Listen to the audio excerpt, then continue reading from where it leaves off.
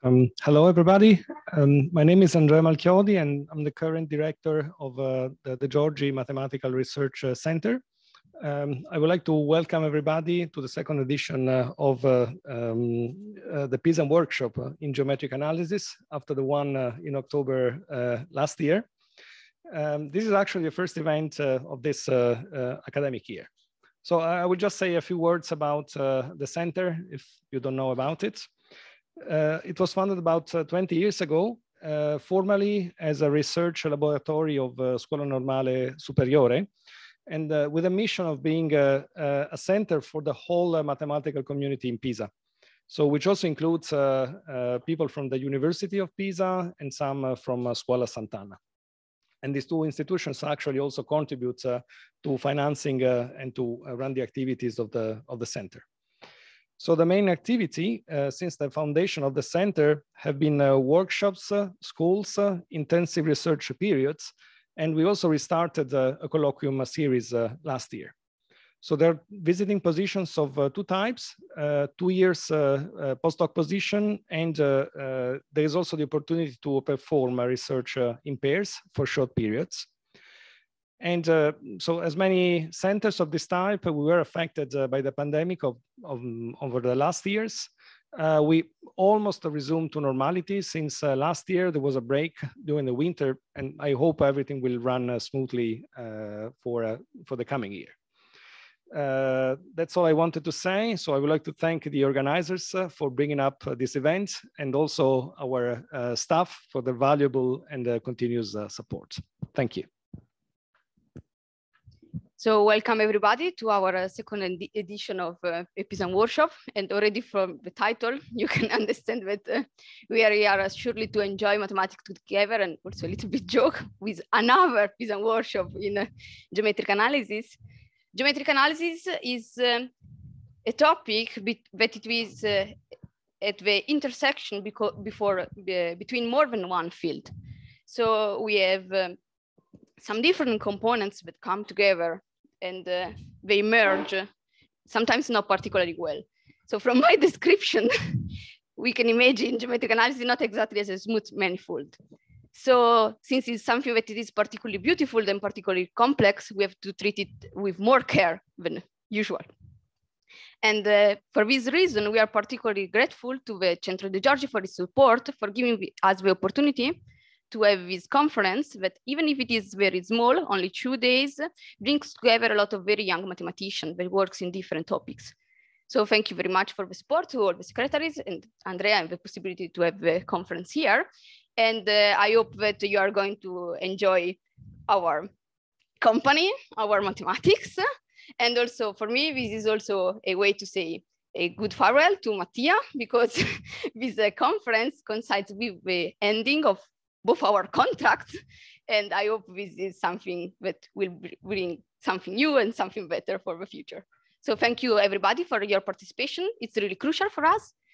And today our first speaker is Alice Marveggio from the Institute of Science and Technology, Austria, from Vienna. And she's gonna speak about quantitative convergence of vectorial Allen-Cahn equation towards multiphase mean curvature flow. So please start. Thanks. I hope everybody hear me, and I would like to thank the organizer, Mattia and Alessandra, for the invitation to this very nice event. I think it's a very nice opportunity for all of us to be here. So today I'm going to talk about joint work with my supervisor, Julian Fischer, that, as you can see, the title already is this one. So sorry, I'm going to take this one, otherwise I cannot change the slides. So. Okay, I will start with a few slides, just some introduction, and then I will move to the blackboard. So first of all, I would like to briefly introduce mean curvature flow. Probably most of you are familiar with this. So mean curvature flow has been introduced as a geometric evolution equation for interfaces and multiphase systems. It was introduced by Mullins in order to model the evolution of grain boundaries in polycrystals. So, okay. So let's think about a material with different phase. What I mean by phase from now on, let's think about it as a certain orientation of the lattice of a material. So for example, in a material, in a certain space, mean curvature flow. So let's think about a phase as a certain orientation of the lattice in the material. In some space, it could be this one. Somewhere else, it could be like this. And somewhere else, it could be like this. And this is what I think about as a certain phase of a material. And of course, there might be an interface where these orientation change. So a difference between, an interface between the different phases. And each phases could be represented by means of a characteristic function. So we have one for each of the phase. So we could have a set of, let's call them chi. And if we have n phases, we're gonna have n chi's and different phases in the material. So, and mean curvature flow is obtained as the gradient flow of the interface area functional, telling us that the normal velocity of the interface is equal to mean curvature. And one of the main challenges in the study of mean curvature flow is the occurrence of topological changes and geometric singularities, but also the so-called like branch, and also when like interfaces meet, like here at a triple junction. Okay, so as I said, each phase can be modeled by a characteristic function. So we have a characteristic function that could take value 1 and then go into 0 like this. 1 when the phase is present, 0 when the phase is not present at that point of the space, let's say. Wait a jump. Okay. Due to the occurrence of this triple junction singularities, geometric singularities, that for the full analysis is difficult, could be a challenge to deal with. Mean curvature flow has been, several possible approximations of mean curvature flow have been introduced. So one is the so-called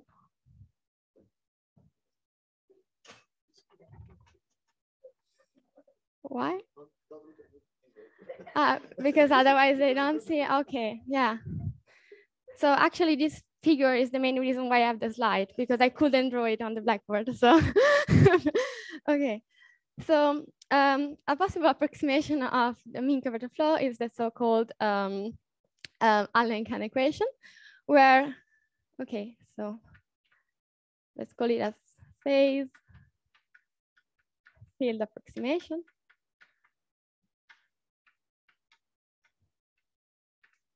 So if in mean curvature flow, we have sharp interfaces like this one.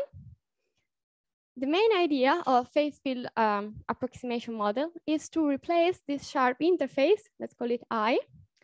It could be I as, let's call it like this. It's to replace the sharp interface by a diffuse transition layer. What I mean is like that in a neighbor of the interface that has a width of order epsilon, we let the two phases mixing together. This turns out to be that our chi might be replaced by a function u that can take value between, let's say, 0 and 1. So we don't have anymore this sharp interface, but our u, the so-called order parameter, could take value between 0 and 1 in a region of the space that is of width epsilon.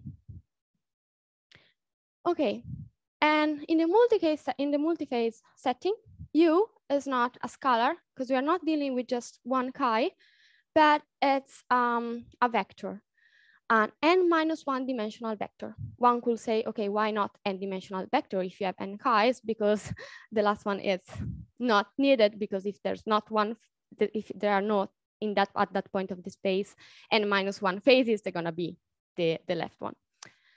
And in the multiphase setting, so u takes values alpha in the point of the space corresponding to the pure phase.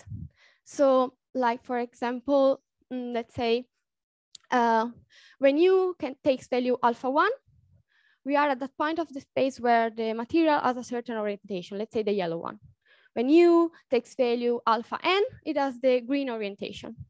When U takes value along the path connecting this alpha, it means that there's a mixture of the two phases. This is the meaning. And the Allen-Cahn equation can be obtained as the gradient flow. So let's go write it like this. Gradient flow of the following energy. So we are in RD for us. So this is going to be two-dimensional 2 or 3 for me today. Then we have this plus 1 over epsilon W U epsilon. And this is the Allen-Cahn energy. I hope you can read it. So we have a diffusive term that models the diffuse interface plus a multi-well potential. And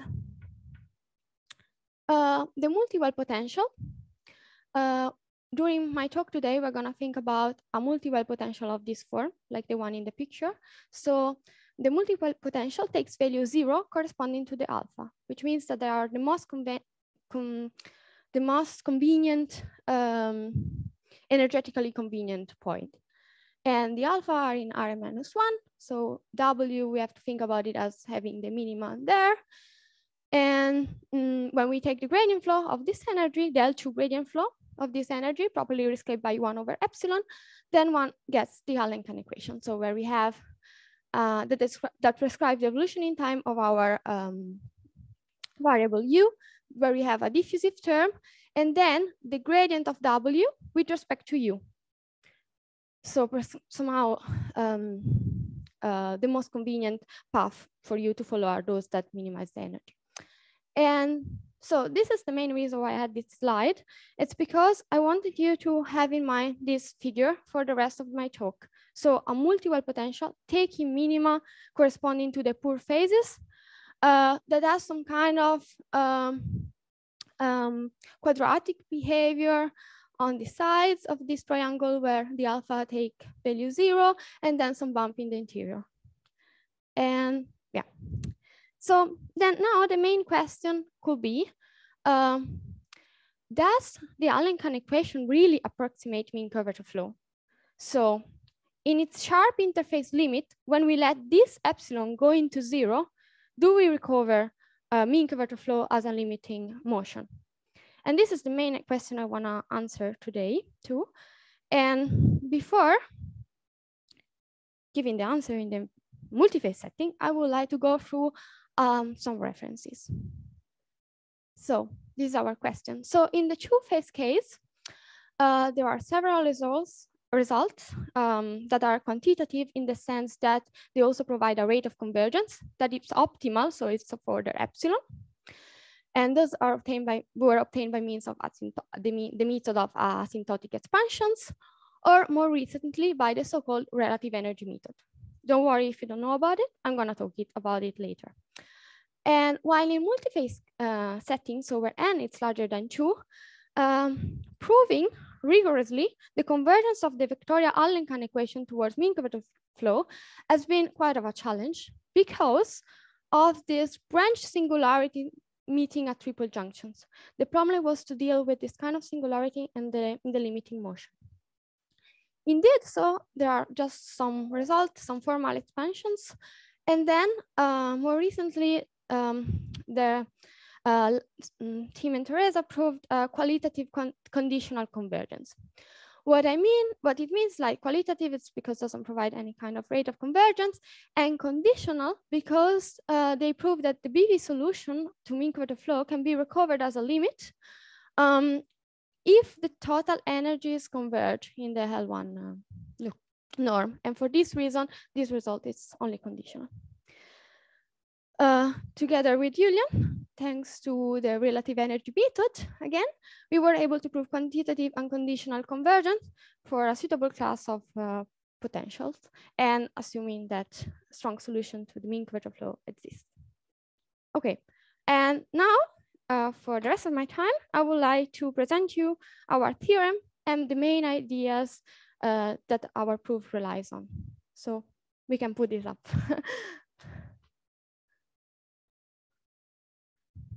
Okay, can I go on? Okay, thanks. So yeah, first of all, I'm gonna state our result. Okay, today I'm not gonna be so rigorous with regularities and so on because I would just provide you the main ideas. So forgive me for that. So first of all, we remind that probably you saw this RD and then you saw this Rn minus 1. Now I will clarify why we have these two ambient spaces, let's call them. So let D for me could be equal to 2 or 3. So we are in 2-dimensional, 3-dimensional space. Then let n be larger than 3. This is an integer. And then let t be larger than 0. This is a finite time horizon. Okay, then assume that we have a time-dependent partition. So chi1, chi n, with t belonging to this, to be a partition. Yeah, it's better if I do this maybe. For t partition of RT. So we have n characteristic function to be a partition, time-dependent partition of RT.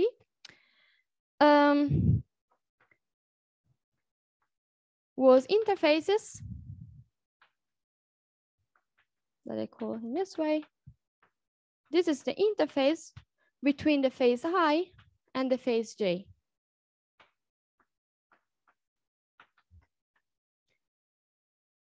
Okay, smoothly. What I mean by smoothly evolve, one has to think about it as classical strong solution to mean curvature flow by mean curvature flow, and eventually meet at triple junctions. So of 120 degrees. So we are focusing on the case of equal surfaces tension. Yeah. Not yet. Yeah. 120 degrees. So 120 degrees, 120 degrees, 120 degrees. So, and indeed our result, it's also prior to the first topology change. So smoothly assume, we are assuming that strong solution exists and eventually meet at triple junctions. And this also prior to the first topology change. Okay, then now we introduce our approximation. Let U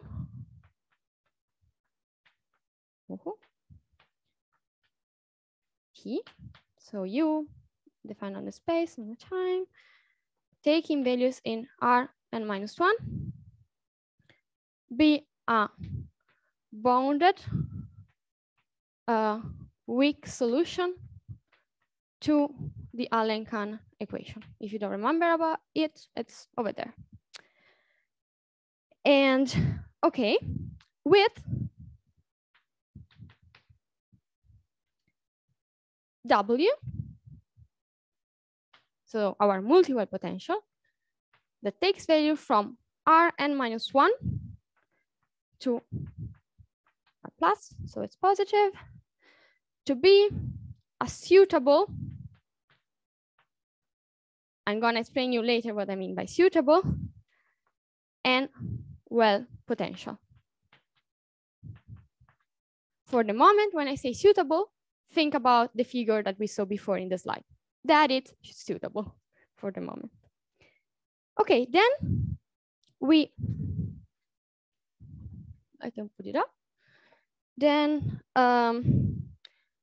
suppose that W admits a set of function psi 1, psi n, that I'm gonna call approximate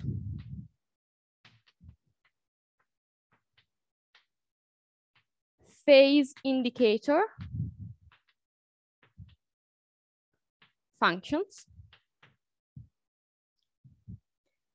such that, so the main idea, the role that those psi should play is that those composed with U should approximate the chi's.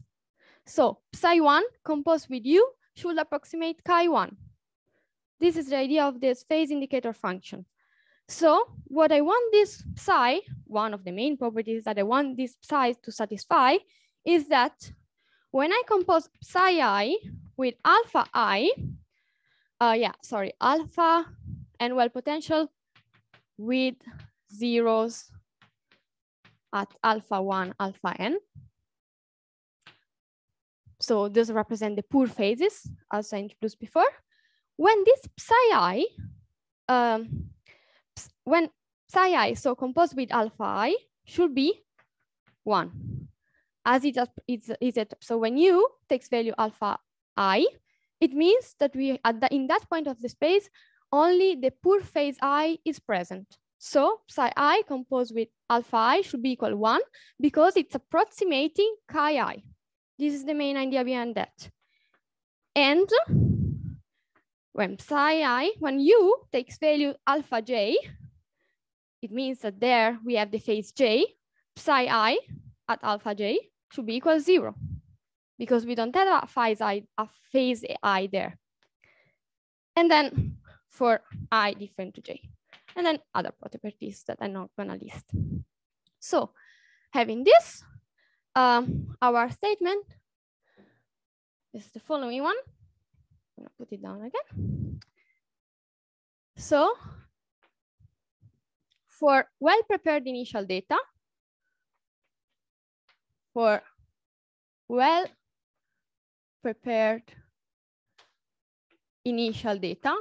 U epsilon 0, well-prepared, I'm gonna explain it later what I mean. We have the following estimate. So the sup in time maximum over the I belonging to 1 to n of the following error.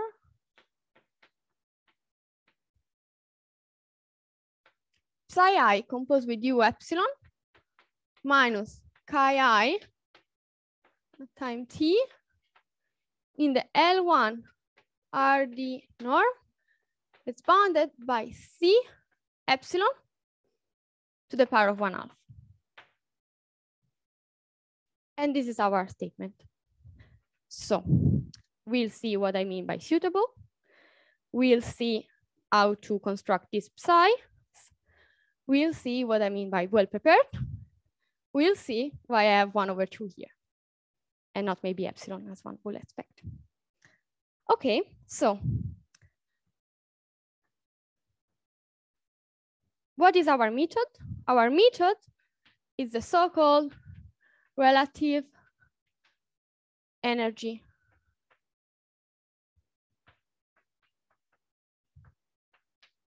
method.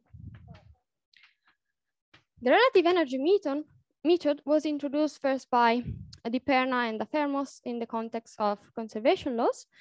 And usually it's used to compare two different notions of solutions and to recover uniqueness. But as recently has been first introduced by Julian, Fischer, Laux, and Simon, it's also a powerful technique in order to prove convergence of phase field models to their sharp interface limit. And let me just introduce the main idea behind it. So the main idea is that of defining a functional E that is able to measure the error between two solutions, U and V in this case. This could be two different notions of solution, one stronger and one weaker. This could be one solution to the phase field model and the other the solution to the sharp interface limit. So the relative energy has to be defined in a suitable way according to the problem that we are trying to solve. And the idea is the following one. So first, we define a relative energy. Second, we get coercivity properties.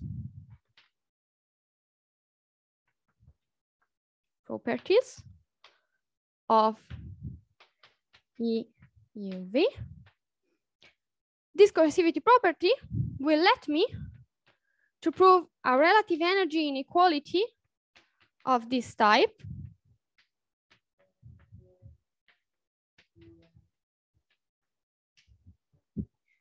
And then, by means of a Gromwall type argument, we will be able to conclude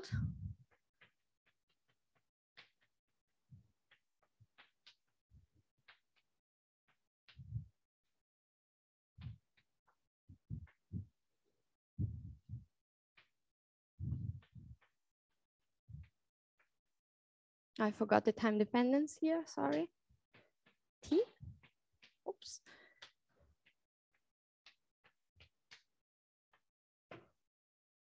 So these are the main idea. So I define a relative energy.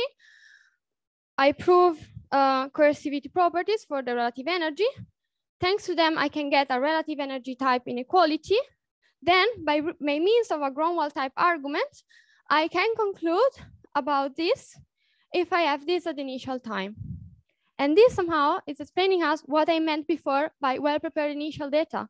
So it means that if my U now is this, is the chi, and my U it's our U epsilon and B is our chi, then I want this inequality to be satisfied at the initial time. And in order to have this, I have to properly construct for the initial time some initial data U epsilon that already approximate the initial partition. And this is what I meant by well prepared.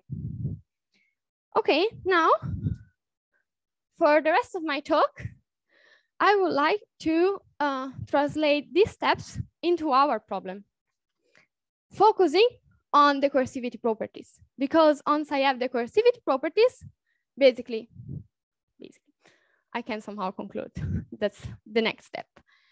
And of course, then one might tell me, okay, but then you get somehow a bound on the relative energy. So that might not be exactly this bound. Okay, we are not gonna see that today, but in order to get this statement from this, it's just some computation and technical work.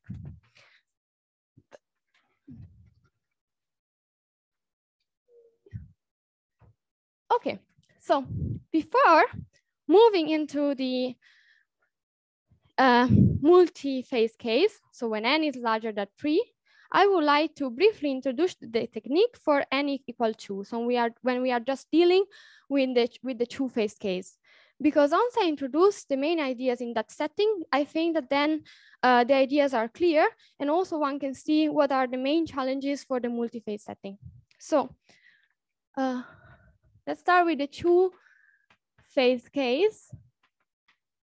The two-phase case is when n is equal to 2 and u is a scalar. And this has been done by Fischer, Laux, and Simon in 2020 in the scalar setting. Okay. Okay, so first step, we have to define a relative energy. How do we do this?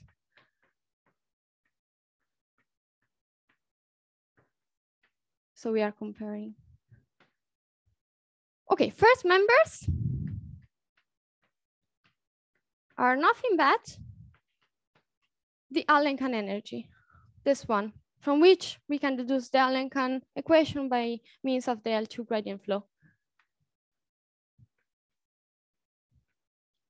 Then we introduce an additional term, psi, scalar product, gradient, psi, u epsilon.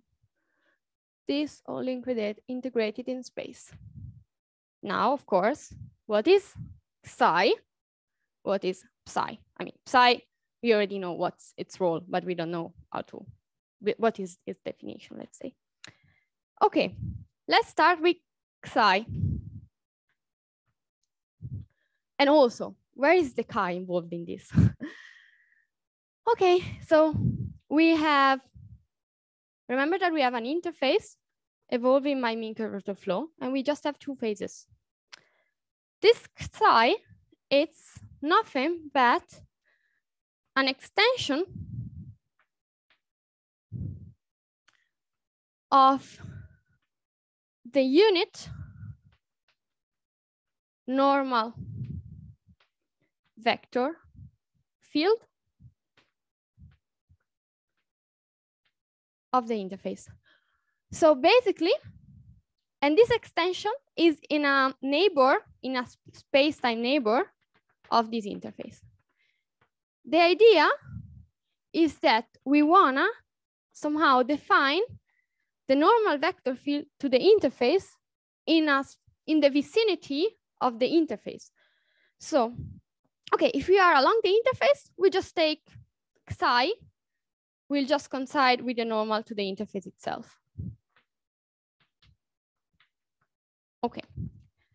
If we are in the neighbor, what do we do? Okay, we have, let's say, this point here. We project it onto the interface here, where it's normal, it's like this one. And then we multiply it by the cutoff function so that here the normal is shorter. And then we can do this in this wall space, same way. So that, and then the cutoff function has to be properly, so imagine like this multiplied by a cutoff function, and then the projection onto the interface, so that the length of this vector field is bounded by 1 minus some constant, and then distance square to the interface. Okay, and so what's the role of chi in this? It's the fact that this interface is nothing but the interface given by the chi, and this is normal vector field to it. Okay, what is the psi now? This psi, as we saw, should play the role as a phase indicator, approximate phase indicator function. And somehow we expect that its gradients somehow should approximate the role of the psi. So how do we define it? First one thing, W. We saw W in the multiphase setting, but I didn't specify what is this W now. Sorry. W, let's think about it by this as the standard two-well potential now in the two-phase setting with minima in +1 and -1. Okay, how do I define the psi? So the included over 1 minus 1 to u epsilon of the square root of 2ws ds. This is suggested by the modic Morpla trick. And we'll see now how to exploit this. So, but let's note first that the gradient of this guy is nothing but 2w u epsilon gradient of u epsilon. Gradient x variable, of course. Okay, here we are. So now we have a definition for the relative energy. Second step, coercivity property. Which kind of coercivity property can this relative energy give us? So I have to put down that one. Very bad. I will write it here then. Do you see if I write here or not well? Not well. I will go there then. Okay, so our aim is coercivity. So we have this guy here, over 2 plus 1 over epsilon, w epsilon. Then what we do is we subtract 2w epsilon, gradient u epsilon. Then we had this guy here. So I'm adding a 0 because it's a coincide. And then I still have this term. Okay, but this, it's nothing but a square. So it's larger than 0. this is the double product. So these are the square and this is the double product. So it's larger than 0. Then let's have a look at this. With this one, what I can do, it's to write like this: 1 minus psi, scalar product, and epsilon. I'm gonna tell you what is an epsilon, and this guy here. So basically, I took this, this absolute value out. And then I define this n epsilon as this guy, properly renormalized. Okay, but this guy here, sorry, this guy here, it's larger than 1/2 1 minus, sorry, psi minus an epsilon to the power of 2. Thanks to this length property. So its length, it's smaller than 1. So we have this one. This is telling us that our relative energy, this relative energy, is able to control the error between the normals. So between the normal and the approximate normal. And this is an high coercivity property that one can exploit in order to get the relative energy inequality and blah, blah, blah, then conclude. These are the main ideas. Okay, now the point is, so maybe I will just write here that this controls this guy here. So we remember about this with this psi u epsilon properly renormalized. Okay, so basically I just wrote the conclusion here, and then I'm gonna erase this. It's for everybody, it's fine, because I would like to try to write something about the multi-phase setting already here so that we keep in mind the two-phase setting somehow. Okay, so now let's move to the multi-phase setting, which is our multi-phase case when n is larger than 3. And this is my result with union. Okay, so again, we need to define a relative energy functional. How do we do that? So let's try to have a look at the two-phase case and try to generalize it to the multi-phase case. So I can keep the first two terms as those still work in the multi-phase setting. Just that now our U is a vector and our W is gonna be a multi-well potential like the one that we had in the picture before. Then, okay, now we need to generalize this term. But also that seems not to be a challenge. We just put a sum over all the phase. And then we write psi I. So we're gonna have n psi. And then scalar product with this psi I that I already introduced in the statement. Okay. But of course, now the question is, what are the psi I and what are the psi I? This. Okay, let's start with the psi I. So again, the idea is that those should be some kind of approximation of the normal vector fields. But okay, so because we have interfaces between two different phases, we are kind of looking for some kind of psi ij that are going to be given by, let's say, psi j, psi 1, psi I. So this guy here should be an extension of the unit normal vector field of the interface Ij. So the interface between the phase I and the phase J. Okay, seems reasonable, but we are in the multi-phase setting. So what happens in this case is that we might have triple junctions. What I mean, okay, maybe I could have this kind of situation where like interface ij here, interface, here we have the phase j, here we have the phase I, here we have the phase k, here we have an interface between the phase ik. So, and this extension is not that trivial anymore to construct, because maybe when we are at the interface ij itself, we can just take the normal to this interface and then say, okay, psi I is gonna be 1/2 of it, and the other psi j is gonna be 1/2 of it with the opposite sign. So in this case, psi I is gonna be like this. But when we could do that also along the interface ik, and that would be given by this. But then what happens if I go at the triple junction?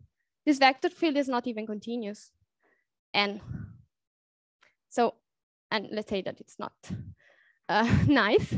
So what we would like to have is some kind of extension of the unit normal vector field that satisfies some compatibility condition at the triple junction. That is telling us that the construction itself in a neighbor of the triple junction is not trivial at all. And this construction then has been done in a very recent work by Fischer, Ansel, Lauk, and Simon in 20. Now I'm not sure about the year anymore. Let's say 20, where they construct these extensions in a proper way, also in a neighbor of the triple junction, so that some compatibility properties, continuity properties are satisfied at the triple junction. This is the rough idea. And for our result, we actually use this construction. And you can find them in their work as denominated as gradient flow calibration. But unfortunately today, I don't have time to talk more about this. So in this work, these extensions that satisfy also a suitable evolutionary equation has been constructed in the case d = 2 for so planar triple junction, like the one here in the picture. While in another work by Sebastian Hensel and Tim Laux, this is 21, this so-called gradient flow calibration has been constructed in the three-dimensional case for double bubbles. What I mean by double bubbles, it's something like this. So I'm trying to draw it. So we have like two bubbles in the three-dimensional space meeting. And then here we can see the triple junctions between the interfaces.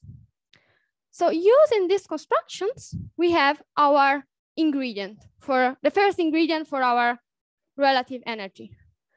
Now, the main question is, what are these psi? So somehow we want to construct this psi in a suitable way that is somehow recalling us what has been done in the two-phase case, but in the multi-phase setting. And that's not trivial at all. So what we want to do now is construction of psi of this set of function in terms of W, because somehow we would like to mimic what has been done to the two-phase case. In order to do that, it's useful to have some symmetry hypothesis on the multiple potential, let's say. Okay, where can I write now? Maybe I will, if everybody's fine, I will write here. So we can keep everything on the Blackboard because I think it's nice at the end to compare stuff. So.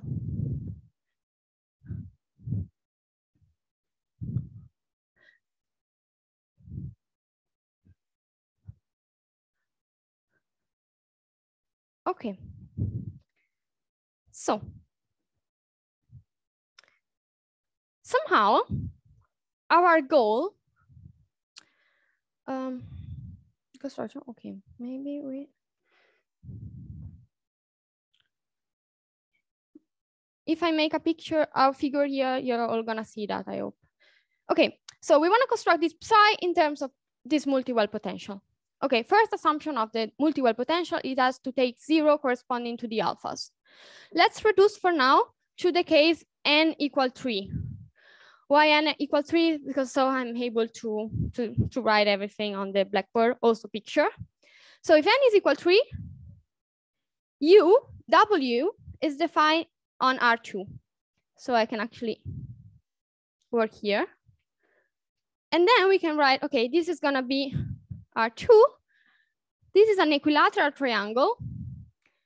And let's assume that this W has 3 minima corresponding to the vertices of these triangles, and that are of equal length. So our W takes values 0 at these alphas, which are the minimal. We are dealing with 3 phases. Okay, so our idea now, somehow, the problem is when more than 2 phases mix together. That's quite of a challenge. So the idea right now to make everything simpler, let's say, is to try somehow to reduce to the 2-phase transition. Try to work with just 2 phases. So this is somehow our goal. So then we assume that the side of these triangles that I'm gonna call gamma 1, 3, gamma 3, 2, gamma 1, 2. These gamma ij are the minimizing path for W. What I mean is that this distance, that it's a geodesic distance between the alpha I, alpha j, that it's given by the infimum over the path gamma of regularity C1 connecting the alphas. Okay.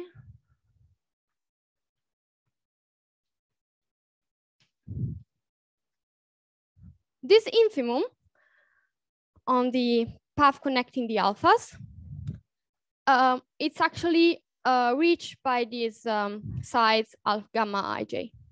So the most convenient path, it's energetically convenient path, it's along these sides. Then along these sides, we assume along this psi ij, somehow we assume that our multi-well potential has a behavior, if we stick to that side, that it's like the 2-well potential. Okay. Then, as I said, because the main goal somehow is try to consider just the mixture of 2 phases instead of 3, we divide this triangle in sub-triangles, like these ones, that I call tau 1, 2 here, tau 3, 2 here, tau 1, 3 here. Okay. And as I said, our goal is somehow to reduce to 2-phase transition. Not to reduce, but try to deal with just 2-phase transitions. So it's reasonable to assume that our W has a bump in the interior of the triangle. Because if my W has a bump somehow here,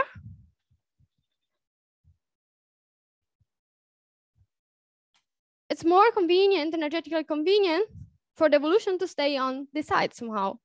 So, and this should make things easier, let's say. Okay, so once we have this properties of the W that I briefly summarized in a very sloppy way, we could try actually to define our psi I. So, as probably we saw before, we set psi I alpha I to be equal 1 at alpha I. We already seen this. Then we require that psi I composed with u is smaller than 1 when u is different by alpha I. And then we set psi k to be equal 0 on tau ij. So when k and I and j are all different. Okay, then along gamma ij, we can define the psi u as 1 minus the geodesic distance between u and alpha I. Oh, sorry, I forgot to say that this can be set equal to 1, so that we are in the case of equal surface tensions. So that is, this one is larger than 0 and smaller than 1. For u, so belonging to this side. Okay, so then somehow we have a definition of the psi I, psi j along the sides. We have a definition of those at the vertices. The question now is how to construct them in the interior. How can we extend this definition in the interior? Okay, this is quite technical work, but somehow has to be done, and we did it, so that the extension to the interior is such that if we consider this guy, psi ij, as psi j minus psi I, then we somehow want this to be satisfied. So this psi ij smaller than 2w, that's at u, evaluated at u, has to be smaller than this in the corresponding triangle tau ij. Somehow this reminds us this, somehow. Actually, this is not the property, the right property that our phase indicator function psi has to satisfy. Actually, we need something stronger than this with some additional terms here. But I thought about just presenting this because I think somehow one can see already some kind of connection to the two-phase case. So should be easier to see. Okay, once we have this construction, so somehow I gave you the ideas for the main assumption of the W and on the main ideas for the construction of this psi, one can actually get coercivity. So some kind of coercivity properties as this one. So again, by adding and subtracting, so this guy here, so if one adds to our relative energy functional, as we did before, the length of the gradient of the psi ij, so by adding and subtracting this guy to our relative energy functional, by doing some computation and some technical work, actually one can get the following coercivity property. So we have the sum over ij integrated on the space where u belongs to tau ij, so takes value in tau ij.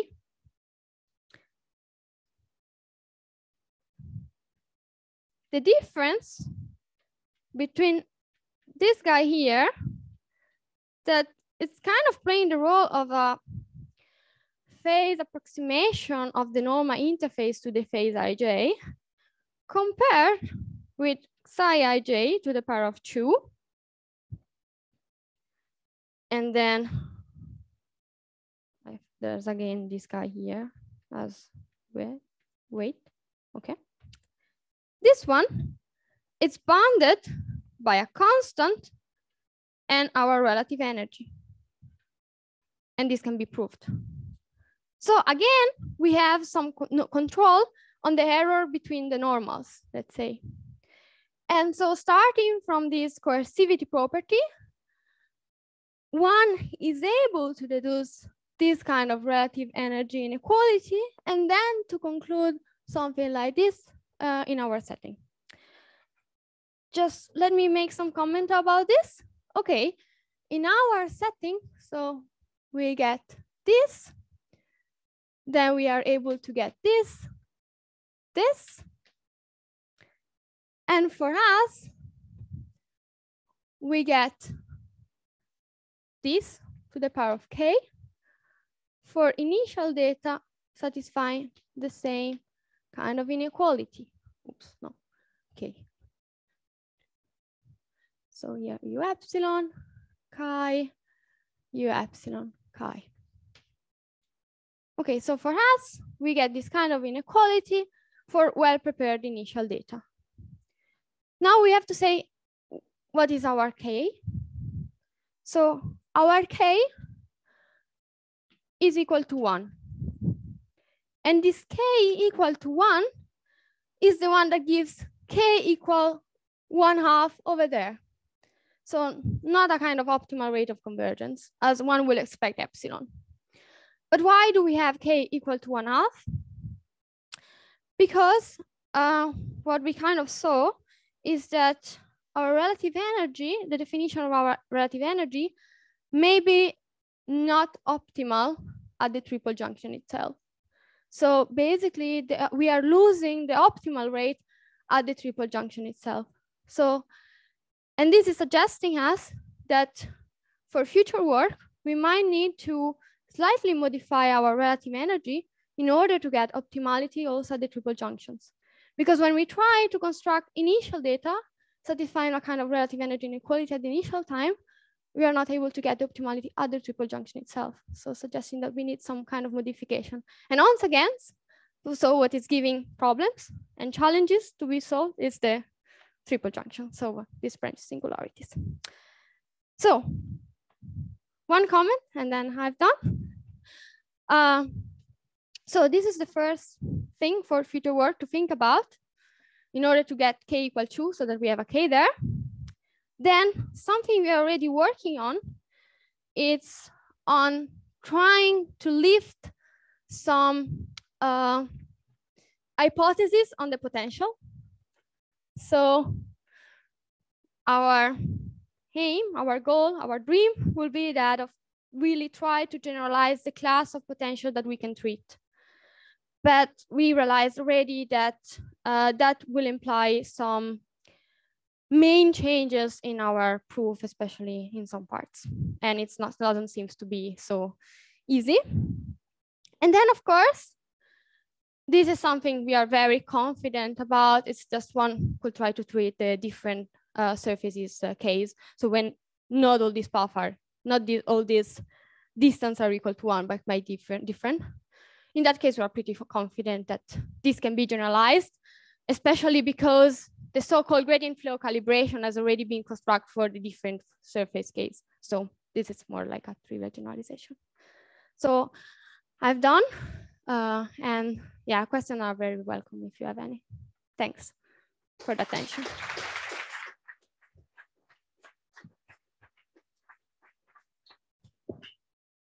So thank you, Alice, for your very beautiful talk. Are there questions? I have a lot, so if Giovanni, please. Oh, sorry. I came. I have a question and a couple of remarks. So the question is the following.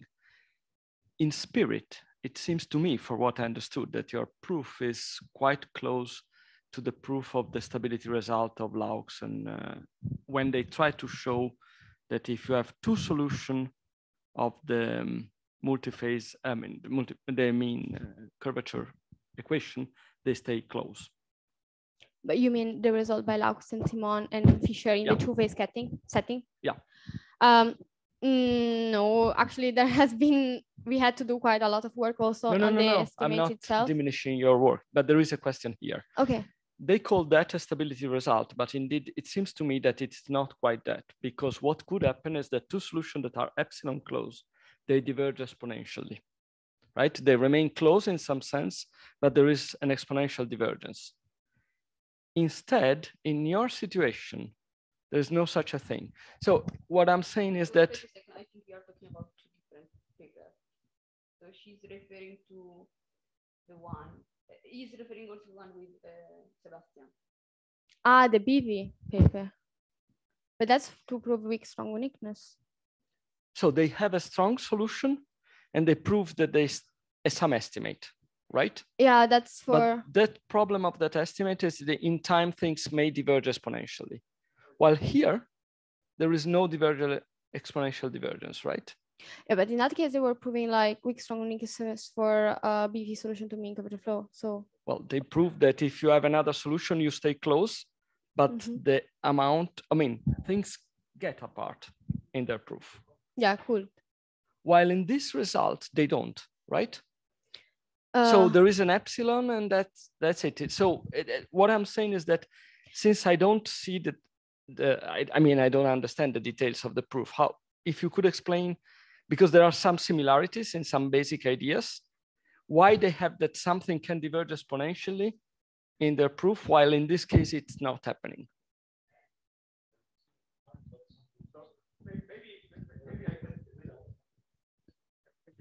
So maybe the question is that in the Cronwall inequality, you write in the assumption in the initial data C times epsilon to the K, right? But then in the conclusion also C times epsilon to the K, but it's a different constant. I think this constant involves like C times e to the final time, to the exponential. Yeah, the final time means that different. Okay. So here is the question: if this thing runs for all time, you don't have any estimate. No. The Cronwall. I mean, look at the Cronwall difference. Ah, okay. Okay, fine. That's exactly. Okay, yeah. And okay, then I mean, the only remark was about, okay, the initial presentation when you said conditional and unconditional results. Well, this might well be unconditional, but requires the existence of a strong solution. Yeah.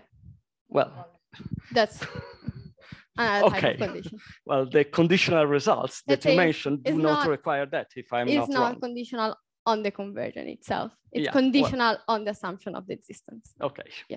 Thanks. Mario? Please. You have already mic? No? Okay. Yeah, thank you for this very clear talk. I really enjoyed it. I was wondering, you said you have to choose the alphas, the zeros of the multi-well potential equidistant. Are you using that? Do you know whether it goes wrong if you do not? So if you move one away or something? Do you know actually this was to make because the construction has to be done. Yeah. So at the beginning we started with this case because it was simpler somehow, because one has some symmetric properties. Then of course one may think about the not symmetric case and one should readapt that. But we haven't done it yet. So okay, so you do not know whether this destroys, I don't know, the triple junction property or something.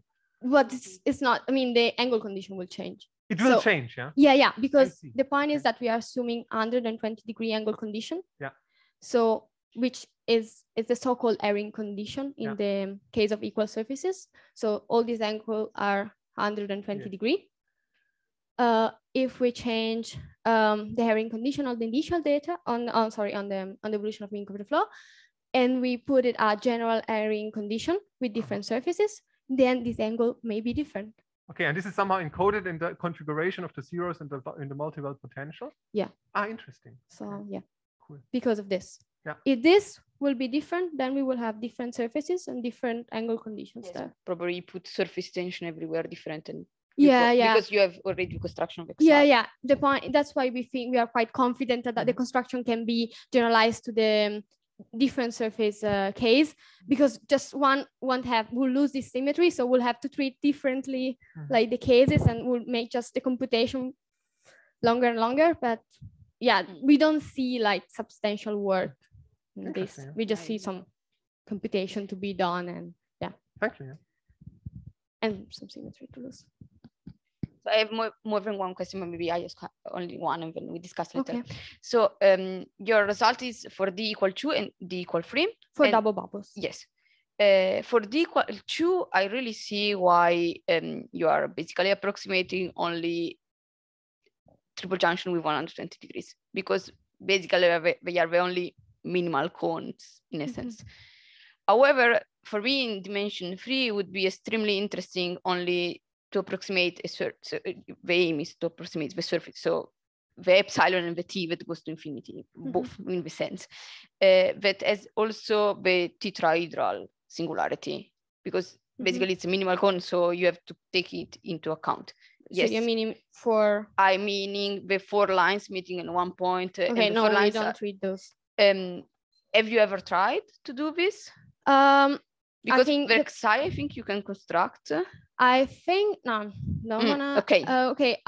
So for us, so we still need the gradient flow calibration first in order to do that. So you need to construct it properly. Yes. Now I'm not sure if I think that maybe Sebastian was working on that. So okay, sure. There is also another problem that strong solution are never been proven to exist, but this is something maybe we care. So no, I was thinking about the gradient flow calibration in this sense. I've never tried. I don't know if I think maybe I'm not sure. I heard that they were trying, but sure. Okay, so maybe we go to our coffee break now. Thank you very much again to Alice. Okay, we continue with our morning session, and we have Paolo Bonicatto from University of Warwick that is going to talk about the transport of currents and geometric Rademacher-type theorems. So please start. So good morning, and first of all, thank you very much, Alessandra, Mattia, for the invitation. It's a true pleasure to be back in Pisa, and very happy to take part in this workshop. So it is as it has been said, today I'll be reporting on some recent investigation that we have been carried out together with Giacomo Dellin and our common postdoc supervisor at Warwick, Philip Rindler. The main topic today will be currents, Euclidean K currents, and some possible evolutionary models for K currents. And if you want, in a nutshell, the sort of overarching goal of the project was to study indeed some evolutionary models for currents, mixing somehow a bit of PDEs together with some geometric measure theory with a bit of a flavor of calculus of variations, okay? And as I'm used to doing, let me start by providing you a quick outline of my talk. So I'll start with an introduction while I'll try to detail some motivations behind the study of this problem. And then I'll provide you with a basic review of the theory of currents in Euclidean spaces.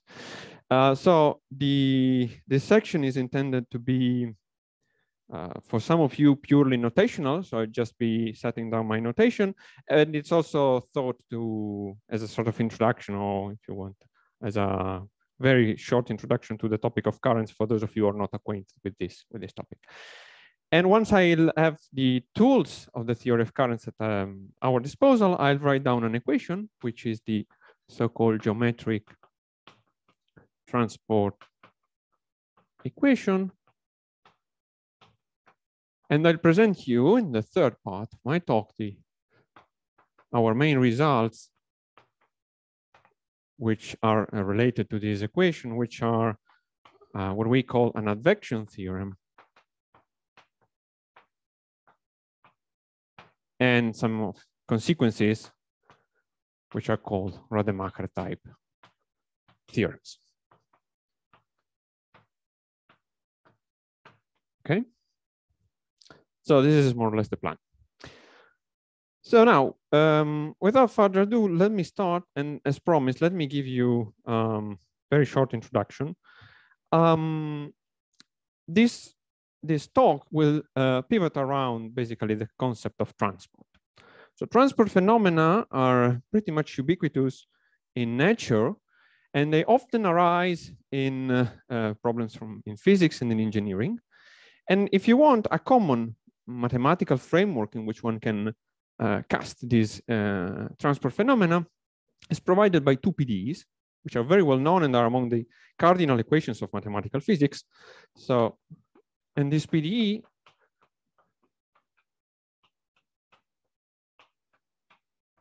are, well, let me write them here. So on the one hand, we have the so-called transport equation, which is generally written in this way, where U is a scalar field.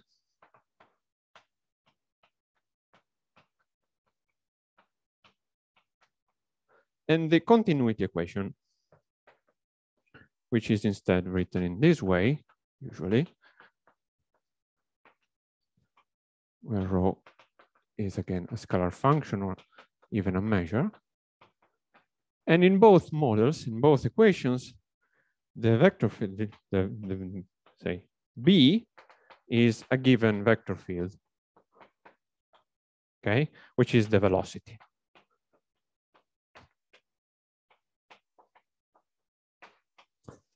So as a single example, let me say, for instance, the continuity equation is the equation that is satisfied by continuous distribution of particles that are, say, in a fluid that are moving advected by the velocity field B, okay? So in other words, this rho, if you compute it at time tx, it gives you the total amount of particles per unit volume in your fluid at position x at time t, okay? And these particles are moving according to the vector field B. And say this is the transport of scalar fields. This is the transport or conservation of densities, or more general, of mass distributions. And the starting point of our investigation is to sort of look for similar models, but in a, say, in a slightly wider framework. And actually, the first thing that one can do, and we will do, is sort of realizing that these two equations are actually two faces of the same metal, okay? They are two faces of the same coin, and there's a way that goes via the theory of currents of writing down an equation that sort of encompasses both of them as particular cases, but allows you to formulate in a rigorous mathematical setting the transport of sort of intermediate dimensional objects, okay? So this is like transporting zero-dimensional objects. This is like transporting full dimensional objects, in a sense that I'll be clarifying in, say, 20 minutes or so. But of course, there's a wide spectrum in between, and one would like to write down an equation expressing this advection, this transport of a generic k-dimensional objects, okay? And the way that we have found, the way that we intend to explore today, is indeed using currents, using Euclidean k-currents. And this sort of brings me immediately to point 2 of my presentation, because I'd like to provide you with the basic definition of the theory of currents, so that we will be able to write down this equation, okay? So let me quickly brush up the theory of currents.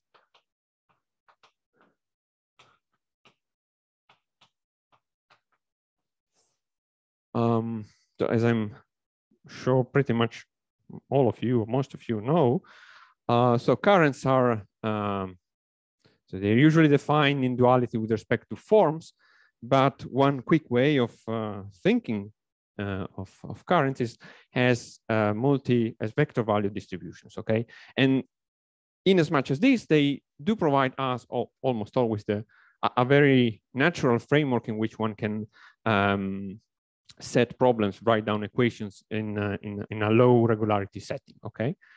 And it's a well-established theory, and they are, currents in general are well-known tool exploited in a variety of problems in geometric measure theory. And let me start from the very beginning. So my notation will be basically the following one. So say I'll be always denoting by d an integer greater than or equal to 1, while k is an integer between 0 and d.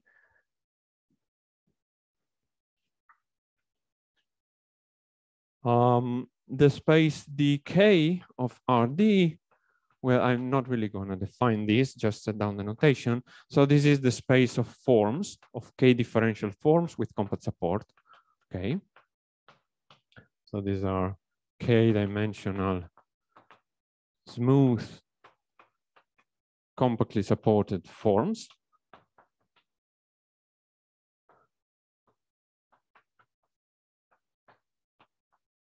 in RD. And yeah, so fields of covectors, if you want.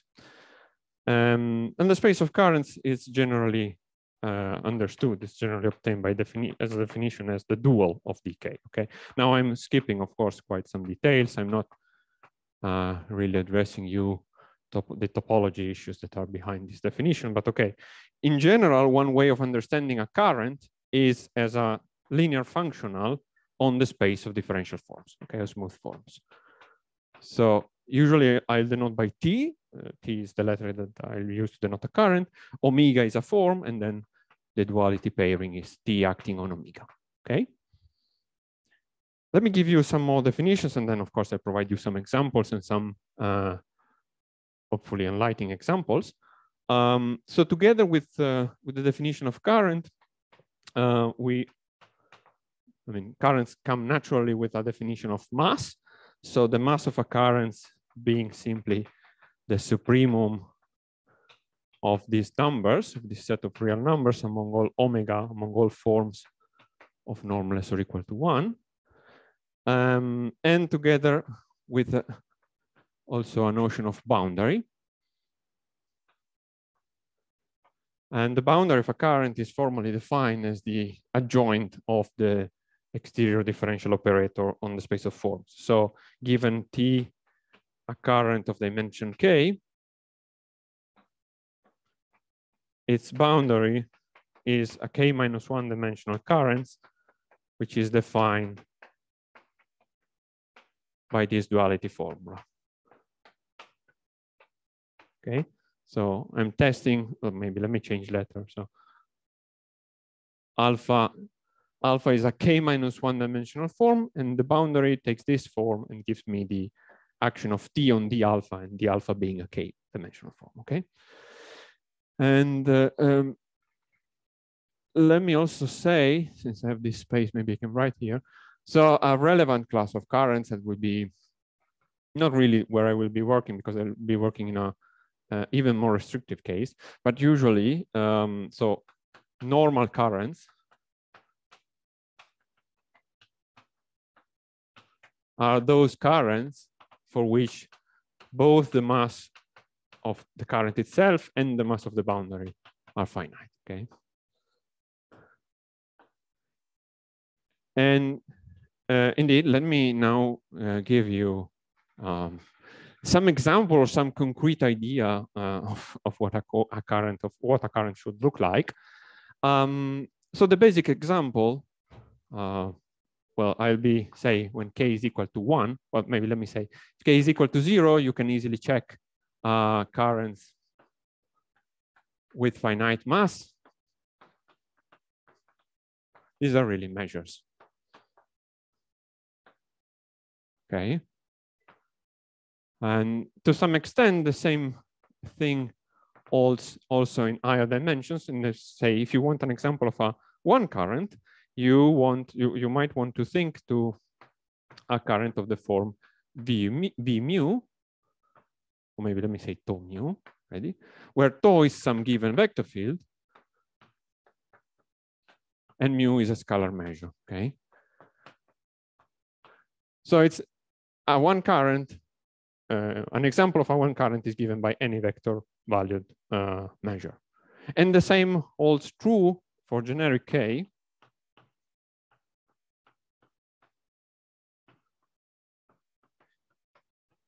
Any K vector field, so tau now being a K vector field, mu always a measure, this gives rise to a current. And let me say that these examples are not random in a sense. It's sort of it's an example that is paradigmatic in a sense, because you can actually check that every current of finite mass is representable in the form tau mu for a certain K vector field tau and a certain measure and a measure mu. Okay. So if you want, the naive picture of current is really, at least with finite mass, vector valued or k-vector valued measures. And of course, particular classes of currents arise when the measure or the vector field, the k-vector field, have some special structure, okay, have some special form. And this is actually what happens when we consider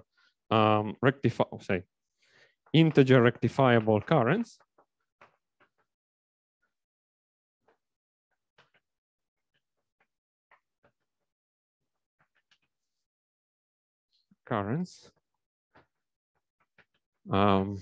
What are those currents? So they are currents which are represented in the form V1 wedge Vk times Hk restricted to E.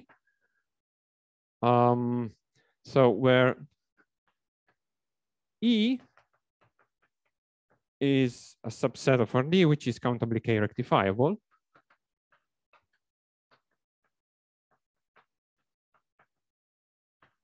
And V1 Vk is an orthonormal basis of the approximate tangent space.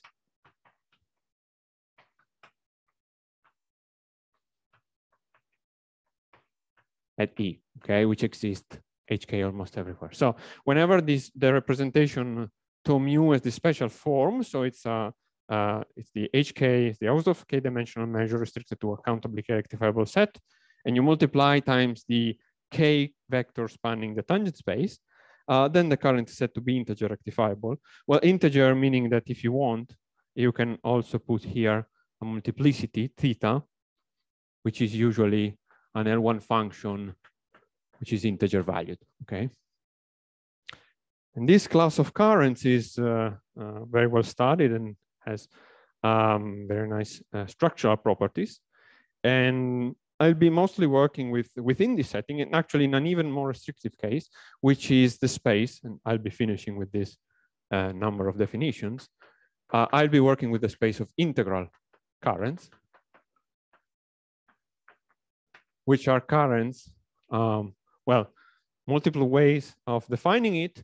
If you want, these are integer rectifiable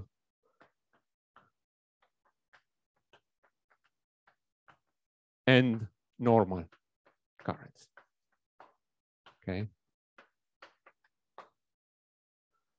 So from now onward, I'll stick to the case of integral k currents, which are so currents of this form, whose boundary is also finite mass.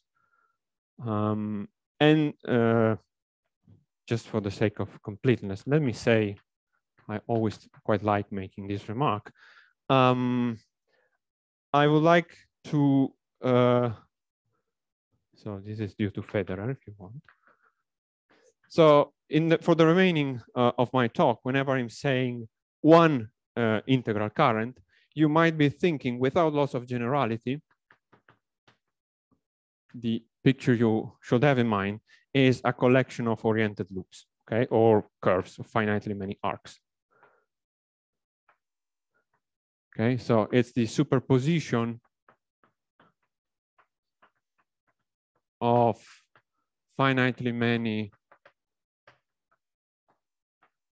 oriented Lipschitz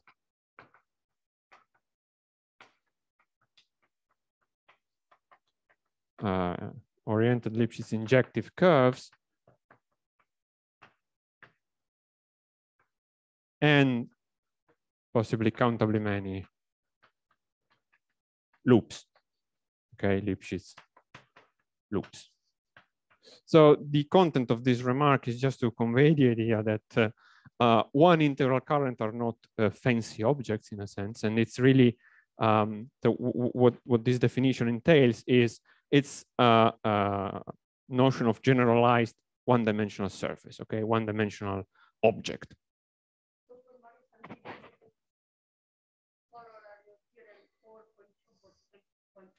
Correct, yes. It's Federer 4.225. Yes. Yeah, correct.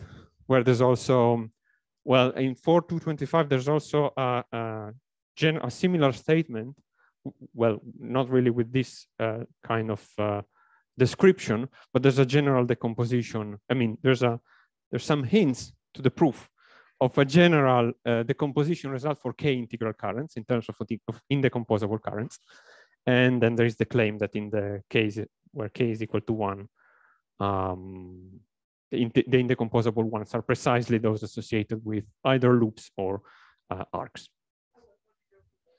No, no, it's correct. Yeah, yeah. Sure. Yeah. Very well. So I think I still need 2 tools before closing this quick review. One being the notion of wedge product, which is not anything fancy. So what's the wedge product? So here it comes, a vector field. So I'm just what the wedge product is. What I mean by this is I want to define a way in which I can multiply a current with a vector field. Okay, generalizing some of the standard multiplication between functions. And if you have a vector field, and if you have a current of the form tau mu, what is B wedge T, the wedge product of the current and the vector field is a, say T is in dk. So this will be B wedge tau times mu, and this will be an element of D K plus 1, of course, okay? And you will see in a moment why I need this definition. I need this definition because, and I'm really now going to the core of the talk, and maybe let me keep the summary. I want to find a way to measure the change of a current along the directions of a vector field. Okay, and you might say, okay, why do you want to do this? Well, first of all, that's not really an answer, but it comes for free because we do have a way to define the change of differential form along a vector field, and that's something we have all learned. That's the Lie derivative. Okay. And what's the Lie derivative? Well, the Lie derivative of a form, of a K form, that's a generalization of the directional derivative of a function. And among the many ways, so say B is again a vector field.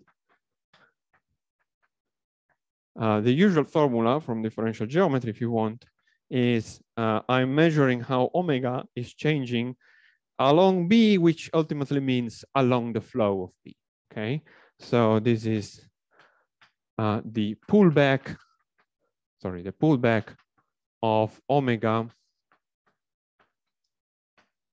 along the flow. Then I divide by T. I take sort of incremental quotient, and I send T to 0. Okay, phi T being the 1-parameter flow of B. Okay. And indeed, if you can, I mean, I guess you all remember, whenever omega is a 0 form, that's truly the definition of directional derivative of a function in direction B. It comes for free out of the duality between currents and forms that you can also define a Lie derivative operator for current. So the Lie derivative of a current, say acting on a form omega, will be set equal to, up to the usual sign, change of sign, the current T acting on LB of omega. Okay. You can check that this gives rise to a K current.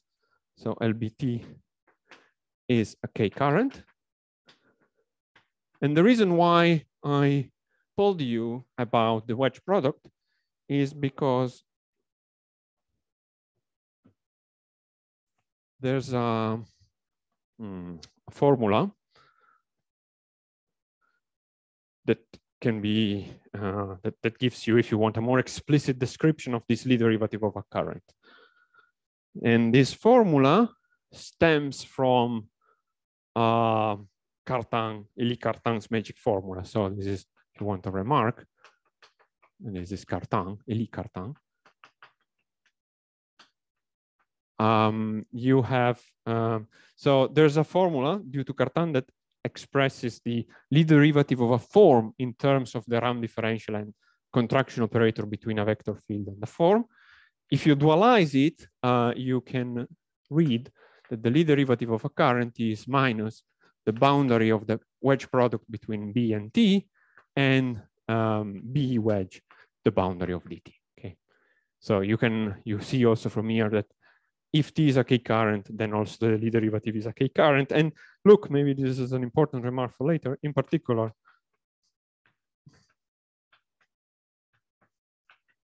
if T is boundaryless, okay, there's no boundary, the Lie derivative is, as this simpler form, is minus a boundary of B wedge T. Okay, keep this in mind because it will pop up again later at the very end of the talk.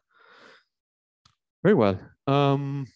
So this is as far as the review of the theory of currents is concerned. And building upon these tools, I now would like to write down this geometric transport equation. And I guess it won't come as a surprise. This equation will involve the Lie derivative of current. Oh yeah, please.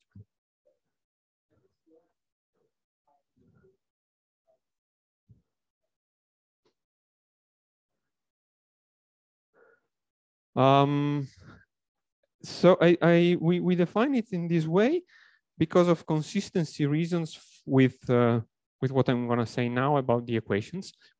But that's true. I mean, the reason why I've not said that we introduced this because I honestly don't know how much this was known. I've not been able to find this definition in this way in Federer, for instance, but maybe somewhere else. Yeah, exactly. We were quite. No, that's true. Yeah, but we weren't really surprised that you had to put this minus in this definition in order to get consistency with the equations. But yeah. Yeah. Are there any further questions? Okay.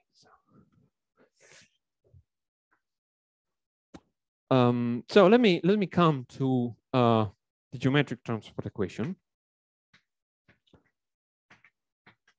And the geometric transport equation reads as follows.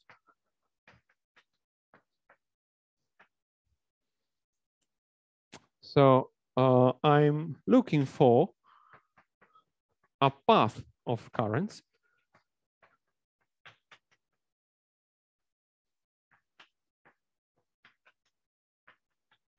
that solves this equation, where B is, as usual, a vector field. And if you want, T bar is a given initial datum, it's a given K current. And I'm looking for a path T maps to TT. So at each time I want to see a current, a K current. That solves this equation. Of course, this equation can be understood in a suitably weak sense, in duality with respect to forms. And this equation, where I underline the fact that this is a path of K currents, is indeed what we call geometric transport equation. And I'm not really going to do this with all details, but I leave you the details. You can check that whenever K is 0, this reduces. I mean, if you think for a moment, 0 current with finite mass means ultimately measures. So this reduces to the continuity equation. While in the top dimensional case, so when you consider top dimensional currents, D currents, what you get is the original transport equation, which was written down here before. So let me write it here. When K is 0,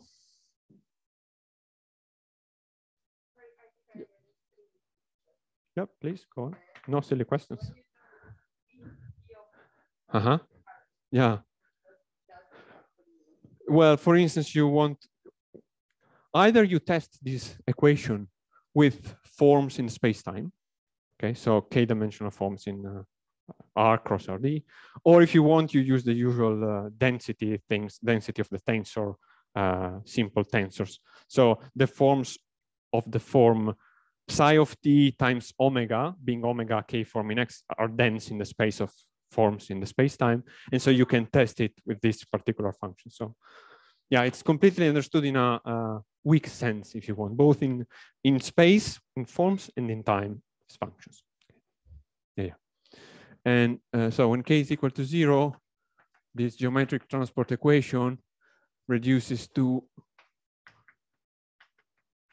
continuity equation, is equivalent to the continuity equation, while in the top dimensional case, which is the other extreme, is the transport equation, okay? Because you check that the Lie derivative operator in this case is reduces to the operators involved in these two equations that I formally wrote down in the blackboard. So it seems that we have our candidate equation. We have an equation expressing the passive transport, the advection of a family of rough, possibly rough, k-dimensional objects in RD according to a vector field B, okay? And this is also, maybe let me state it as a sort of proposition. What I've just said is indeed the geometric intuition, if you want, behind GT, behind the transport equation, because if B is a given smooth vector field,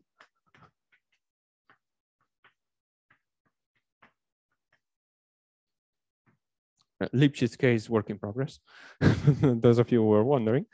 But if B is a smooth vector field, then what you can show is that there always exists a unique solution, a unique path of currents dt, solving the geometric transport equation. And actually, you have even an explicit formula for the solution. And tt is actually representable as the push forward along the flow of the initial datum, okay? So phi t denoting the push forward. Now, I know I've not really rigorously defined what the push forward operator on the space of currents does, but I just provide you the informal intuition. So what I'm really doing, especially fixed for a moment k equal to 1, what happens is that I am moving, I'm starting from a collection or from a, I'm starting from a one integral current. So I'm starting with this collection of loops and arcs, okay? And what I'm doing is I am advecting these, I'm moving these according to the flow of the vector field, okay? I'm transporting these loops with the vector field. Now, of course, one would like to sort of extend this to possibly non-smooth frameworks, to possibly non-regular vector fields. And this was more or less the starting point of our analysis. And I now want to tell you something more that we have found delving a bit into this topic, okay? And so this is marking more or less the beginning of section 3. And the starting point is the following very easy observation that one can make just looking at the geometric transport equation. So given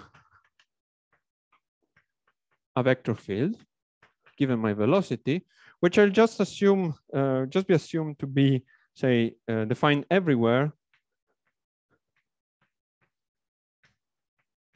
and say for simplicity, globally bounded.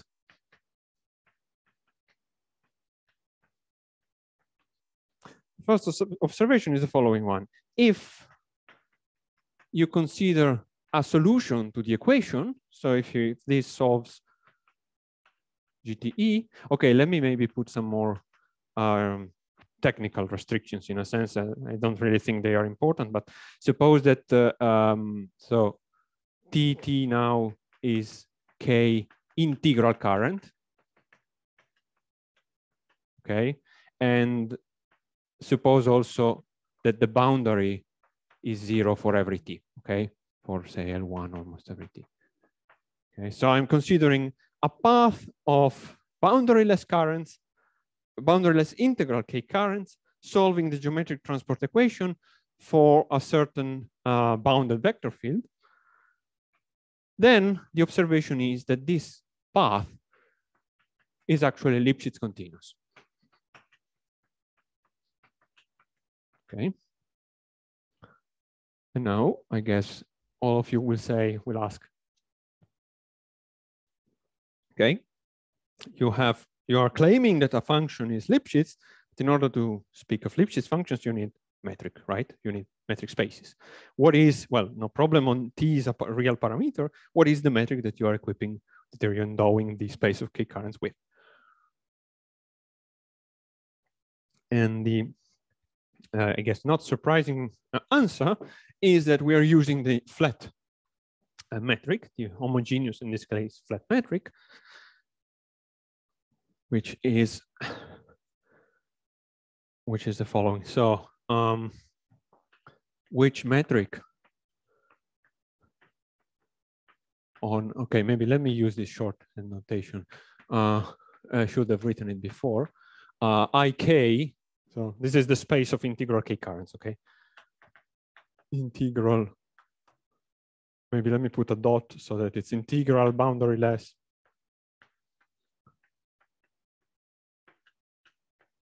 K currents.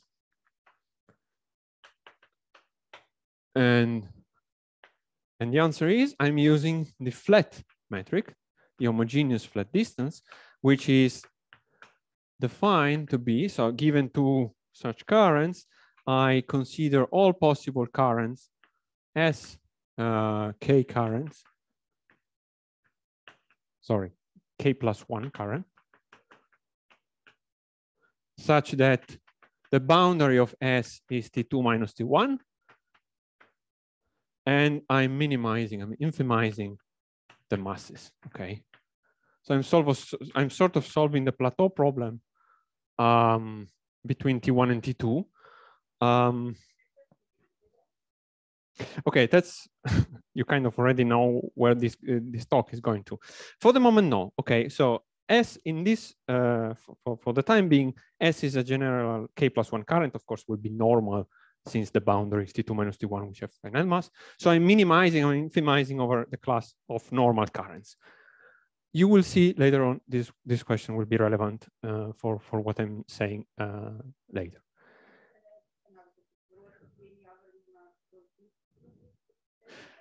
Well, I don't think so, because what I was going to say is that this is not, again, a fancy object, but it's a reasonable metric to equip the space of currents with, because it's very compatible with the topology of currents. Not that I would say. I mean, yeah. I mean, yeah. No, I mean, I think that this is a rather natural metric to put, because indeed it's compatible with the topology. By this I mean that you can. It is known that this metrizes the topology of the space, the weak topology of the spaces of currents on bounded sets. So it's really, if you want, that's the Wasserstein, the generalization of the Wasserstein distance to currents. Okay, and therefore that was my attempt to convey the idea that it's not a strange notion of metric. And what we were able to show by means of this very simple observation is that you have this Lipschitz behavior. Okay, so basically you can control the evolution, the flat distance between TT and TS by the distance of T and S in R, whenever you know that your path solves the equation for a bounded vector field. And the crucial question that we asked at this point is, can we show the converse to this? Okay, so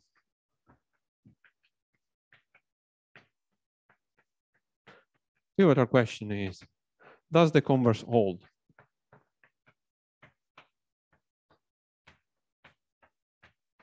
What do I mean by this? I mean, suppose that I start with a Lipschitz path of currents. So suppose T maps to TT is Lipschitz in this sense. Can we find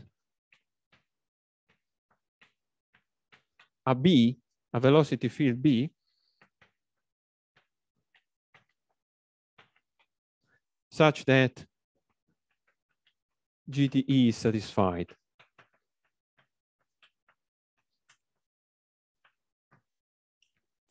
So what's the gist behind this question? The idea is the following one.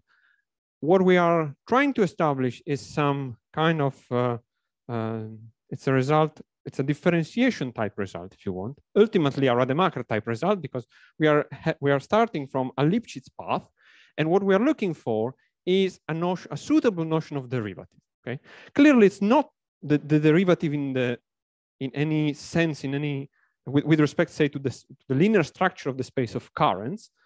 It's a sort of derivative which carries a more geometrical meaning, because it will say something of this kind. If my path is Lipschitz, is evolving in a Lipschitz sense with respect to the flat distance, the question is, am I able to find a velocity field such that these currents are actually transported by the velocity field itself? Okay, and let me also say that this question, I believe it's legitimate, because the answer in the zero-dimensional case has been known for quite some time now, and it holds in a much more general framework, and it's I'll state quite informally this theorem that is due to, well, you can find it in books already. It's in Ambrosio Gigli Savare, for instance, and provides you with one of the ways in which you can really even introduce the continuity equation. So let me say, the case K equals 0 is well known. And it says, so this is Ambrosio Gigli Savare, 83102, for those of you who love precise references. If T in mu T, I'm now switching to the notion, to the usual notation with measures, is not even Lipschitz, it's enough ACP, or say Lipschitz path of probability measures.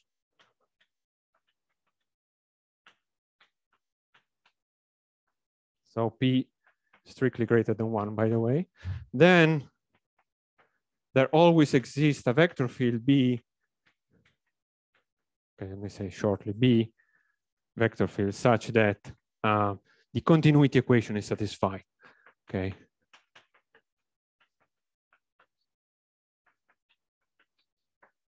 Okay, so at least in the case K equals 0, no, without even the restriction of integral, I mean, this is truly a statement of probability measures.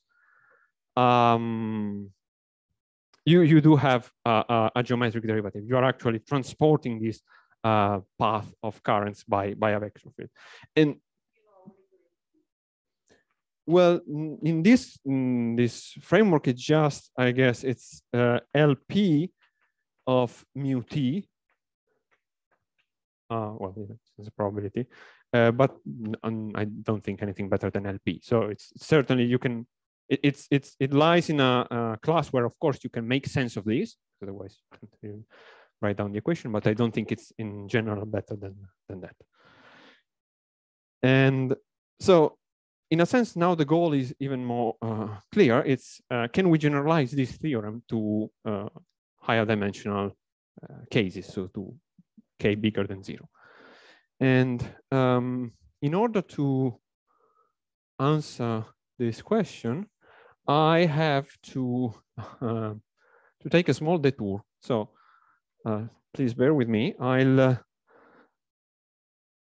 It seems that now I'll be sort of changing the topic and not really answering the question, but it's an interlude, if you want, that is needed, because I want to introduce you the method that we want to use to answer this question.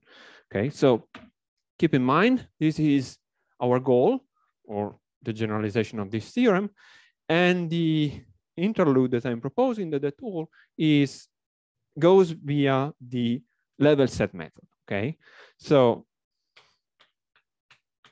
what do I mean by these? So I guess all of you know very well that level set method is a widely used method in evolutionary problem for surfaces.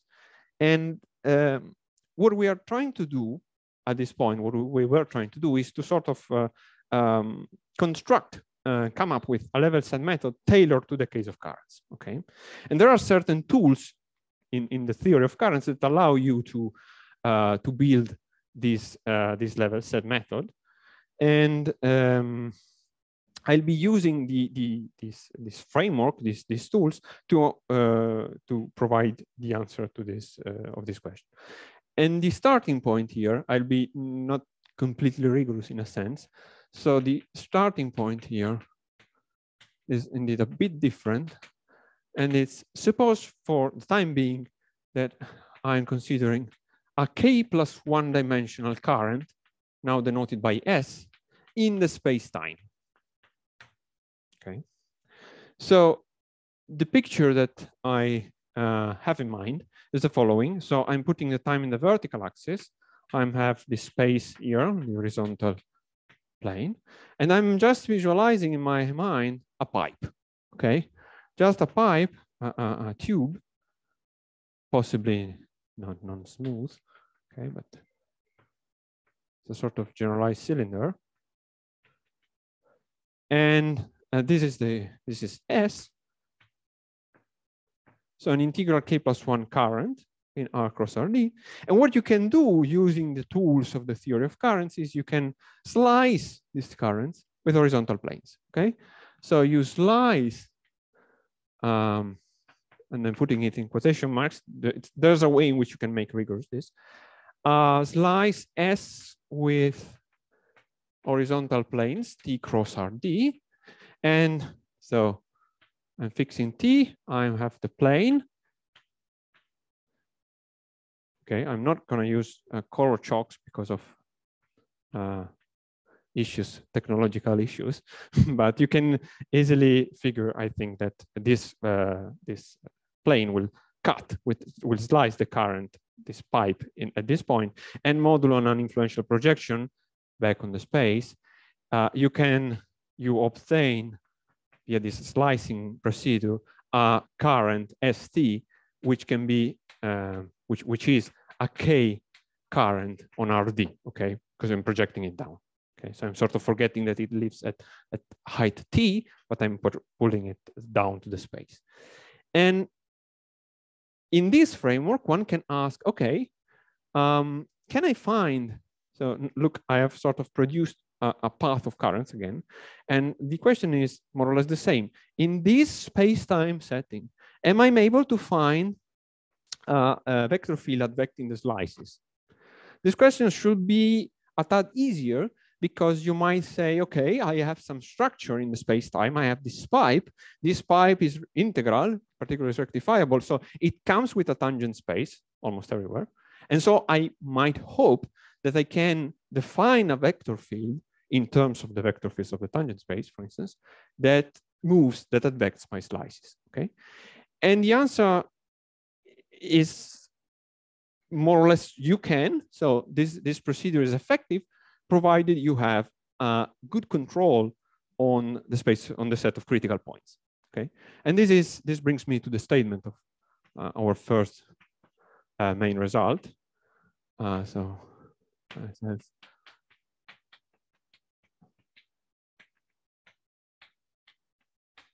And the theorem, which is the advection theorem, as I told you at the beginning, is suppose that S is above.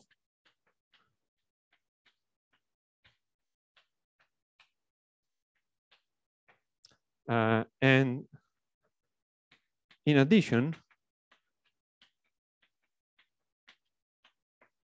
the following holds.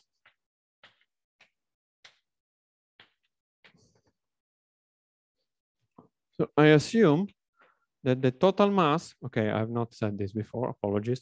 So what do I mean by this notation? I'm using, so whenever S is represented by S vector, so in the form tau mu, if tau is normalized, mu is called the mass measure and is denoted by this double, by this norm sign.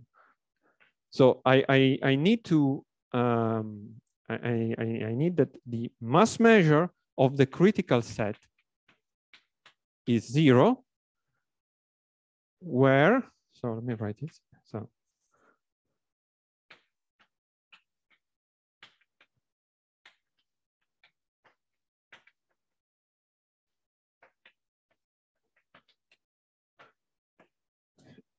where the critical set is defined in the following way.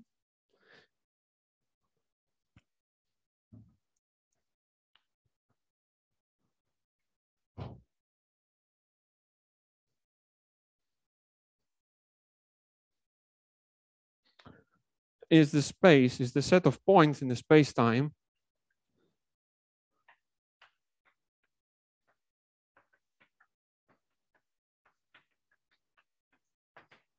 where the tangent to my surface, to my pipe, is horizontal.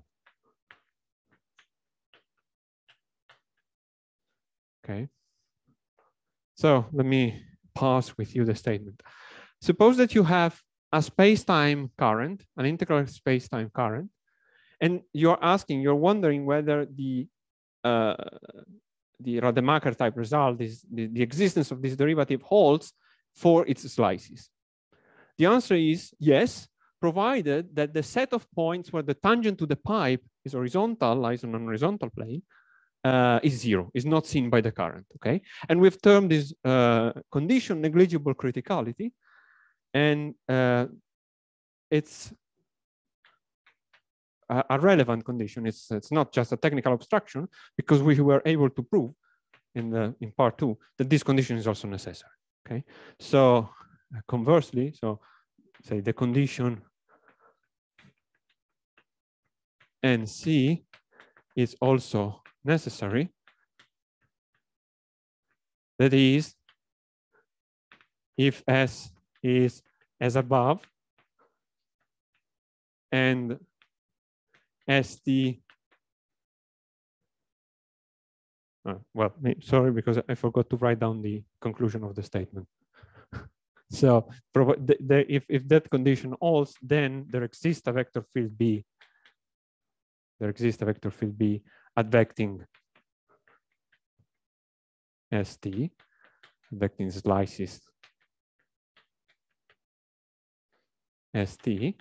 And yeah, as I was saying, conversely, suppose that S is as above and ST are advected by a velocity, by a vector field B.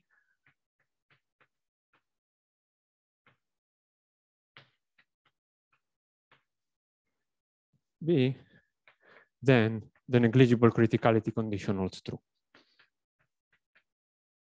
Okay, so this gives the answer.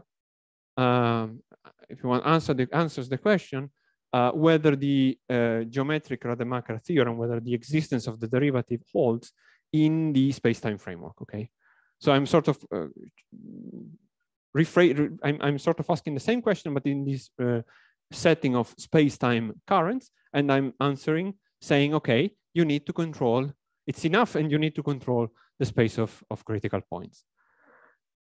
And this close, sure. Can I ask you to wait something like 5 minutes, because I have a picture that's prepared.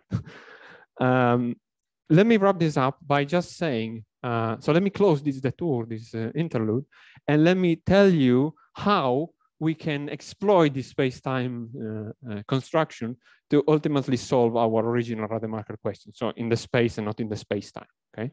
This is the last theorem, which is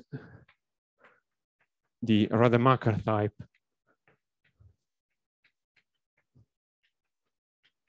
theorem. So now I am not in the space-time framework, but I have just a path of currents, Lipschitz say. And so this is, I stress that these are K currents in RD. So there's no space-time anymore. And suppose you have a path of K currents. Let me give you the complete statement made up of 3 points. So point 1 is, in general, under a Lipschitz assumption on TT, I can always find a collection of currents RT, K plus 1 currents in RD, such that the derivative in time of TT minus the boundary of RT is equal to 0. So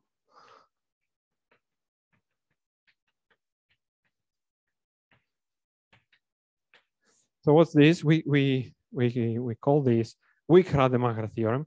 I'm saying that under a Lipschitz assumption, in general, what I can always say is that I can find a collection of currents with finite mass, actually, such that this equation is satisfied. And look that, unfortunately, it's not on the blackboard anymore, but if you remember, the Lie derivative of a current with respect to a vector field was defined as, in the case of boundary, this is also boundaryless, of course. In the case of boundaryless currents, this was boundary of B wedge T, okay? And this first statement, rather weak, is saying, look, I can always find, under a Lipschitz assumption, a family of currents for which this equation is satisfied. Can I find RT in the form of B wedge T for a given, for some vector field B? That's the question that we are now addressing in point 2 and 3, which I'll be writing down there.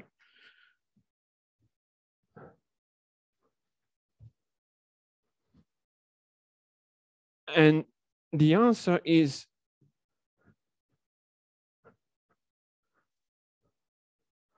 so point 2, if K, if the dimension of the current is 0, D minus 2, D minus 1, or D, beware, some of the cases are empty. So it's the crucial cases are D minus 2 and D minus 1.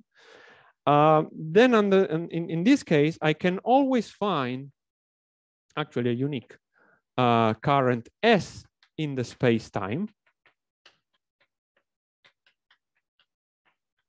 whose slices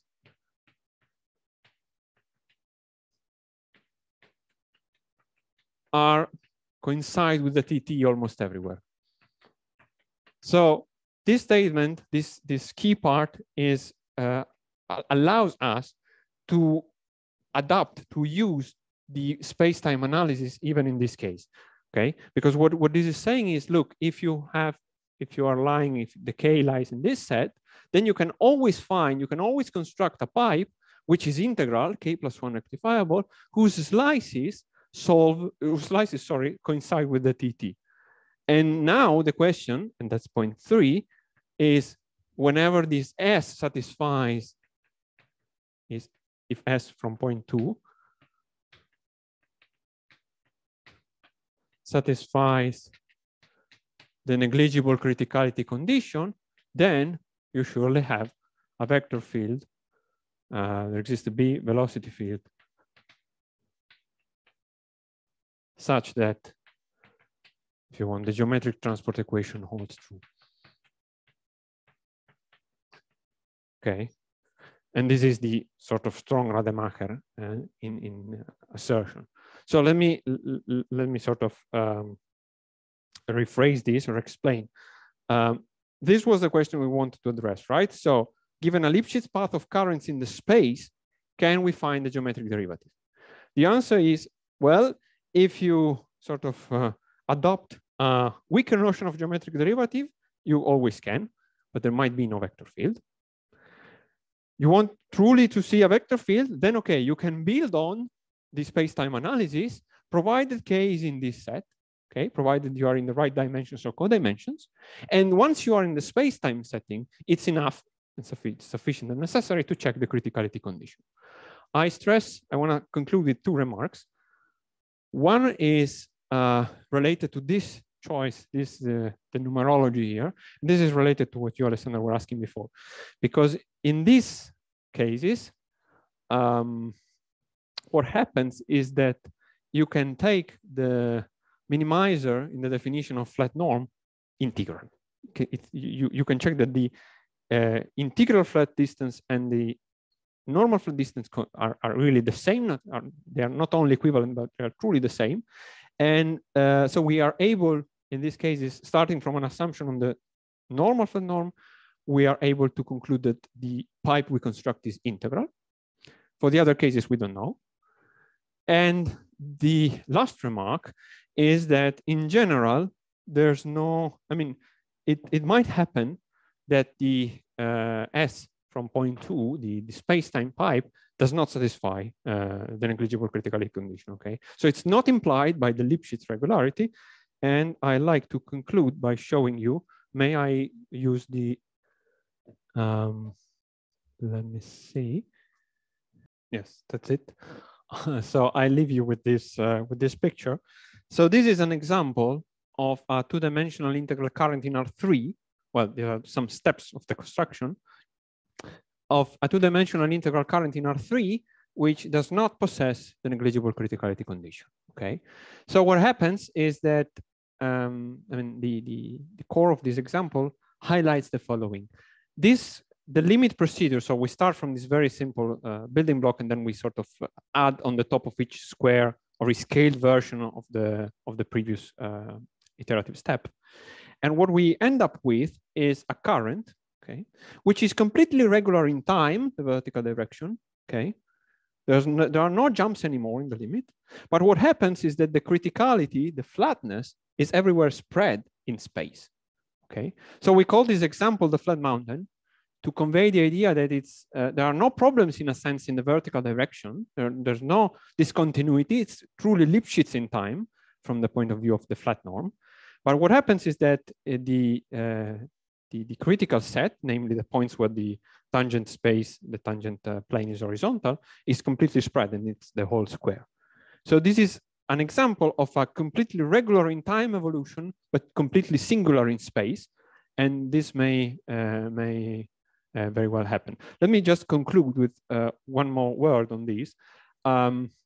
Some of you might have noticed, this is not surprisingly related to Sard theorem or to some weaker versions of Sard, because what turns out, what we have also considered, is that in the case where there are some assumptions in time, like continuity in time, what happens is that the measuring the criticality in the domain is equivalent to measure the criticality in the codomain, in the target, roughly speaking, okay? So the criticality condition can also be phrased in the continuous in time setting as a sort of Sard-type property of the current, because there are, I mean, you're asking that there are no critical points in the domain, but this is equivalent to saying, okay, look, also the projection on the codomain, the image measure of the critical points is negligible in a suitable sense. And I think I'll conclude with this picture. I've said everything that I wanted. So thank you all very much for your kind attention.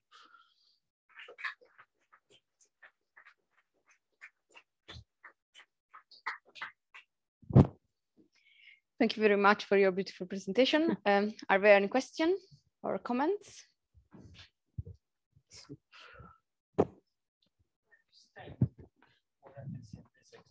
Yep. Which I saw for the second time, that helps a lot. So essentially, the Lipschitz condition you have says that, let's say you have one curve, and after some time you have a curve which is just smaller in size. Yes. And you measure the perimeter, the area in between, and you say that's of the order of the time gap. Completely correct, yes. While what you would like to have is that instead to have a differentiability that you are in a, so let's say the time step is delta t. Okay. So you know that the area inside is of order delta t. Yeah, while what you would like to have is that somehow you are in a delta t neighborhood of the original one or something like that. So what happens here is that the area is small, is of the right order, but somehow everything moves. It's very concentrated in on some corner. Yeah. So the question is, what happens if you try to change the metric? On the space of currents. Yeah, in order to measure somehow differently. But would you have? This seems to be some type of L1 type of measure, while you would like something more. Did you consider trying? We didn't really consider, but what kind of metric would you suggest? That's the question. Okay, So, because I have no idea. I'm not suggesting anything. Okay, no, because I have no idea. I kind of see what you mean, because what you're ultimately saying is there's an L1 type phenomenon of something that is sort of it's L1 along the sequence and spreading out to be just a measure in the limit, right? This is what you're saying, and this is sort of what happens because this satisfies the first claim of my Rademacher, of the weak Rademacher theorem, because we do have the representation of the bound of the current whose boundary is the evolution, the derivative in time of the slices, but that's not given by a vector field. So there's no Radon-Nikodym derivative, if you want, with respect to the slice itself. And this will be, I kind of share your idea that if you have an LP control, P greater than 1, you might surmise that, say, okay, maybe in LP there are no bad things as in L1 happen. But honestly, I don't really know what to look for as of now. Just ask. No, I wouldn't be able to answer. Arve, I have a question. Okay, so it's my turn. I have more than one. So first question, it is, let's stay in the case k equal 1, maybe in R3. So okay. it fits your theorem. So basically you are letting move union of cycle and above. Maybe one would like, so since I come from evolving network, maybe one would like to let move also something more complicated. Do you think that your result works also with currents with coefficients in a group? No idea, honestly. Might be tempting to consider.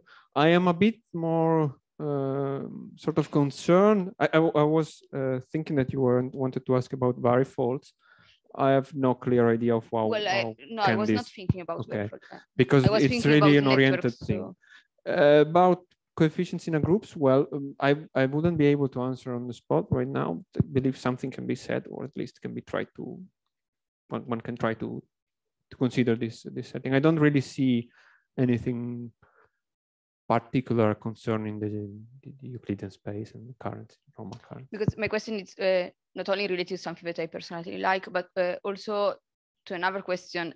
Probably there is a physical model behind that you have in mind. So probably you are trying to model some physical phenomena with this transport. That's completely correct. That is sort of long-standing project, I would say, because I guess the physical model that there is behind this is, of course, movement of these locations, okay, in crystalline materials.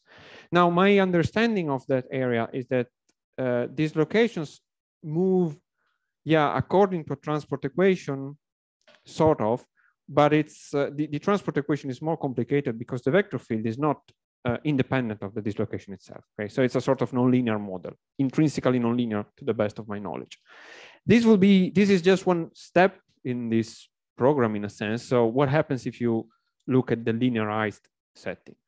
But no, I mean, at the moment, nothing applies. No, I mean, dealing with the physical model requires another, I would say, more variational approach, which has been done in a series of papers by Philip, for instance.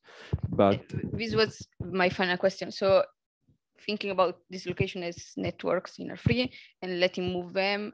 So if there is an energy, why not gradient flow? Exactly. Why transform? Yeah, this is what Philip has done, considering sort of, well, to the best of my knowledge, some minimizing movement scheme for dislocations understood as currents.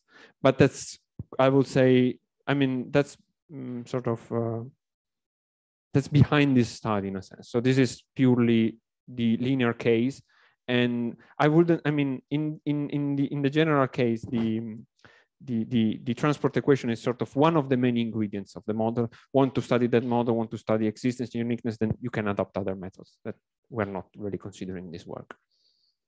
Like this, you have a generalized Rademacher, so Yeah, there is yeah, another side of the coin. Okay, thank you very much. Okay, we go on with the afternoon session.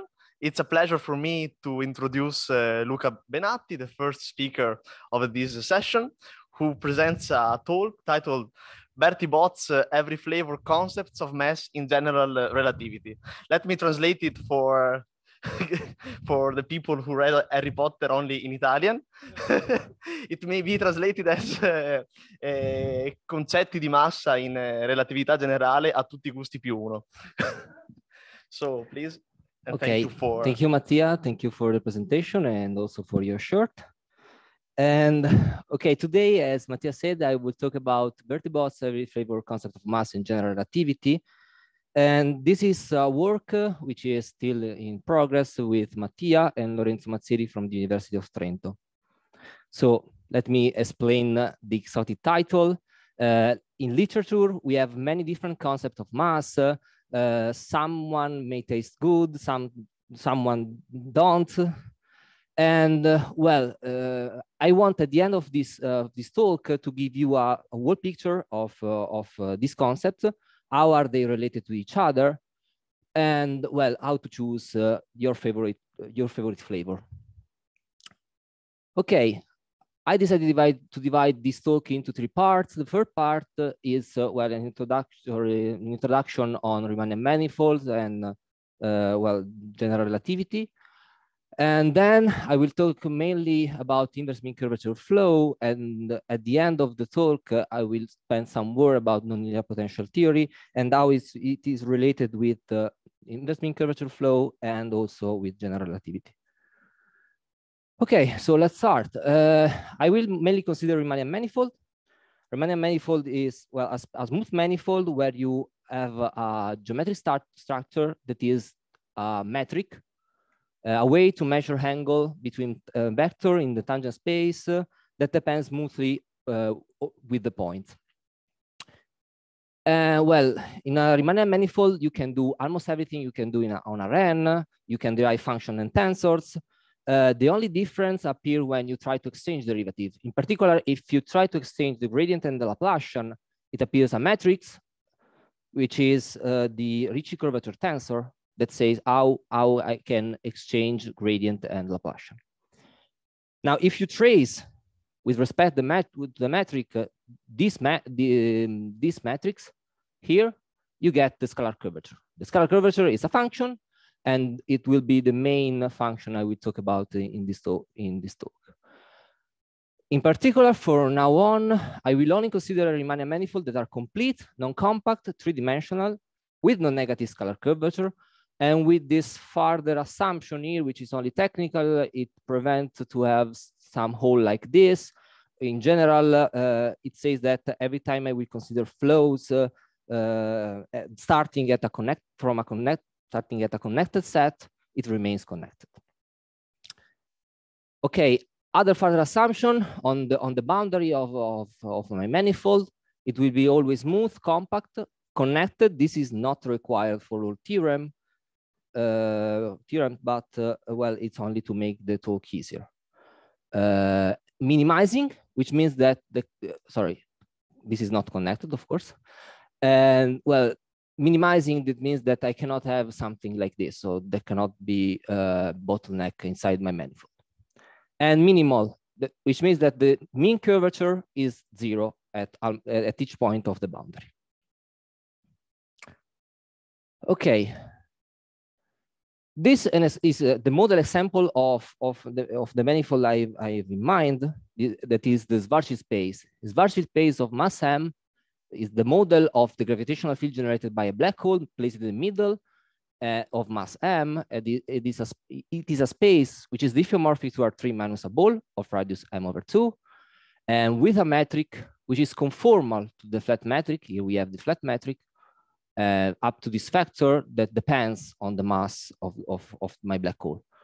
The bigger is the mass, the more the space is curved, but there are other properties of this manifold. For example, there is no mass outside in the black hole. We will see that this means that, well, two-sided direction, it means that the scalar curvature is 0 on the whole manifold. Moreover, there is a well-known dependence between the mass and the measure of the boundary. So the mass is this function of the boundaries, the square root of perimeter of the boundary of the manifold divided by 60 pi.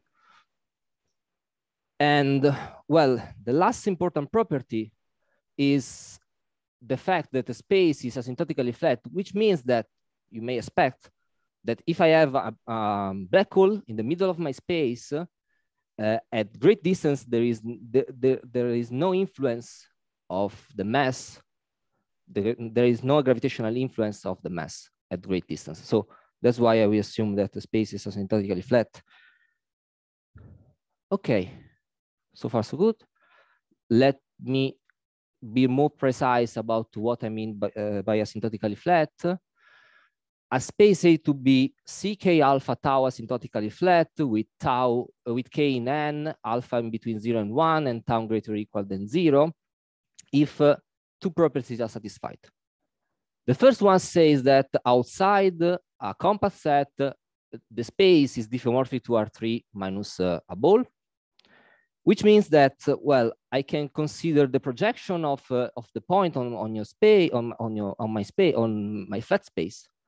And then I can measure the norm of my point in some sense, in the sense that I take the projection and I measure the norm of this vector. So this norm here is perfectly defined. It measures the distance between two metric tensor. It says that, and I will say that this norm is small in some sense. Here we have the ck norm of the manifold weighted with this function here, and here we have the alpha norm of the k derivative of the metric. And well, I say that the space is ck alpha tau asymptotically flat if, well, for tau greater than 0, I assume that this is bounded, and for tau equal to 0, I will assume that this quantity vanishes at infinity. So in any case, these two metrics are close to each other at great distances. Okay, now from now on, forget about the definition. The only properties I need is that, well, are two, but actually one. The first one is that the distance, the geodesic distance in my space is asymptotically equivalent to the norm of the point. This is not true only for the norm, but it's also true for every C0 concept. For example, if I take volume of balls, perimeters of spheres, perimeters of the balls, at great distances, the ratio between this volume and the volume of the same ball in R3 is asymptotically equivalent. The ratio is almost 1. Okay, I need only these two facts here. Okay, why is so important the notion of asymptotically flat in Riemannian geometry?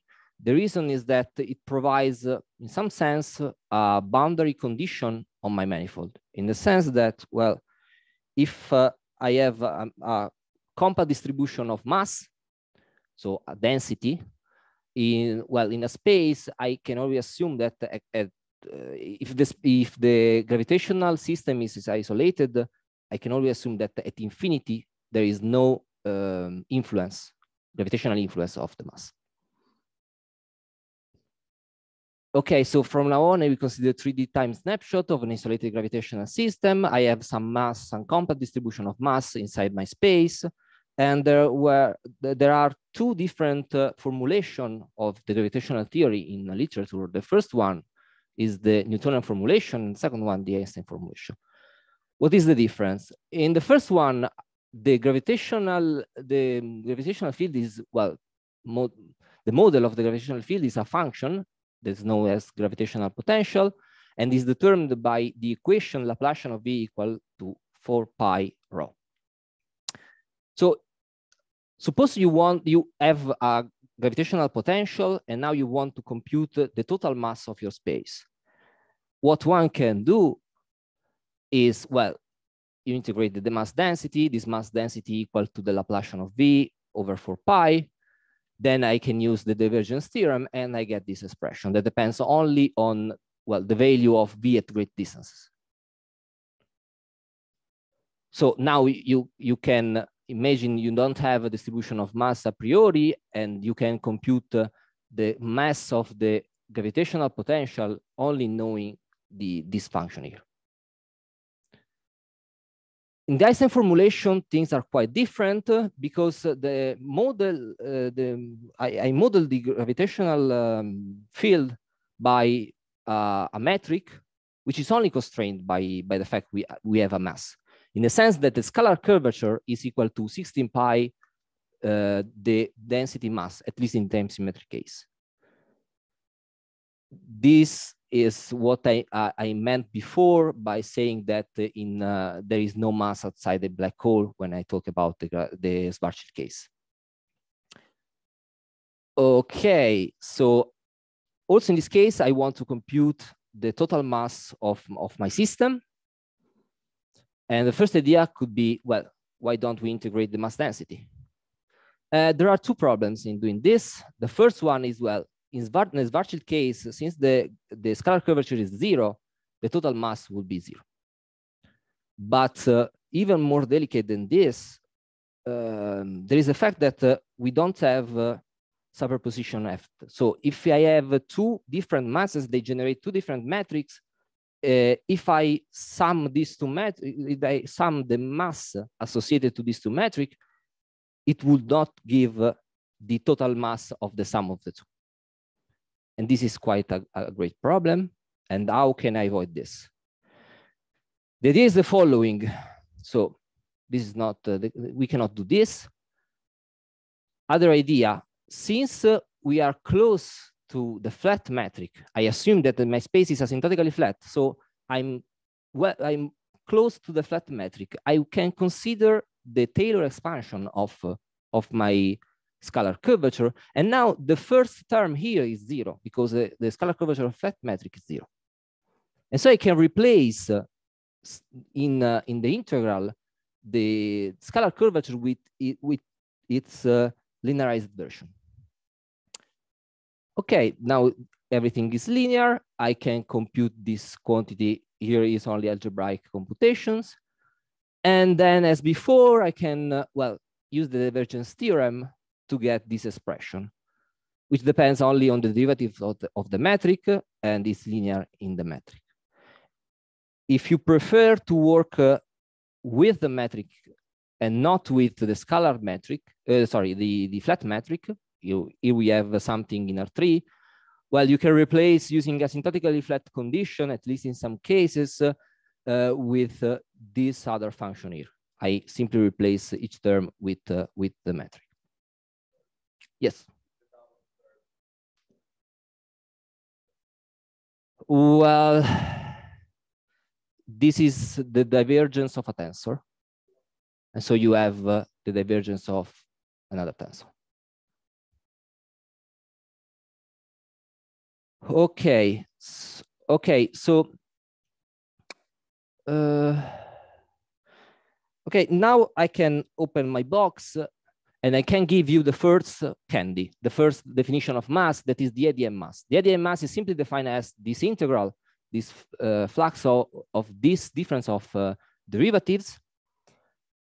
And well, I say that this is defined for asymptotically flat spaces, but what it's really true is that, well, it's well defined when the space is C1 tau asymptotically flat for tau equal greater than 1/2.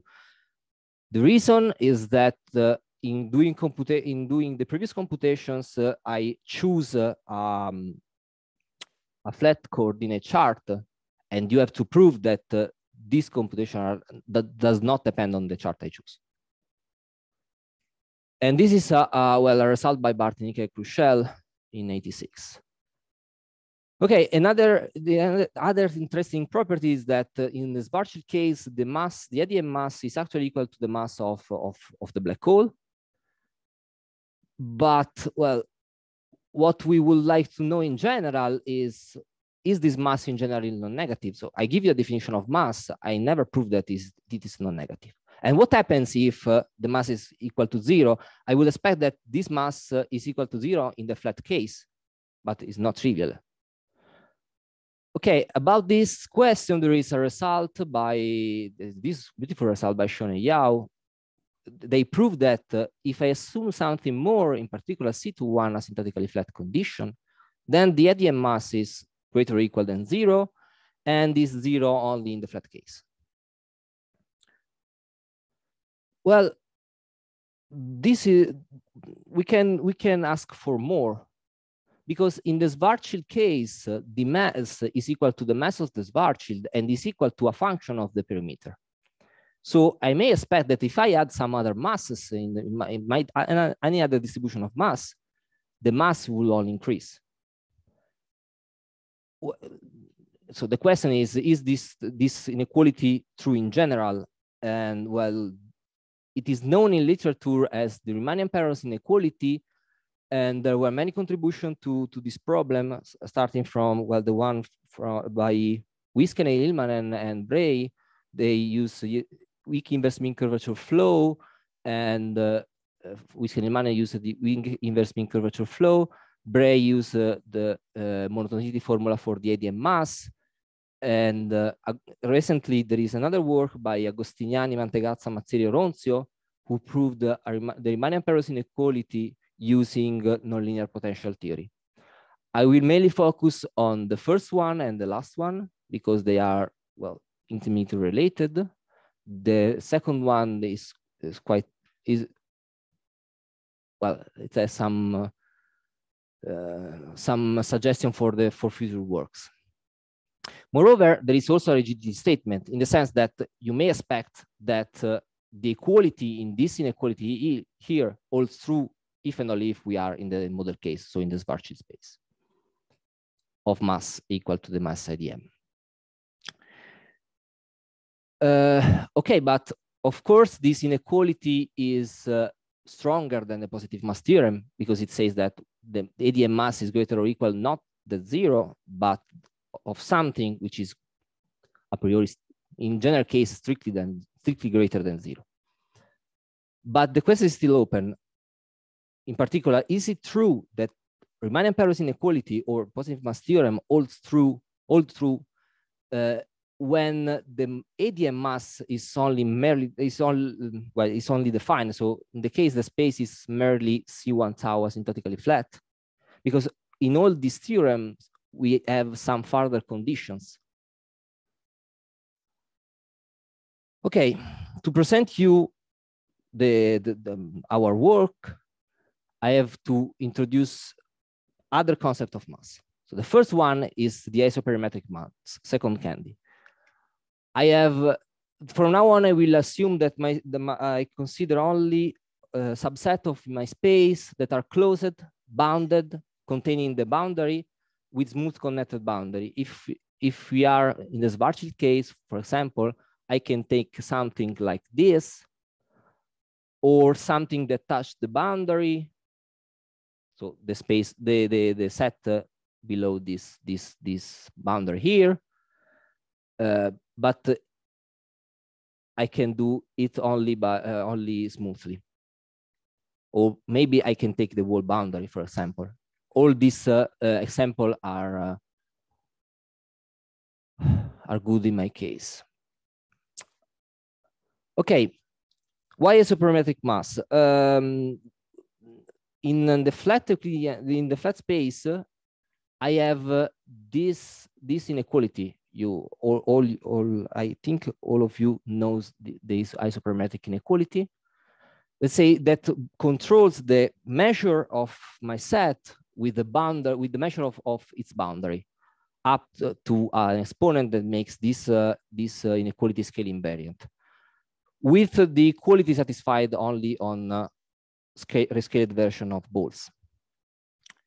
Okay, so from this isoperimetric inequality, how can I construct a notion of mass? The idea is the following. So consider the isoperimetric inequality in your general manifold. Then I can consider the difference between the right-hand side and the left-hand side. Now, the quantity here scales as r to the power 3. The quantity here scales as r to the power 2. So here we have an exponent. If you take the difference, you can think about the Taylor expansion of this function. And well, the difference must be something like r over 2. Then I can divide by the measure of the perimeter that goes like r over 2 again. And I expect that this quantity here goes to a number for large volumes. The coefficient here is well, I choose this coefficient here in order to make this quantity equal to the mass of the Schwarzschild in the Schwarzschild space, at least on each ball. Okay, so in this way, I can construct a quasi-local definition of mass, which means that in some sense, I only consider mass containing into my omega. I rewrite it here, so it will be. Okay, so starting from a quasi-local notion of mass, I can construct a global definition of mass. See, in this way, I said that this in some sense measure how much mass there is inside my omega. If I take exhaustion of my space and I take the limb soup, then I have, well, you may expect a global definition of mass, but this is not defined because I choose an exhaustion, a particular exhaustion, then I take the supremo. So taking the supremo of the limb soup of this quantity here, and you get a global definition of mass. So why this mass could be in some sense better than the ADM mass? The reason is that, well, it does not require any assumption on a metric to be defined. Every time you have a volume and a perimeter, you have a notion of isoperimetric mass. And moreover, in the Schwarzschildian case, you may expect by construction that this mass is equal to the mass of the Schwarzschild. So same question as before. Well, is this mass non-negative? Does the Riemannian-Penrose inequality hold true also for the isoperimetric mass? Well, there is a partial answer to this question. In particular, this work by Jaregui and Lee proved that in the case of C21 asymptotically flat space, the ADM mass is actually equal to the isoperimetric mass. So in particular, the Riemannian-Penrose inequality holds true. But the ADM mass requires much more condition on the metric to be defined. So I want to slightly modify my question, and I would ask, can I prove the theorem, the Riemannian-Penrose inequality, without resorting to the ADM mass? And well, another interesting question is under which assumptions the ADM mass is actually equal to the isoperimetric mass. Okay. Questions so far? Yes.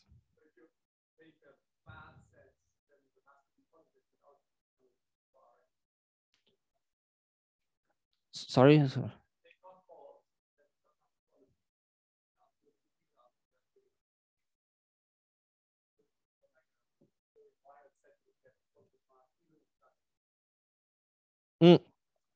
For the quasi-local mass. No. In R3, no. Because, well, this isoperimetric holds true.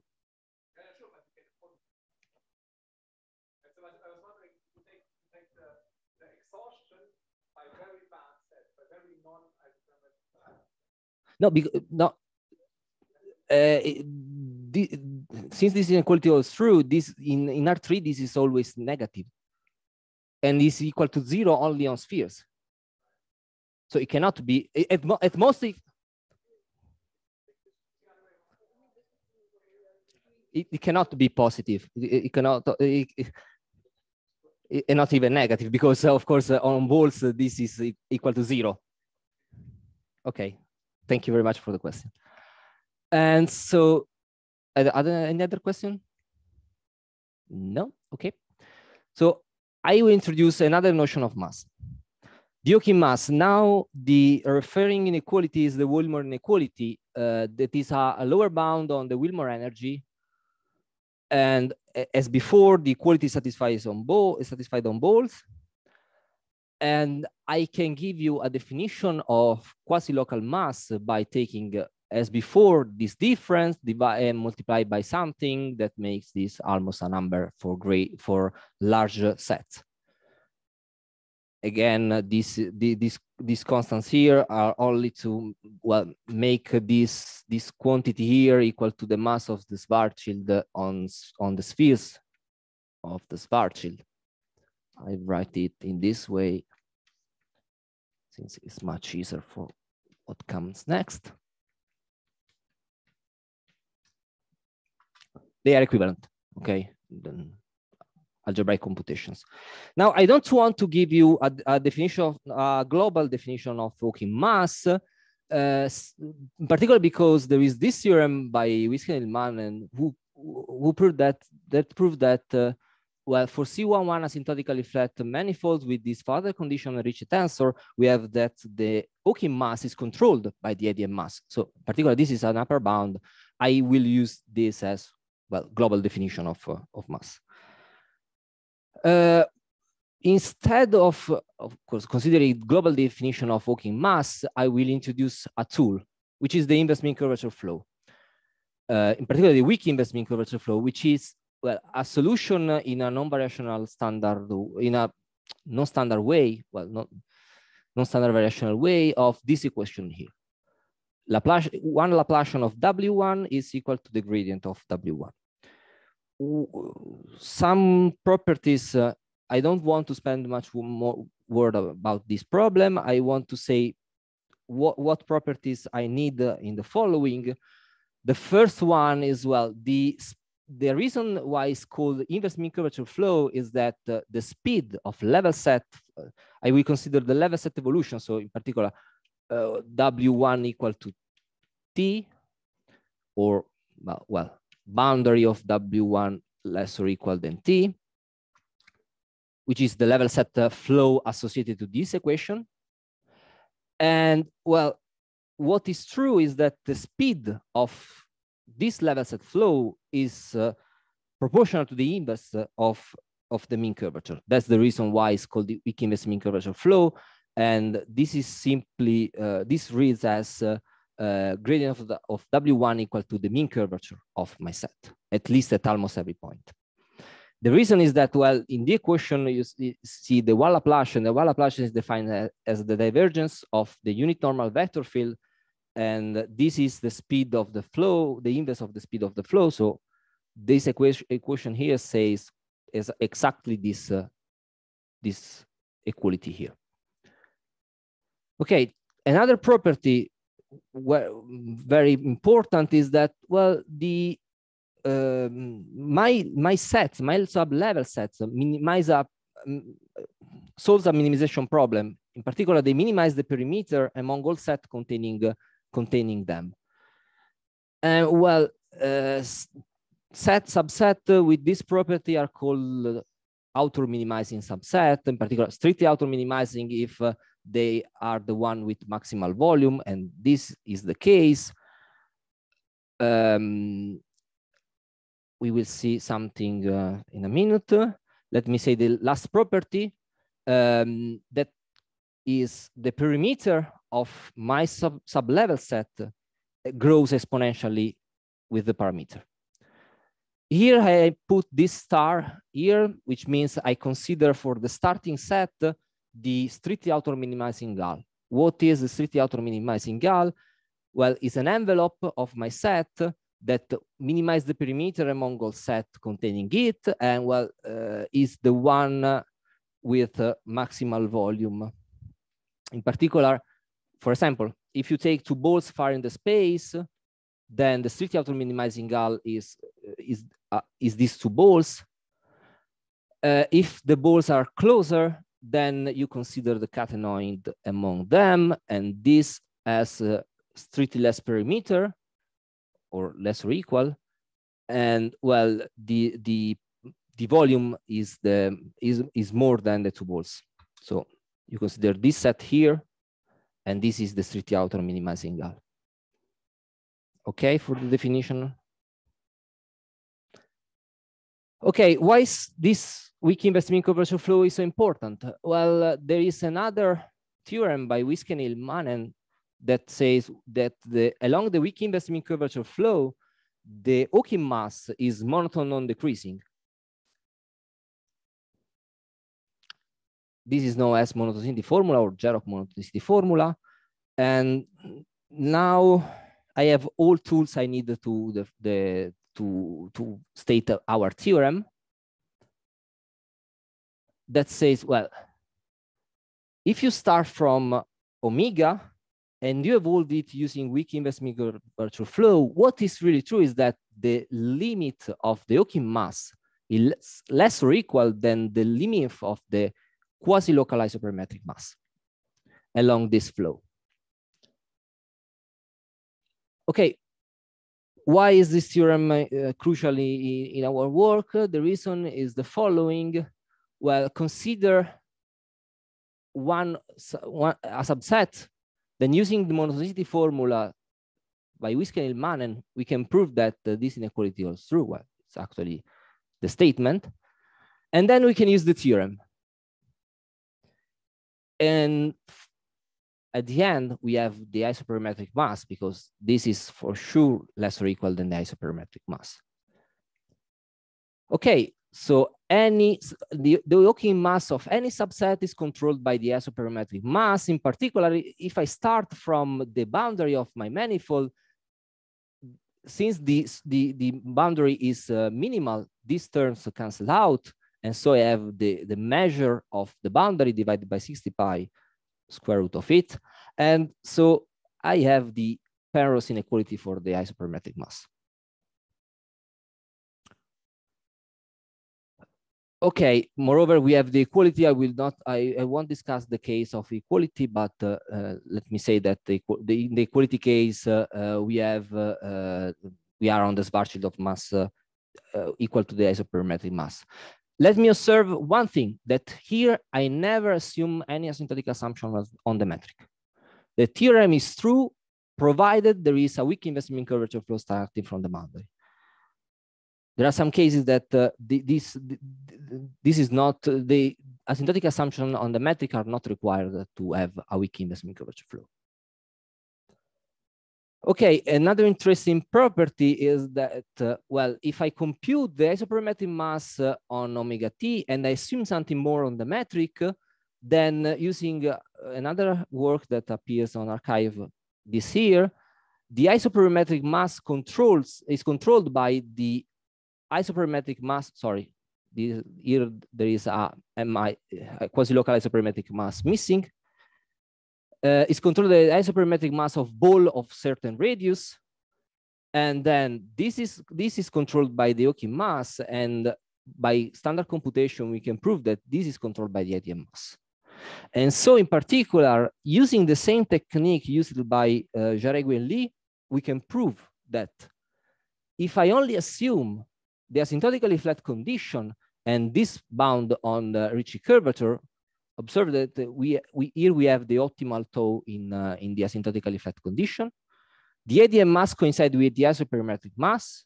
And so in particular, we have the Riemannian-Penrose inequality also for the ADM mass, the classical one. Okay, let me say 2 words about the proof.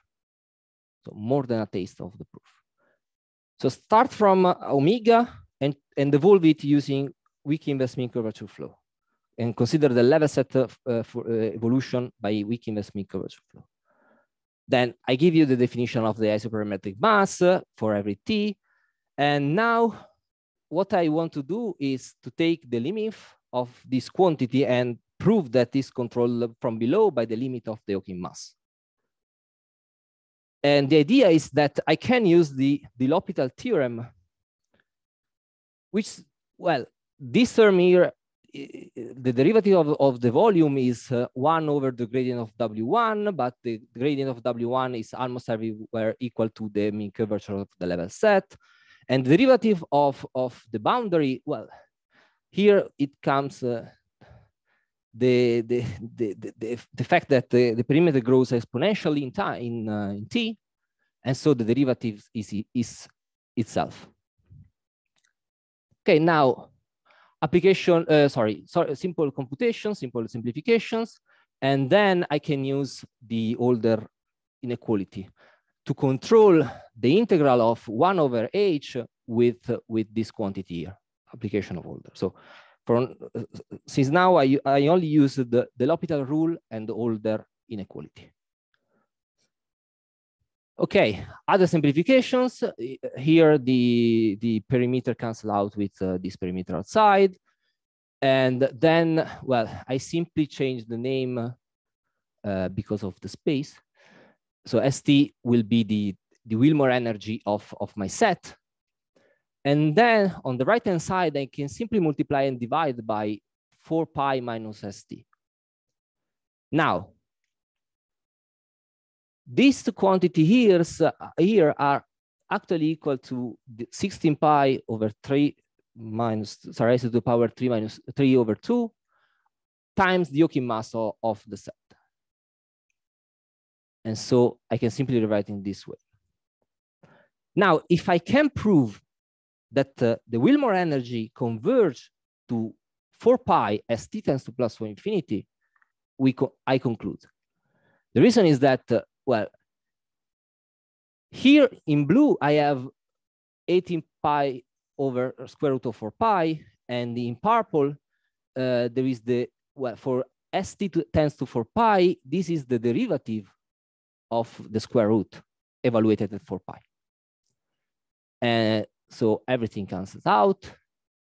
And so I get the limit instead of the lim inf because this quantity is monotone. Okay, so it remains only to prove this fact here. Well, assume that this is finite because otherwise the theorem is trivial. If it is plus infinity, there is nothing to prove. Finite, not plus infinity, let me say this. Well, only two cases can happen. The first one is for every time the Hawking mass is strictly negative. The other case that there is one time when at time t, when the Hawking mass becomes non-negative, but then it must remain non-negative since the Hawking mass is monotone on decreasing. So in the first case, there were two further possibilities, or ST tends to 4 pi, or there is a small gap here. 4 pi minus ST can be only greater, less or equal than minus epsilon. And then this must go to minus infinity, but this cannot be true because the quantity, the Hawking mass, is monotone decreasing, and at the first time it must be finite because I started from a smooth set. So case one completed. Second case, again, or ST tends to 4 pi, or using again this inequality here, we can prove that the isoperimetric mass will converge to plus infinity since there is again a small gap between these two terms here.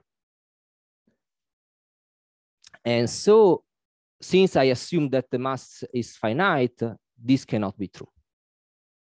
And so this concludes the theorem. So I only use the L'Hopital rule and the older inequality. Okay, so I finished the part about the weak investment curvature flow. If there are some questions, I can answer them. Then otherwise I go further. Okay, let me talk about nonlinear potential theory. Sorry, asymptotic control, okay. Nonlinear potential theory. So why investment curvature flow and nonlinear potential theory are closely related? The reason is hidden in this equation. If you take the P Laplacian of WP equal to the gradient of WP to the power P, I call this equation here, the solution to this equation, the P Moser potential for P in between 1 and 3. And well, as before, some properties about this problem. Well, the definition of the P Laplacian is, as many of you may know, is the divergence of the gradient of f to the power p minus 2 times the gradient of f. And well, if you make this little change of variable, well, you name this function up, this is the P capacitary potential associated to omega. And for those of you who knows about well, P capacity, this function here realize the P capacity. And in particular, you can make this change here, and you get this definition of P capacity. So from now on, this will be my definition. And moreover, what is very interesting is that, well, the P capacity grows exponentially with respect to the level set, as the perimeter of the set evolves exponentially with the level set in the weak investment curvature flow.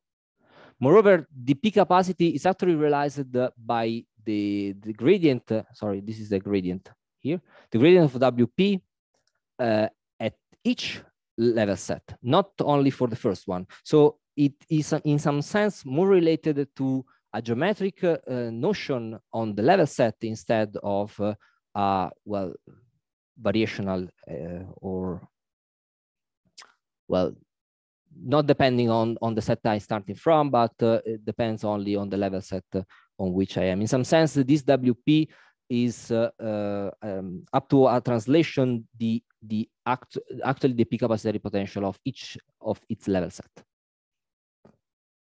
Okay, so quite expected. Formally, this problem converges to the weak investment curvature flow as P tends to 1, but this fact is not only formal. It's actually a theorem, and it was proved by Moser, then extended by Kochvar-Renyi, and then by Mario-Grisetti. Well, it's quite more general than this, but let me say that at least in C0 asymptotically flat space with a lower bound on the Ricci curvature, the convergence of these solutions to the weak investment curvature flow is locally uniformly as P tends to 1. Okay. This work is inspired also a result by Fogagnolo and Mazzieri that says, well, the P capacity of the boundary converges to this rescaled version of the perimeter as P tends to 1. And why I'm interested to these results here, the reason is the following. So there is a strict correlation between the isoperimetric inequality and a family of inequality known as iso-P capacitor inequalities.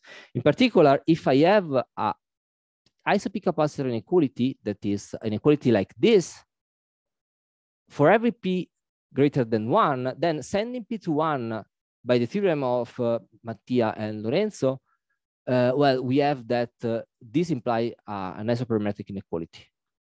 But the converse is also true. If I have an isoperimetric inequality, I can always infer a whole family of P capacity inequality simply using the function which has value T on the level set of the P capacitary potential, and use it as a control on the P capacity on R3. But simply computation, I can show, I can send you any reference if you want. So these two are intimately related. So I have a notion of isoperimetric mass. Why we don't choose a notion of iso-P capacitary mass? And this times, of course, the notion comes from this inequality, which is the iso-P capacitary inequality. And as before, I can induce a definition of iso-P capacitary mass, global iso-P capacitary mass, simply by taking the supremum of the limb sup among all exhaustion. Okay, as before, this quantity here is equal to the mass of the Schwarzschild in the Schwarzschild space. And so again, same question as before. Does the Riemannian-Penrose inequality holds for the ISO-P capacitor mass? There is a partial answer also in this direction. Jaregui proved this theorem for the isoperimetric ISO2 capacitor mass, so for P equal to 2 only. That shows that the 2 ISO capacitor mass is greater or equal than the ADM mass. So in particular, under this assumption, the Riemannian-Penrose inequality holds also for the ISO2 capacitor mass. But it's only a partial answer. I try to solve it in the next slides. So again, let me change a little bit the question. Can we prove the Riemannian-Penrose inequality without using the IDM mass as before? Another interesting question is that, well, in the Schwarzschild case, all these masses coincide. Can we prove that at least when is defined the isoperimetric mass coincide with the ISO-P capacitor mass? Also, in this case, well, the hint is given by the same theorem as before, because applied again the fact that the P capacity converge to the perimeter of the set, of the strictly auto minimizing hull of the set, then, and since the isoperimetric mass is realized actually on the isoperimetric set, on strictly auto minimizing set, because, well, this deficit here is only bigger when I replace omega with its strictly auto minimizing hull. Then at least if I cannot prove this, and we were not able to prove this, but at least we can aim to this further theorem. So I would expect that the P isocapacitor mass converge to the isoperimetric mass as P tends to 1. Okay, so similar situation. I have a notion of P capacitor mass. I would have the P counterpart of the Hawking mass, and actually there is a P version of the Hawking mass, and is given by this formula here, where I simply replace the one of the H squared with more the gradient of WP. Well, completing this square here, because here we have in some sense a perfect square, you can prove that this quantity here, the P Hawking mass, is controlled up to a constant by the Hawking mass. So in particular, well, if this is non-negative, this is non-negative, and well, there are many interesting consequences of this fact. But well, one of the main result is that one thing that one may expect is that also in this case, a monotonicity formula holds true. And in particular, if you take the Moser potential, the P Moser potential, this quantity here is monotone non-decreasing along the flow. In the same way, the Hawking mass is monotone non-decreasing along the weak investment curvature flow. And again, this is a result, of course, by Agostiniani, Mantegazza, Mazzieri, Ronzio, and they proved also the same counterpart on the upper bound of the P Hawking mass, proving that under some further assumption, the P Hawking mass is controlled by the IDM mass. So P Hawking mass is what the Hawking mass is for the P capacity potential, what the Hawking mass is for the weak investment curvature flow in some sense. So we may expect the same theorem as before, so that we can prove an asymptotic control on the P Hawking mass in terms of the P isoperimetric mass. And this is actually true, we proved it, but we have to make some further assumptions that are only technical, but they are required. Particularly for P between 1 and 2, we can prove this theorem only assuming that the reach is bounded from below. While in the general case, I have to assume that the space is asymptotically flat and with the Ricci controlled by this function here. And the reason is that while in the Hawking case only depends on geometrical property of my level set, here we have a further term that is the gradient of WP. And we don't know if the L2 norm of the gradient remains controlled in my space. So we have to assume this in order to ensure this further control.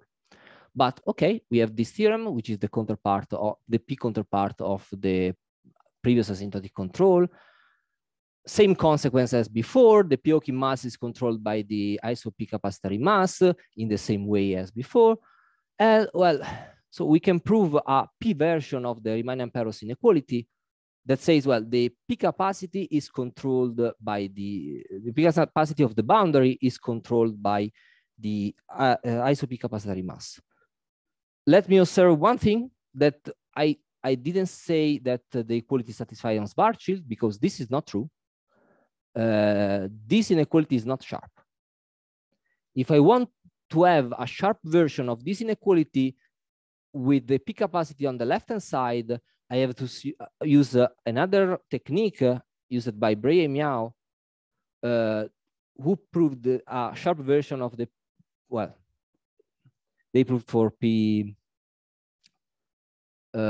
equal to 2, and we extend it for every P in some sense. But the proof is exactly the same. But I have to replace the iso P capacitary mass with the isoperimetric mass in this case, because I use the weak investment curvature flow. So at infinity, I will go to the isoperimetric mass. I won't show you the proof of this theorem because it's quite the same as the one for the weak investment curvature flow up to do the L'Hopital rule 2 times. Instead of this, I will try to answer the other question. So what is the link between the iso P capacity mass and the isoperimetric mass? As I said, we didn't prove the equality, even if we expect that this equality holds true. Okay, let me do a further assumption. I will assume that the space is C0 asymptotically flat with the Ricci bounded from below, in order to ensure that the theorem by Mari-Rigole-Setti holds true. So P Moser potential converge to the weak investment curvature flow as P tends to 1. And then what we can do? Well, under this assumption, what is true is that for large volumes, there is an isoperimetric set. So some set that minimize the perimeter among all set of volume V. And in this case, we can, in some sense, reverse the asymptotic control. In this sense, isoperimetric mass is now realized by this isoperimetric set, in the sense that, well, this quantity here is maximized by isoperimetric set. So this exhaustion is the best possible, if it is an exhaustion, but in general, we can prove that this is the, well, the best we can do with this quantity. And now the idea is that I want to recall you that I only use the L'Hopital rule and the Hölder inequality. For the L'Hopital rule, I can do the reverse version for the lim sup instead for the lim if. And for the Hölder inequality, since now by the fact that this set is isoperimetric, this implies that the mean curvature is constant. So in the Hölder rule holds with an equality, not an inequality. And then I can go further and use the control I showed you before. There is this control of the Hawking mass with the P Hawking mass, and this concludes the lower bound, since this, by our asymptotic control theorem, is controlled by the iso P capacity mass. Okay, I recall this, that this Kp converts to 1 as P tends to 1. So it's a sharp upper bound as P tends to 1. Reverse control. Let me start from the definition of isoperimetric mass. For all exhaustion, in particular for every omega, for volumes that becomes larger, this quantity is controlled by the isoperimetric mass. Now, use the definition of the lim sup. I can replace it with 1 plus small of 1 as omega tends to plus infinity. And then simple algebraic computation, put this term on the right-hand side, and then move the other terms on the right-hand side. And what I get is a sharp version of the isoperimetric inequality that holds on a asymptotically flat space that says that, well, the measure of my set is controlled by the boundary, but now I know also the first term in the Taylor expansion that comes after that. And now, to finish this theorem, let me recall one thing. I say that every time, almost every time you have an isoperimetric inequality, an isop capacity inequality holds true as well. And if you do the computation starting with this isoperimetric inequality, you get the following isop capacity inequality, where instead of having the isop capacity mass, I have this further quantity here. And now I can use this as a bound. The other terms are the one that appears in the isop capacity mass. So I have a bound of the isop capacity mass in terms of the isoperimetric mass. So using lower bound and upper bound, I get these two bounds, and these two constants here are converging to 1 as p tends to 1. So in particular, under these assumptions, I have the convergence of the isop capacity mass to the isoperimetric mass.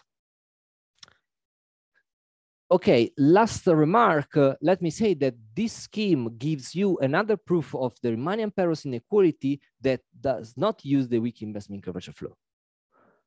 In which sense? Well, using the work by Fogagnoli and Mazzieri, I can prove that this equality holds true. Here there is no star, there is no strictly auto-minimizing Gauss since M is minimizing. And then by the P Riemannian-Penrose inequality, so the P version of the Riemannian-Penrose inequality, I have this control here. And now I can send P to 1. And using the theorem, I get the isoperimetric mass. And so this gives you another proof of the Riemannian-Penrose inequality with different technique. So summing everything up, I have 5 definitions of mass in this talk. I had 5 definitions. Hawking mass and P-Hawking mass in literature are known to be monotone along their flows, along the P-Moser flow and the weak investment curvature flow. With the asymptotic control at the limit under some assumption, at least for the P version, I have the control of the Hawking mass and the P-Hawking mass in terms of the isoperimetric mass and the P isop capacity mass. We know that in Schwarzschild, every mass are the same. And well, we were able to prove, at least under some assumption, that the isoperimetric mass coincides with the IDM mass, only requiring, well, the definition, the asymptotic control on the metric that is required for the definition of the IDM mass, and a further assumption on the Ricci tensor. And under C0 asymptotically flat condition, and with well, Ricci control bounded from below, we were able to prove the convergence of this mass to the other, to the isoperimetric mass, and this one, well, you can simply use this diagram to prove the convergence under these the assumptions here. Okay, and with this, I conclude, and I thank you for your attention.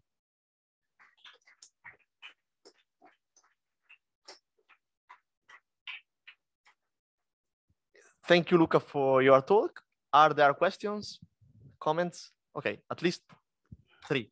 So let's start from Francesco, then Andrea, and then Alessandro.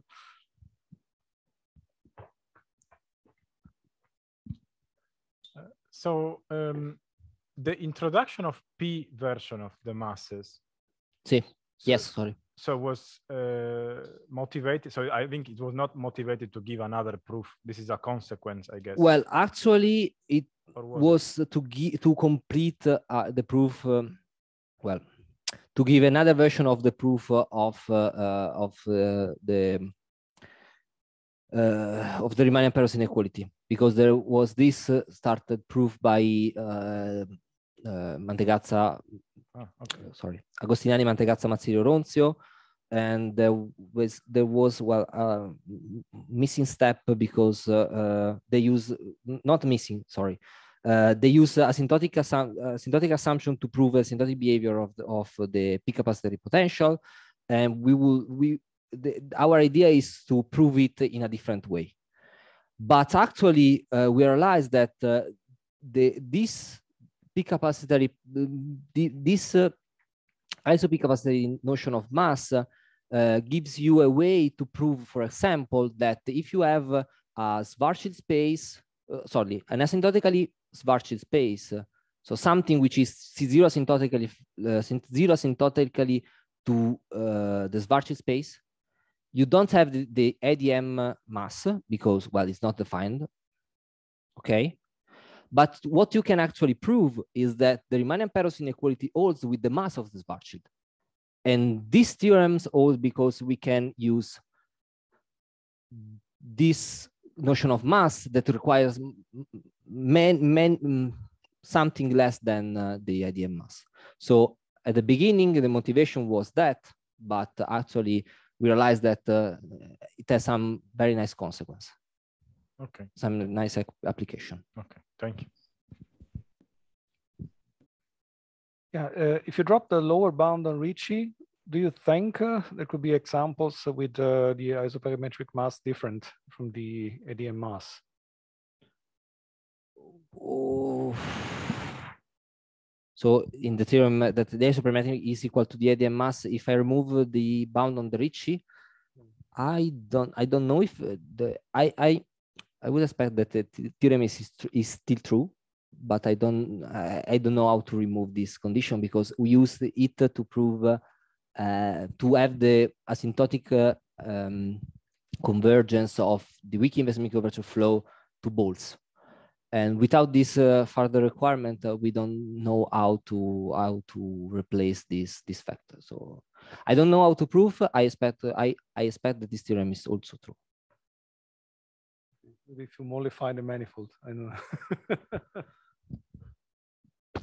We actually had a discussion about this question, and we sort of thought that maybe a properly used weaker notion of Ricci curvature would suffice to answer your question, but in which way we really don't know, because this asymptotic study that he mentioned really depends on, really uses in a very strong way the Ricci curvature at infinity at least.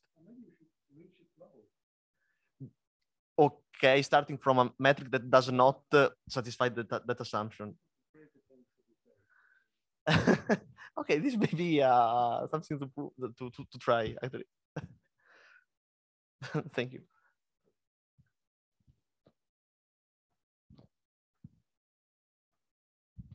But maybe my question is a bit obsolete because you have a different proof passing through P that goes to 1.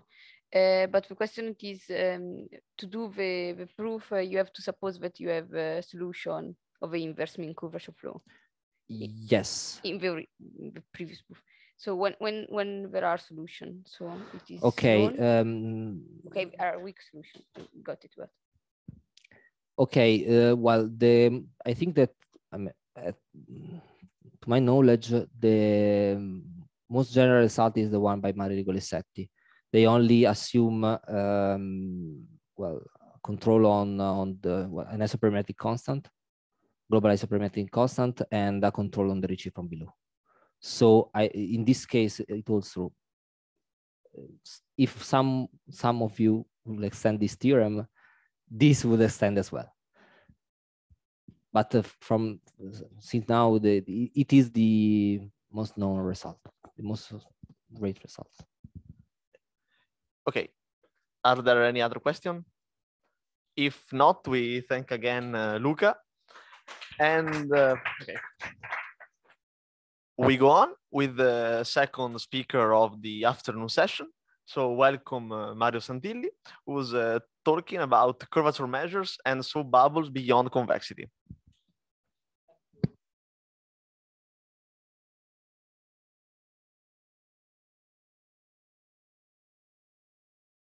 Okay, so yeah, So first of all, I would like to thank the organizer for this kind of invitation to have the possibility to talk today here.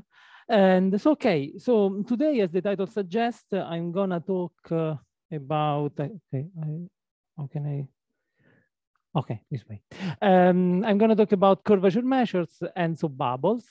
And okay, so I mean, of course, the starting point is this very famous result by Alexandrov, 1958. This result has a long history that I'm not going to recall today, but you have to imagine that people have been thinking about such a statement in the Euclidean space already at least 100 years earlier than Alexandrov, but essentially the key result has been proved only in 1958. And the result says that if you take a smooth tapered surface in the Euclidean space, and you assume two essential hypotheses, that this smooth tapered surface encloses a bounded domain, and this means, in other words, that you are assuming the surface to be compact and embedded, and you assume that the mean curvature is constant at every point. This is the, let's say, the scalar mean curvature. So I'm taking the product with the mean curvature vector with the given normal vector. Then if you assume these two hypotheses, then necessarily the surface is a sphere.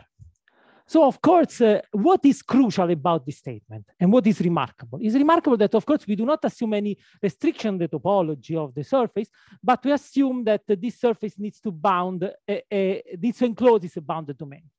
Okay, the reason is pretty simple. When we blow bubbles, what we do? Here, there is a picture my daughter actually that is helping me to understand this thing.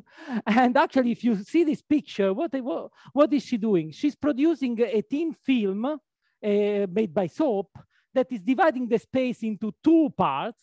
And what is happening? Is happening that the difference of pressure at each point of this surface, between the difference of pressure between the inside volume and the outside volume, is becoming very quickly constant at each point of this interface. There is the Young-Laplace equation that says that the difference of pressure at each point needs to be proportional to the mean curvature. So the reason why we see bubbles, this is not a bubble because the difference of pressure is not yet, it's still maybe still attached, but not really. But the difference of pressure is not yet constant at each point, but it will become constant quickly. And then you will see exactly a sphere, because the difference of pressure constant means exactly constant mean curvature. Okay, so you see that the reason, you see the important to be embedded. There is a physical reason. You produce a thin film that divided the space into two parts. Of course, the theorem is false if you drop the assumption to enclose a bounded domain. This is a picture of an immersed surface in R3 that is constant, is immersed, and this is known as vente torus. So this is, of course, doesn't bound any volume, in the sense that this thing, if you wish, this immersed surface is not the perimeter of a specified region in space. That's essentially the point. So of course now one key point, one key question after Alexandrov theorem was to say, okay, if the theorem is true for mean curvature, what is happening if we consider more complicated and most importantly, non-linear functions of the principal curvatures? And of course, the most important choice, at least also from a geometric point of view, is the K-mean curvature. So the K-mean curvature is nothing else. Here I'm choosing lambda among all possible increasing map from 1 to K into N. So here I'm taking, I mean, this is just a symmetric polynomial, the K-symmetric polynomial of the principal curvature. And the question that was standing for a while, 30 years, and actually people, I mean, were asking explicitly this kind of question, is Alexandrov theorem under exactly the same assumption, but instead of considering constant mean curvature, we consider K constant mean curvature? And the answer is yes. Essentially, Korevar in 1988 extending the method of Alexandrov, so a method based on maximum principle, and then Ross based on integral geometric methods that are the ones that are also relevant for the talk today, they were able to extend this theorem and say, okay, always assuming enclosing a bounded domain, of course, K constant mean curvature implies the domain to be spherical. So, of course, what we are going to focus today is about this small word here, smooth. So can we remove the assumption of smoothness from this kind of theorem? So of course, the point is that this is always a tricky question, because what does it mean? So of course, this is what? This is a natural theorem in a natural geometric category of objects. because here we are talking about K-mean curvature. Of course, the surface needs to be smooth in order to talk about K-mean curvature. Of course, you can think about some singular set somewhere else, but this would be everything artificial. What we want to try to understand if there is another natural class of objects for which we can replace this condition here by an analogous and natural condition, right? So of course, what I mean by this? I mean the following. So let us just have another way now. I will suggest another way to look at this condition here inside this class of smooth hypersurface. And then we are going to see how this condition is going to suggest a much larger class of objects for which it would be natural to conjecture such a theorem. So what we do? So first of all, let me suggest a notation. So X, when you take X closed set, X rho means always the open set of points at distance strictly smaller than rho from X. Okay, let's just keep in mind the notation. Then, of course, a simple exercise in differential geometry. If C is a compact domain with smooth boundary, then if you take the volume, this is the n+1 dimensional Lebesgue measure. Here I'm thinking everything in Rn+1. Then this is for a small rho, is going to be, of course, a polynomial in rho. This is okay. This is what known as Weil-Tube formula. This is actually a simple observation. The main point of Weil paper is not just this formula and not, of course, this. What are these coefficients? These coefficients, as you know, are just the integration over the boundary of the mean curvature functions. But the point of Weil theorem is to prove that this CK is actually depends only on the intrinsic geometry of the boundary of C. This is not relevant for the dot today. What is irrelevant today is just to keep in mind that this thing is a polynomial object. Okay, very simple thing. But then, of course, do we notice that these numbers here we obtain by integrating a function over the boundary? So we can define a measure. We can a real valued measure by integrating sets over the boundary of C, right? So of course, when B is going to be the boundary of C, here I recover the small CK that was the coefficient in front of the global Steiner formula, right? Otherwise, I define this measure. CK-C is a measure over the boundary of C, supported at the boundary of C. Okay, of course, by definition of here, when K is N, this object by definition is 1. So here I just recover the area measure. Okay, now you see the point that if I can do a very trivial thing and I replace this hypothesis here in the Alexandrov theorem by asking that this measure here is proportional to the area measure. It's the same thing, of course, this is just an equivalent way because all these functions are continuous. So what I'm saying is that instead of asking a pointwise relation here that holds at each point, I'm asking that these two measures need to be proportional. And that's exactly the same thing. But now you see the point. Here, I don't need anymore to talk about, I don't have anymore a pointwise relation. And here I'm talking about something that is a measure, so it doesn't need to be really defined at each point. I just need the measure in order to phrase this condition. And this is actually the idea that you can associate to these functions a measure was something a very simple but still important observation that actually was suggesting to Federer in 1959 the introduction of the curvature measures for a much larger class of sets that are known as sets of positive reach. So now let me introduce the class of sets of positive reach.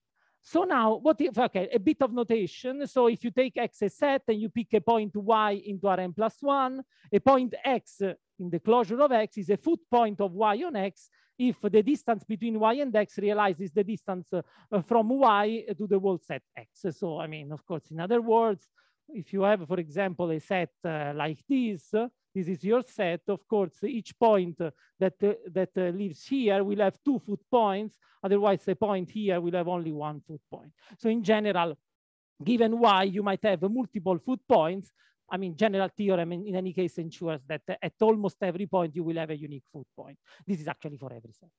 In any case, what is the set, the reach of a set?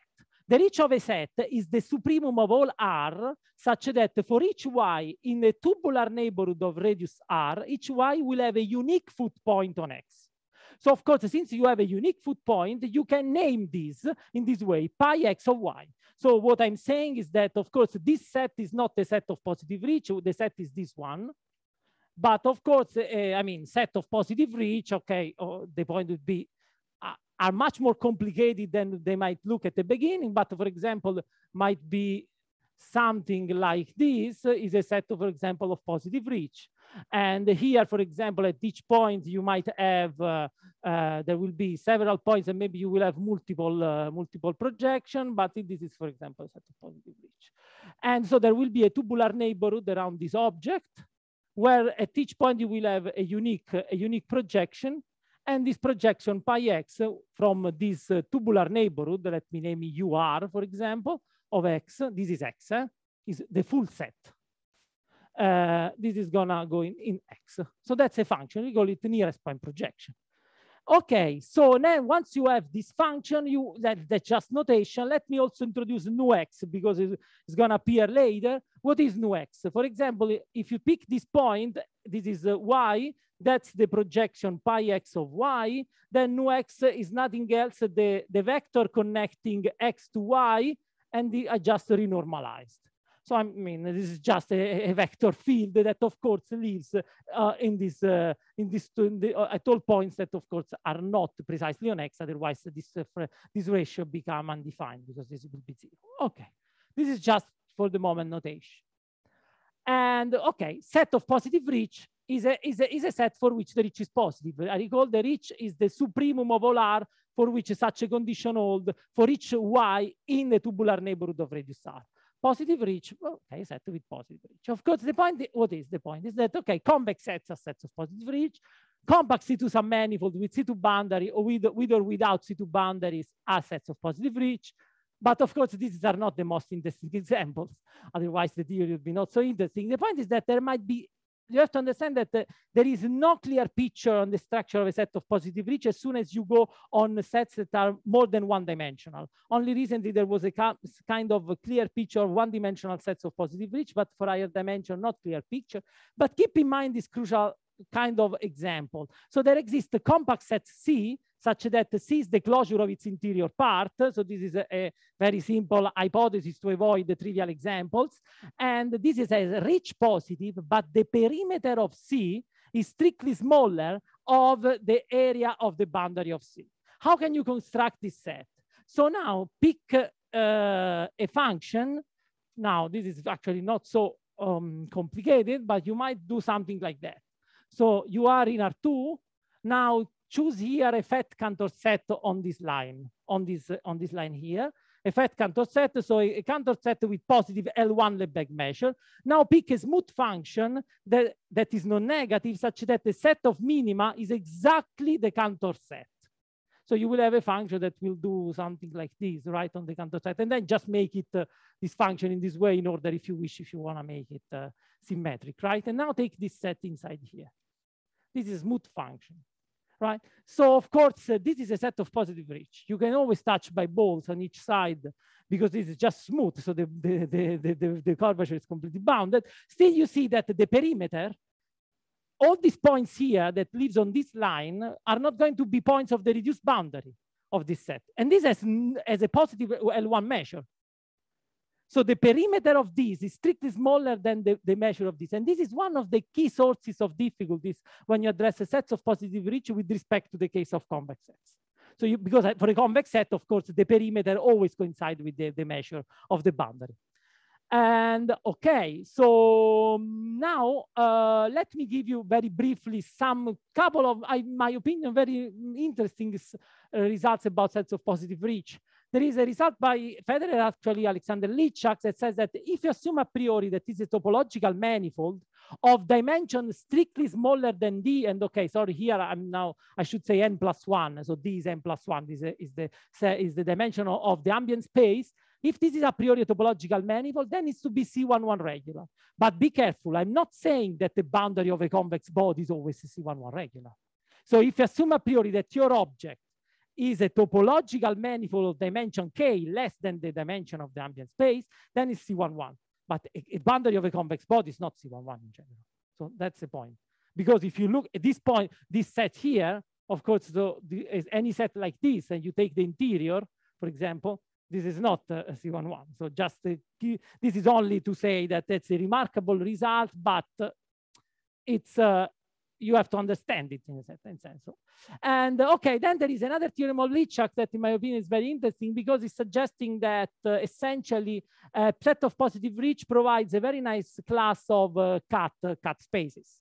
So are essentially a set of positive X is a set of positive reach if and only if you can connect 2 points on X by essentially C11 curves of length bounded by this. So it's a cut space. I mean, this is not, I mean, important for what we are going to say today, but this is just to give you a connection with something that I mean is a very active field of research, is our cut spaces.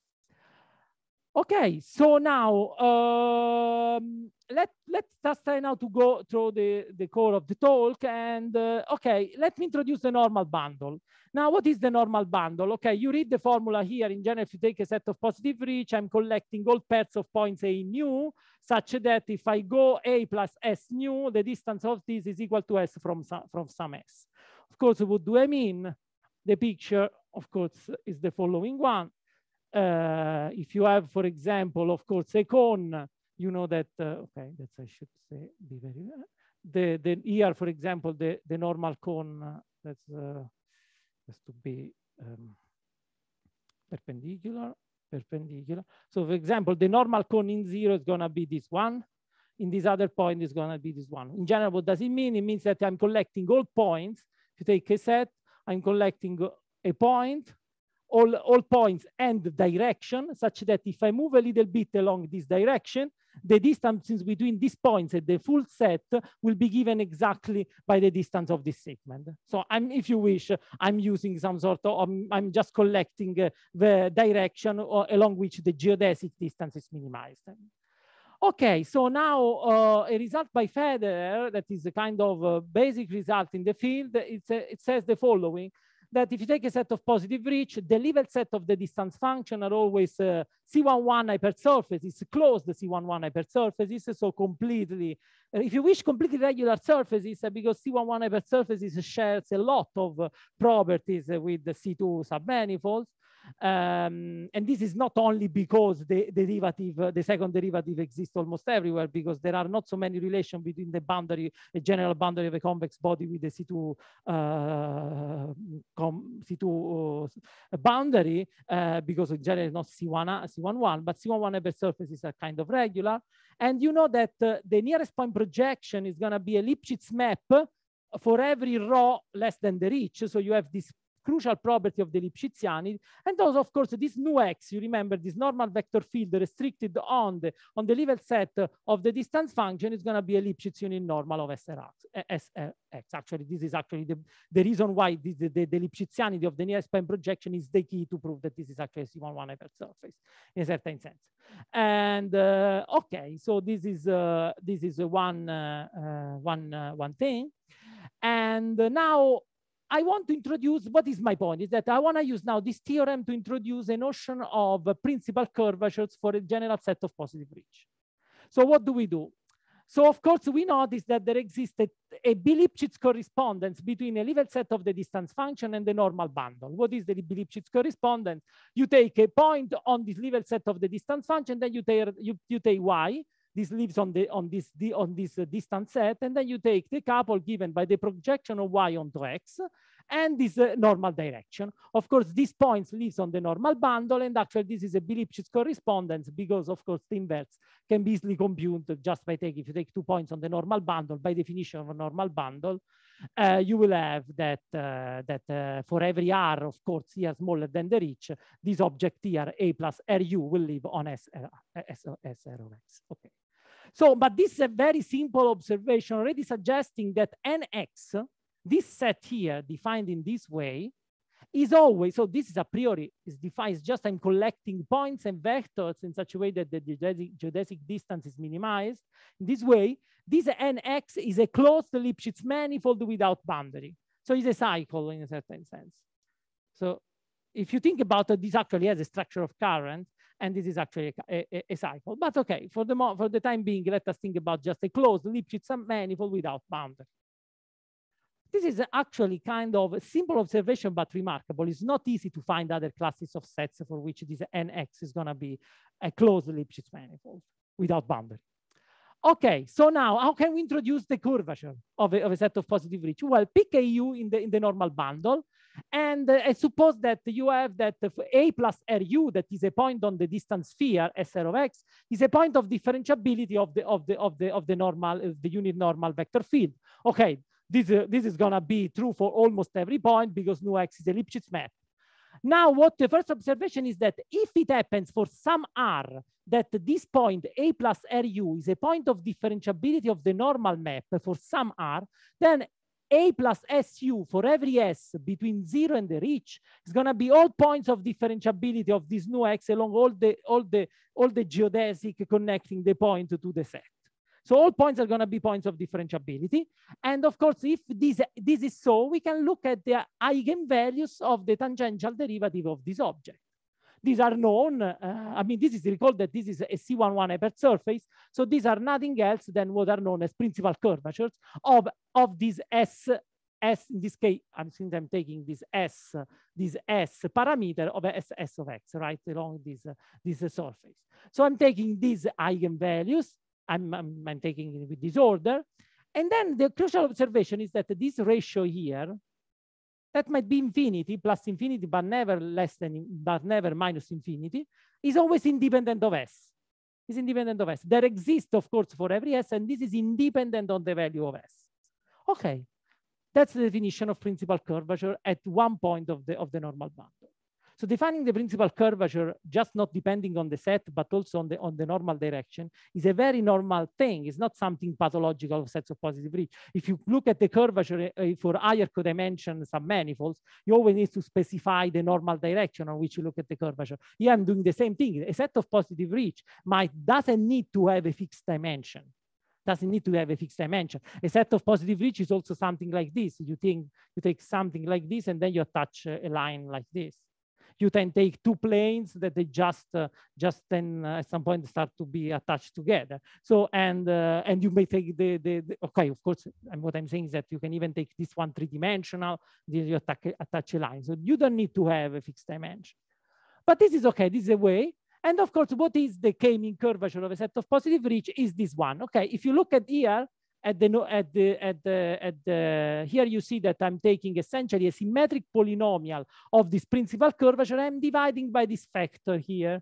Of course, you might think, wait a moment, but if this is infinity, what do you mean? I always mean in an asymptotic way. So here you have to always rearrange this term, and there will be some term that is going to be 1, because, for example, think that some I here is plus infinity, kxi is plus infinity. If there is the same I here, then this fraction is going to be 1, because I'm taking just a convention. This is going to be 1 if infinity over infinity is 1, because they have this is squared and this is just with power 1.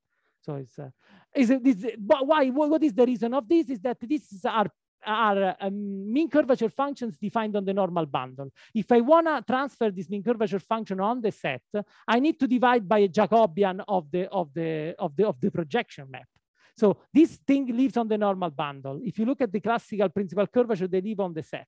Of course, there is always a Jacobian in between if you want to connect the two things, because you have an area co-area formula in this case, right? So I'm just dividing by this thing. Okay. Now Federer, 1959, is proving the point, proving a fundamental fact that if you take a set of positive reach, then there exists a real valued radon measure supported on the normal bundle, such that a Steiner-Weil tube formula holds in a polynomial way. Okay, here, what do I mean? If B was just the full set NX, here I mean NX, not NC, there is a typo, but if B is all NX, this would be just the classical total Weil formula. Here I'm just localizing it. So what I'm doing, I'm choosing a set B of points and direction, and I'm saying if I want to compute the set of points X in X rho minus X, such that the projection and the normal direction lives on this fixed set of points and direction, then the volume of this part of the tubular neighborhood is an asymptotic, is given by this polynomial expansion, where the coefficients are given exactly by the evaluation of this radar measure on this given a priori set B of points and direction. This is a local Steiner formula. So what I'm doing is the following, just to clarify. So you have here, you have a set. So I'm saying fix B to be just some set in an X. So means that I'm fixing points AU in an X in some way. So these are fixed. It's just a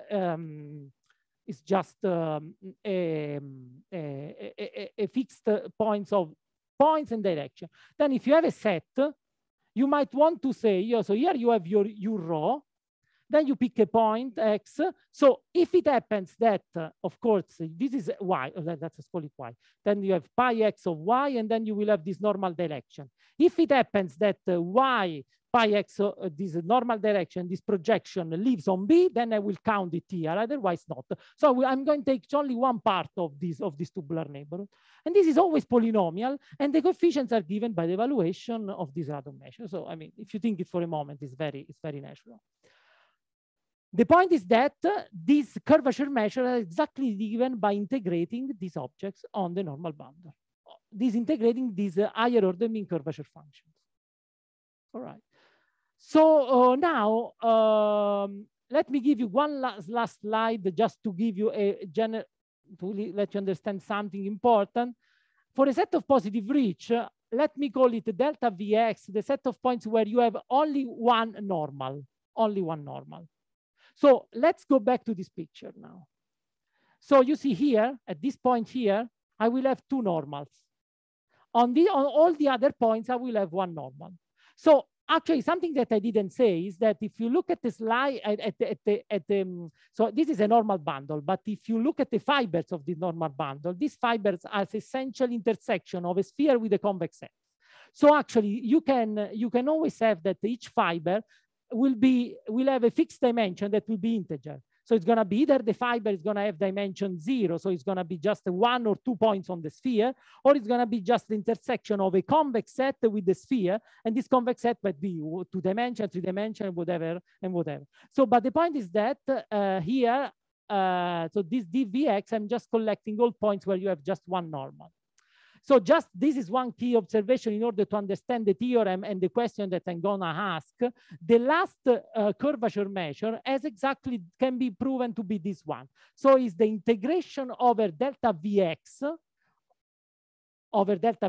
plus 2 times the integration on the other part. Very natural thing, because in other words, that's the perimeter plus this additional term. Where here I'm just looking at the 2 times the area of dx minus dvx, so the set of points where I don't have only one normal. If you look back at this picture, I mean, that's the perimeter, but then there will be points where they are not going to be in the perimeter or in the reduced boundary. Of course, if this set has measured 0, we don't care. But if this is a Cantor set of a fat Cantor set, we care. And it counts twice. So that's just to give you the picture of the last one that has, of course, a meaning, if you wish, a meaning of being an area, a kind of area, surface area for the set of positive reach. Just a key observation is that you might wonder, but there might be points. Okay, we agree that at almost every point that there will be, let's say, there will be points on the set of non-zero area where I have one normal. There might be points of non-zero area with 2 normals, but how many points with the multiple normals? The set of multiple normals has always measured 0. Always measured 0. I mean, that's not difficult to prove. Actually, this holds for any closed set. Of course, if you have a closed convex set with non-empty interior, a convex set, so a convex body, convex set with non-empty interior, the last curvature measure is just the area measure. And now comes the question. The question is that what is the shape of a set of positive reach such that this condition holds? Okay, this is now we have constructed the natural class of object, the set of positive reach, with the natural class of curvature, and I'm asking a natural question, the most natural question that you can ask. The first and the simplest one. That's the simplest one. So if you want to do differential geometry with these objects, because if you invent curvature measures, for a class of objects, you want to do then differential geometry. That's exactly the first question that you have to ask. There is the most basic one. And of course, this is not, I'm not the first one to ask this question. This question has been asked since many years in the class of convex bodies. Actually, there is even an earlier paper I didn't mention here from 1968 from the Russia school. Actually, already Alexandrov itself was considering the Gaussian curvature measure. The Gaussian curvature measure is the one here where you consider k equal n. Was considered the Gaussian curvature measure on convex surfaces. So this question, I mean, was standing there since 68, and essentially for convex bodies was completely solved by Schneider in a paper on 1979. He was saying that if you take a convex body such that this condition holds, he can actually already only consider the push, let's say the projection of the measure onto the set. So you can even, you don't care about the normal part. So if you have this condition, then X is a ball. Okay, now this theorem has been extended in Riemannian manifold, in certain Riemannian manifold, where of course the Alexandrov theorem is also true, space forms, but essentially there was nothing about the non-convex situation. And this is actually pretty much strange, because for a long time in history, people have been trying to prove Alexandrov theorem, and they always needed to add some assumption. The Alexandrov theorem in the smooth case, even in the star-shaped case, assuming star-shapedness, was proven 100 years before Alexandrov. But the point what was disappointing about the mathematical community was always adding some hypotheses, some extra hypotheses. So here, of course, there is the hypothesis of being convex. A set of positive rich instead include all possible C2 submanifold. There is no restriction here, a priori restriction. It's the analogous, or really analogous of Alexandrov theorem. And actually, the answer is the following one. This is a joint work with Daniel Hug. And actually what we are doing is the following. We are saying that, okay, take a k, any k between 1 and then, lambda for the moment not 0, but actually we are going, at least for the case of mean curvature measures, we do not need this, but to lambda non-zero, and X is a set of positive rich with positive and finite volume. Of course, here we are talking about, recall that we are not looking at the boundary of the set, but always at the full set. The Alexandrov theorem is not a theorem about the boundary of a set. It's a theorem about the full set. We call the sub-bubbles, because the immersed surface is never it's not a sphere if you assume constant mean curvature. So a set of positive rich with positive and finite volume. Now, take this condition here. Suppose that for all I between 1 and k minus 1, I'm assuming a non-negativity of this curvature measure. I'm coming back to this hypothesis in a second. And then you assume this other condition, this is the natural one. Then X is a finite union of both. And if k is 1, this condition, this first condition here becomes empty. Of course, because if k is 1, of course, this condition is empty, and actually we recover the full Alexandrov theorem for each lambda equal r. What is the meaning of this condition? What I'm assuming is that if you take the E-mean curvature, the J-mean curvature function with J less than K, I'm assuming the non-negativity condition. This is not something so strange. It's true that in the case of smooth cases, we do not have this assumption. But if you think about the theory of fully nonlinear elliptic equation that involves this higher order mean curvature function, they always need some kind of ellipticity condition that always involves some non-negativity of this kind of functions. What is the difficulty for us? Why in the case of smooth sets, they can drop this condition and we need this condition? The point is that if you take a C2 submanifold, the curvature is going to be continuous. So if you have the continuity, you will have a very simple, if you wish, argument based on the fact that you might force the validity of this condition by continuity. Here we don't have any continuity of this kind of curvature, so we need to add this condition. We are not sure if we really need this condition or not. In fact, then at the end of the talk, I'd like to propose an open question about this. But in any case, that's essentially the theorem. Yeah. Yeah, I mean, but then you have to always close it. Then at some point, yeah, and then okay, yeah, sure. Then, but I mean, the point is that of course, but then you have to also enforce these other conditions. So as soon as you enforce this other condition, But for example, the problem is that think about, for example, this is something that I'm not sure if I'm not able to prove it for the moment. Think about a C1 hypersurfaces, C11 hypersurfaces with constant Gaussian curvature in R3. So you have mean curvature and Gaussian curvature. C11 hypersurface with constant Gaussian curvature almost everywhere, because it's found almost everywhere. Is this a sphere? Of course, if I assume, if I take C11 hypersurface with constant mean curvature, well, you have a regularization of the mean curvature, regularize the surface, and then it's a sphere. But if you take a constant Gaussian curvature at almost every point, and you do not assume a priori it's convex, otherwise there is the Schneider theorem that says that this needs to be a ball. There exists, I mean, the point is that there exists a C11 non-convex hypersurface, closed and compact, such that the Gaussian curvature is constant at almost every point, but is not a sphere. So it's just C11, you don't get any regularization. That's, I don't know. I mean, that if you find this example, that means that this condition is really sharp. I'm not sure. I mean, that's just, I'm not sure. And okay, now I would like to, how much time? Okay, I have just, 10 minutes. I can just give you a couple of very quick details. And okay, let me say, okay, now you remember we have defined the curvature, and now the curvature can be either plus infinity or they can be less than infinity. I can always stratify the normal bundle, assuming that n tilde d is the set of points where the d curvature is less than infinity and d plus 1 is plus infinity. Recall that these curvatures are ordered. So if the kx1 is less or equal than the kx2 and so on. So of course, here I'm considering this kind of stratification of the sets. I mean, there is just, this is just a technical lemma. We can maybe, yeah, I don't have so much time to discuss this, but, oh, okay, how much do I have? Maybe I have more than 10 minutes, right? I have another. Then I have all the time, because I was thinking 10 minutes otherwise. Okay, no, okay. So I mean, now first thing that we would like to understand is that, that's, if you think about the, n tilde is the set of points where the principal curvature exists. This is almost everywhere, because the curvature is defined at almost every point of the normal bundle. Then we stratify this n tilde x. Everything that is outside the n tilde x, we don't care. I mean, the set of zero measure and the principal curvature are not even defined there, but we don't care because it doesn't matter, because we are always integrating stuff, and this what is outside doesn't matter.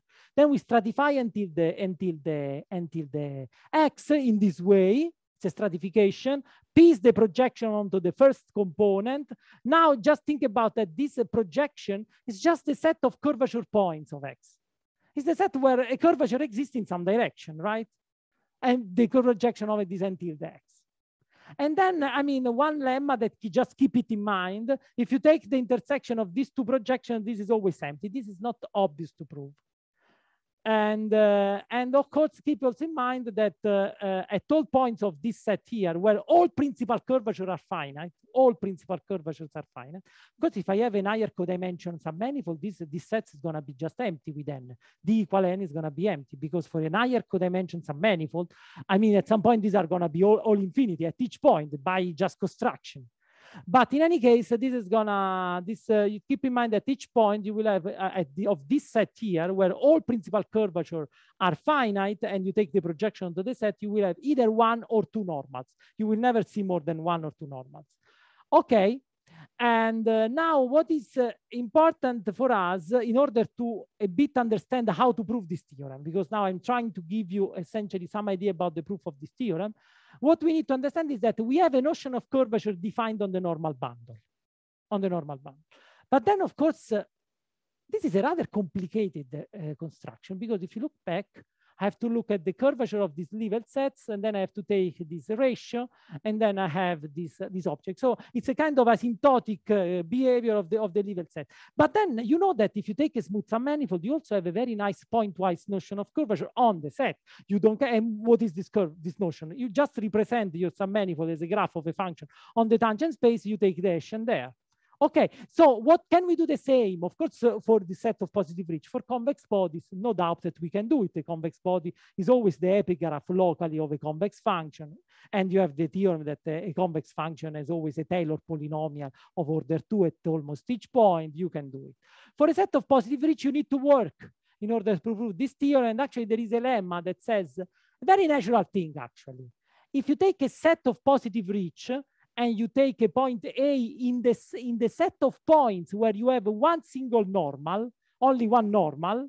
So you know, so that's the fiber is gonna be just NXA given by this U. Then there exists a unique semi-convex Lipschitz function, F, defined on here U perp is nothing else than the hyperplane perpendicular to U. There exists a semi-convex function that is differentiable on A with the gradient 0 on the base point, such that the boundary of X is locally the graph of X, and X itself is locally the epigraph of F.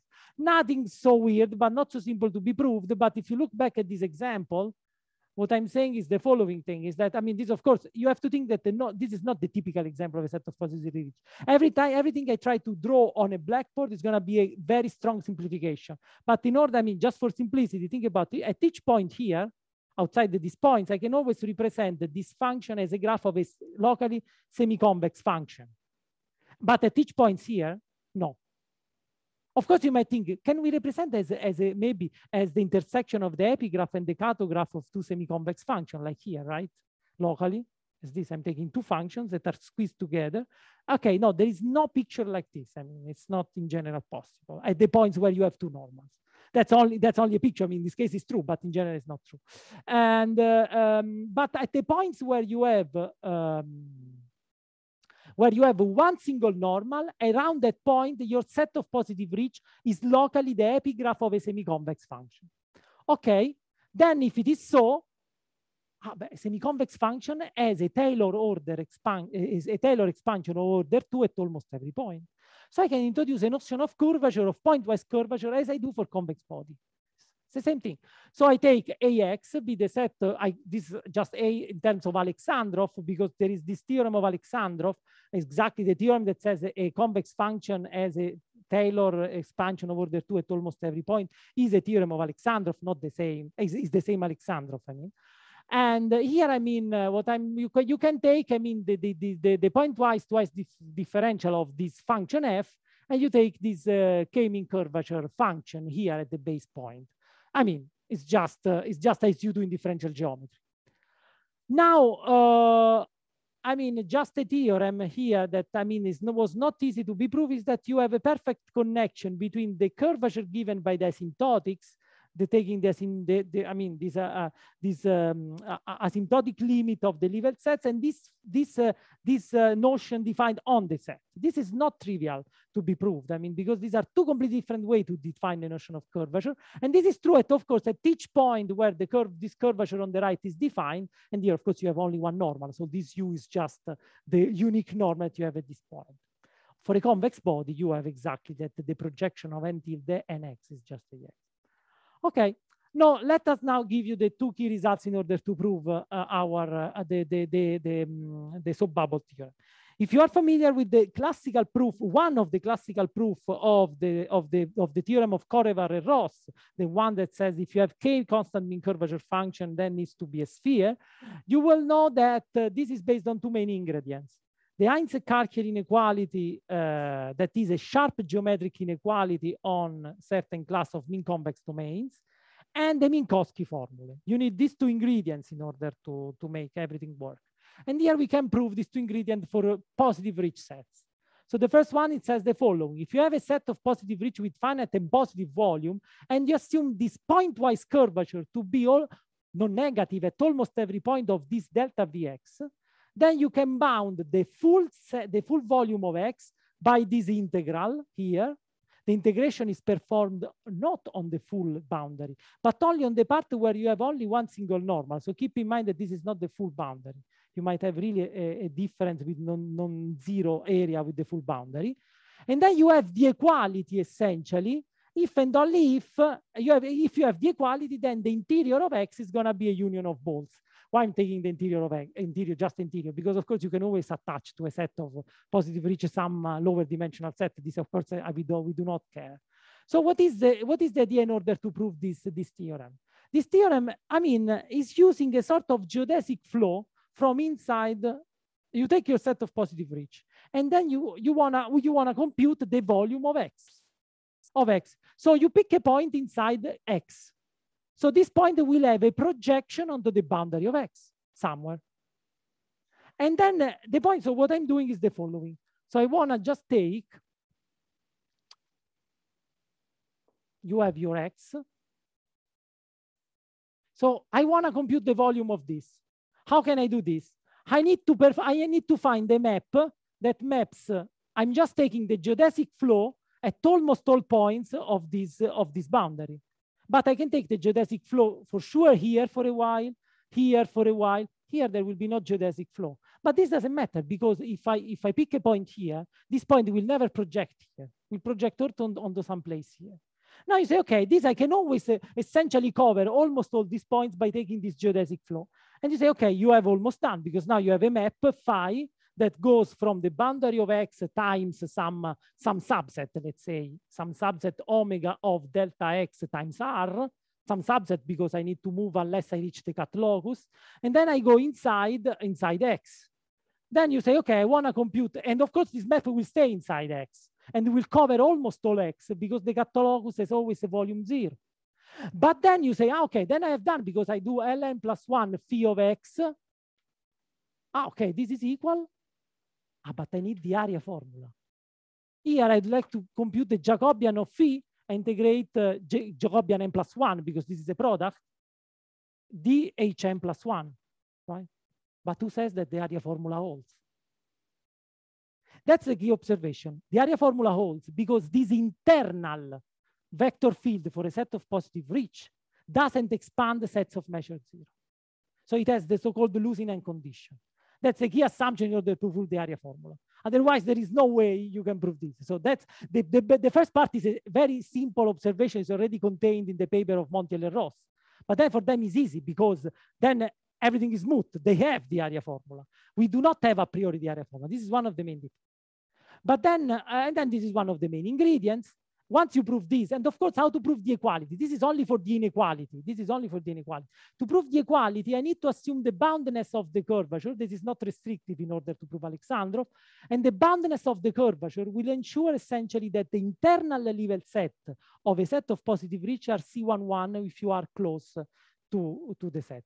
Now, what I said at the beginning, if you take a set of positive reach, like this one, it's obvious that the exterior level set are C11, but no one said that the internal level set are C11. There will be not in general C11. That's another point. Once you can reach that this guy are C11 from inside for a little while, then you can transfer somehow the curvature condition on this C11 level set, that C11 means rigid, and then you transfer back to the set.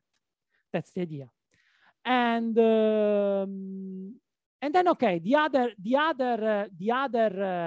thing is the Minkowski formula. These are very well known in the setting of hypersurfaces. This is just, you know, maybe you recognize immediately the Minkowski formula. If you integrate the R-1 mean curvature, this is given by A times U. U plays the role of the normal vector field multiplied by the R mean curvature. That's and this Minkowski formula, I'm not entering in the details, can be proved essentially using the fact that the tube around a set of positive reach is a polynomial, as a polynomial expansion. So this plays some sort of role in proving this. Let me conclude by pointing out a theorem that is a consequence of the subbubble theorem. So I mean, I'm not proving really the subbubble theorem. I'm just giving you the two main ingredients. Once you have the Einstein-Karki and Minkowski formula, then I mean, with some work, you can conclude. There is still some work, but essentially these are the key two ideas. One thing that maybe you want to ask is that, but let's go back to this theorem now and have a look to this theorem. Okay, this theorem involves mean curvature measures. So for someone works, for example, in integral geometry, so people that, I mean, they are used to work with curvature measures, it's a pretty much satisfactory theorem, this one. But if you work, for example, differential geometry and you like to think about curvature as a pointwise function defined on the set, maybe this theorem might be difficult to understand or decipher. So what I want to do is to give you some corollary, or more or less corollary, of this result in terms of pointwise curvature. That was the one defined at the set of points where I have one single normal. Okay, so what we do is the following. Take same kind of assumption, k between 1 and n, lambda for the moment non-zero, but you can remove this assumption if k is 1. Now take a set of positive reach with positive and finite volume, and I assume this condition here. So I'm excluding the situation where you might have a fat Cantor set where you have this double normal. Still, you can have a Cantor set, but this Cantor set needs to have zero measure. You might think, but this is really a restrictive condition. Wait, if you think about the meaning of the subbubble theorem at the beginning, my daughter was blowing a subbubble, right? So what was she doing? She was producing a set of finite perimeter whose boundary was coinciding exactly with the perimeter. So what you do, you divide the space into two parts by the boundary of the set. This condition here exactly corresponds to ask that the boundary of X is the perimeter of X. It's a pretty much natural condition. You don't want to drop it in a certain sense. But you say, why is not this condition in the other theorem? It was somehow encoded in the condition of the curvature measures. It was hidden there in a certain sense. But you always need this, but for a very basic physical reason. Otherwise, the boundary is not dividing the set into two parts. Okay, so now you take always the same kind of ellipticity conditions where k is less from 1 to k minus 1, and then you assume that the k-mean curvature is constant almost everywhere where it is defined. Then X is a finite union of balls, provided that this set has measured 0. Okay, now wait a moment, what is this? Now, without thinking so much about this, just let me just recall you something at some point I mentioned. This one is the set of points where you have all principal curvatures, or all finite. This one is exactly the set that I'm showing you in the other theorem, and these two things are disjoint. So I'm just partitioning the set into a sort of singular set where some of the curvatures are infinite, and the one where all them are finite. And you see this condition here that I'm posing is exactly a condition on this set. You say, and if you have that this is small in this way, then you have to be able. Is this condition sharp? Think about this set here now. This is the union of two spherical caps. Look at the equator. The equator is exactly this set. The equator has one-dimensional positive measure. If k is equal 1, here I need one-dimensional measure 0. If you have an equator, of course, it's not a bubble. So if you assume constant mean curvature on the regular part, but this thing is too large, it's not a bubble. But if this, as soon as this one, if this one was just smaller, to have just one-dimensional measure 0, you would have seen a bubble. Here you do not see it. Now think about k equal n. K equal n, this is saying that this has to disappear completely because this is just the H0 measure. Okay, there is the example, the rotational peak sphere with Gaussian curvature 1. So this one has two singular points. Exactly, this has Gaussian curvature 1. This is sharp. You cannot have not even 1 point. That's a picture. And that's what it means, the theorem. And now just, I mean, a couple of questions. I mean, Schneider proved the Alexandrov theorem for curvature measure for convex bodies. We proved this theorem under certain assumption for sets of positive reach. The assumption is about the ellipticity. So I'm assuming a sort of ellipticity condition that most probably might even be, we are not sure, but might be also necessary for some reason. But there is many other classes of sets for which there is an established theory of curvature measures. In my opinion, the most interesting one are the subanalytic sets, for which Joseph Fu wrote a very nice paper in 1994, where he's actually really considering all the theory of curvature measures on these subanalytic sets. Or Martin Brocker and Coupe, they are considering the width stratified tame sets. Tame is a kind of technical condition. But these objects here include a lot of examples, but not sets of positive reach, because when you stratify all these examples assume some sort of stratification that is made by closed sets. For a set of positive reach, the stratification is always given by possible dense sets. So it's a complicated situation. These situations are simpler from the point of view of stratification, but they are more complicated in the sense that I don't have anymore a unique nearest point projection defined on a positive tubular neighborhood. Still, it'd be, in my opinion, a very nice question to be understood if someone can prove the analogous theorem, the subbubble theorem, in one of these classes.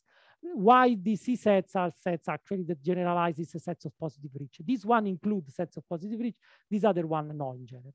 And then there was the question that I asked during my talk, you can construct a non-spherical, non-convex here. I mean non-convex body with C11 boundary with constant Gaussian curvature. This is also something that I don't know if it can be proved or not. Okay, I think I will stop it here. Thank you.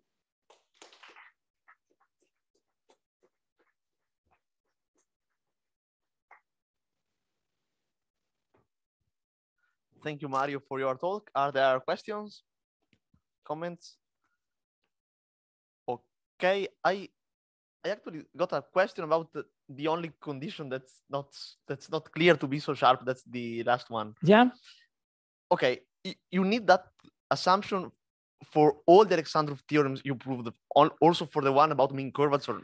Yeah, some sort of ellipticity. So if you assume a k-mean curvature to be constant almost everywhere, all the lower mean curvature, so from 1 to k minus 1, of course, needs to be non-negative. Of course, this theorem becomes less and less strong when k grows. When k is equal to n, I'm assuming essentially convexity.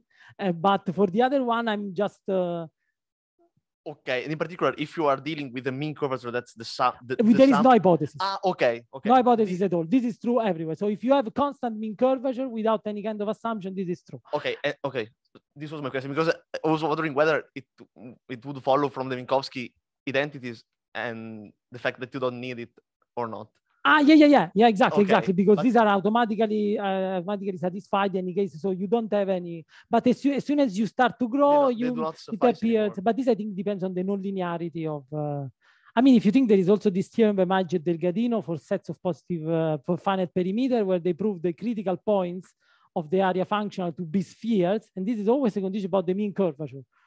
If there is some way to define a higher order variational mean curvature, you might ask the same kind of question. Most probably, I don't know if you find the same kind of non-positivity then condition to be imposed. But Delgadino Maggi deals only with the mean curvature. Mean curvature, absolutely, right. yes. So in particular, your result fully implies that result. No, they are completely independent. So because sets of positive reach are not the critical points of the area function and vice versa. So they have a common intersection, but there is also examples in the two parts where in principle, okay, a posteriori they agree. But if you think about a set of positive a set of finite perimeter, which is a critical point of the area function, needs to be a varifold with constant mean curvature. But now one says a priori there needs to be a set of positive. Okay, so it's not easy to prove that in that assumption, the set you find is of positive reach. At least it's not, no, it's not clear.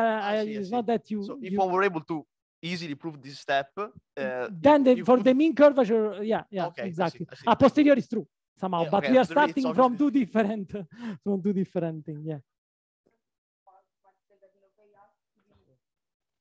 They ask to be critical point or stable critical point? No, critical. Only critical. Actually, no. I mean, a priori, no. I said something not true because Maggi and Delgadino, for example, they include sets that are not of positive reach because two balls that they touch, they don't have positive reach. They have to be at some distance in order to have positive reach. If they touch together, they are not of positive reach. That's why I was asking stable or not stable. Yeah, they are not. So actually, Maggi and Delgadino with the AH constant, they recover this case. Also, this case for us cannot exist because we're assuming positive reach. So you need a certain distance between points. So only Alexander, starting from a variational approach. This is somehow the non-variational approach to the problem. We are not using any kind of variational argument. Exactly. Okay, if there are no other questions, we can thank again Mario for this beautiful talk. Okay, so we go on and conclude the afternoon session with the last speaker of today, who is Anna Kubin, who's talking about direct minimization of the Canham-Alfric energy on generalized Gauss graphs. So thank you.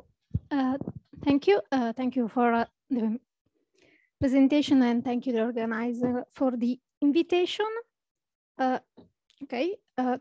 Today, I'm going to talk about a paper in collaboration with Marco Morandotti and Luca Lossardi from the Polytechnic of Torino regarding the minimization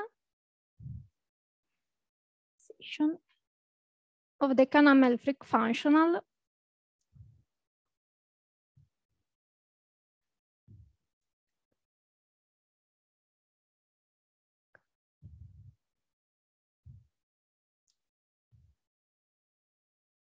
in a suitable class of currents called generalized Gauss graphs. On generalized Gauss graphs. So to start, I'm going to fix some notation and define the Kahn-Melfreck functional. And then since I think the class of generalized Gauss graph is not well known, I'm going to define it. And then finally, I'm going to show you the steps of the proof of the minimization of the Kahn-Melfreck functional in this class. So we consider M a smooth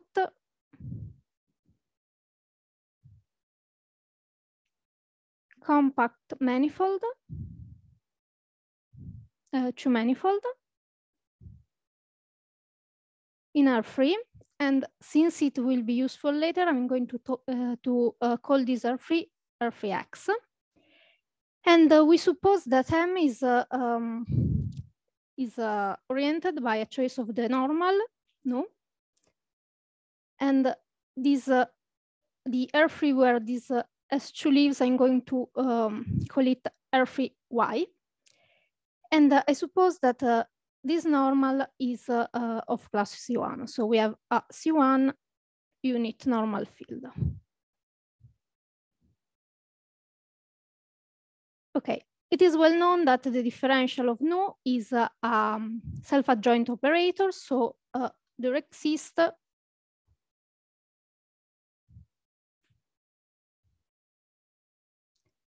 an orthonormal basis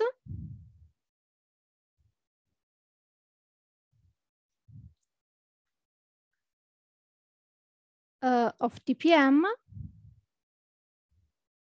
where P is a point of M, and we call it tau1 P, tau2 P. That makes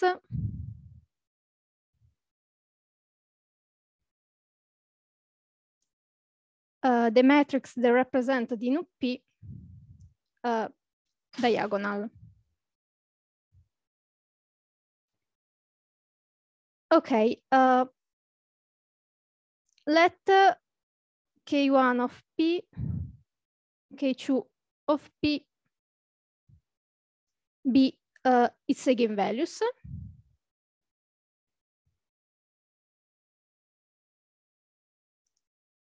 Which are the principal curvatures. Then we can define the mean curvature as the sum of the principal curvatures, and the Gaussian curvature as the product. Okay, now the Kahn-Melfreck functional is defined in the following way. So we consider three constant, alpha h, alpha k, that we suppose are non-zero, and h0, another constant. The constant alpha k and alpha h are called bending constants, and h0 is called the spontaneous curvature. And we define the Kahn-Melfreck energy on the manifold M as the integral over M of alpha h, h minus h0 squared minus alpha k, k. Okay, so this is the Kahn-Melfreck functional. And this functional was introduced by Kahneman in 1970 and independently by Alfrick in 1973 to modelize the equilibrium configurations of biological membranes, in particular of lipid bilayers, since some of the lipid molecules are made of two parts, a hydrophilic head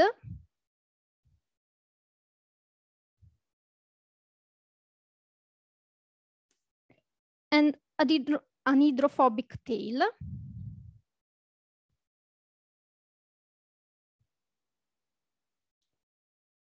And due to this property, when the lipid molecules are placed in a liquid environment, they arrange in a way so that the head is in contact with the liquid and the tail is isolated from the liquid. And some configuration that can be observed are, for example, two leaflets of molecules where the molecules arrange head, tail, tail, head. Another example are micelle, where the molecules arrange in spherical way, or also vesicles, where they form two concentrical sphere. So, like this.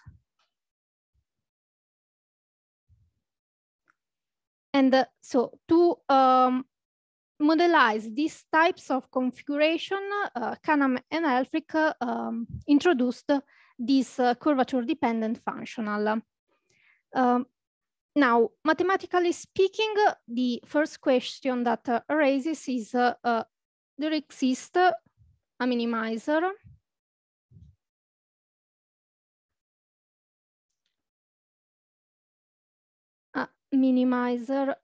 of the Kahn-Helfrich functional in a suitable class, and the most natural constraints are the with fixed area and volume.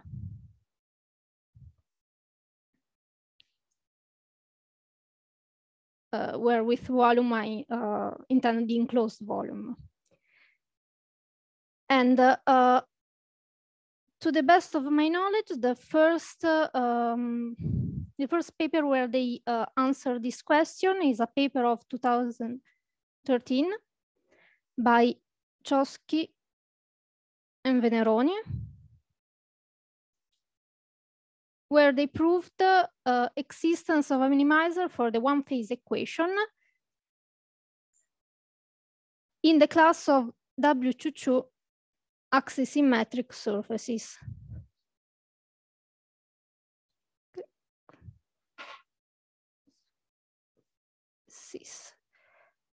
Then in the same year, the same authors and Morandotti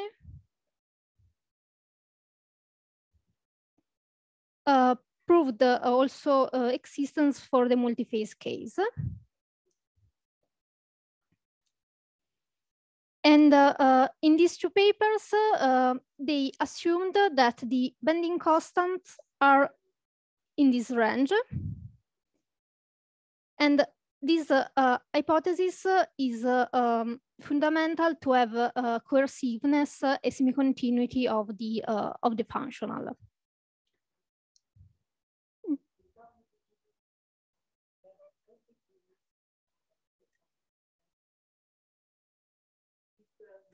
Yes.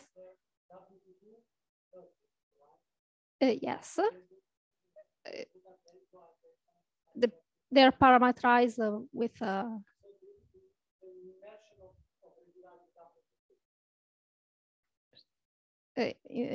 yes, their surfaces that are parameterized by W22 functions. Oh. Yes. Okay. Then in 2018, Dolphin proved existence for surfaces that satisfy a uniform inner and outer ball conditions.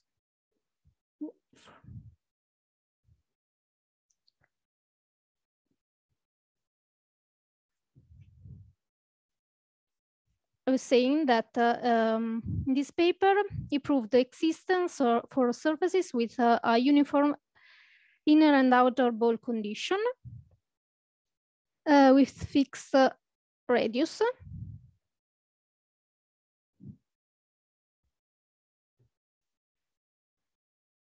And since they fixed, they supposed that the radius is fixed, they also had a bound, an upper and lower bound on the curvatures. And so in this paper, this condition wasn't needed. Then in 2020, Brasda,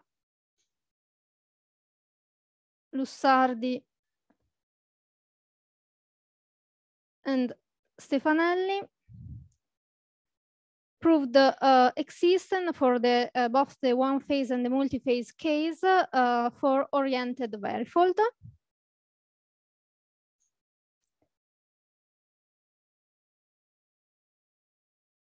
However, they were only able to prove it when the depending constants are in this range.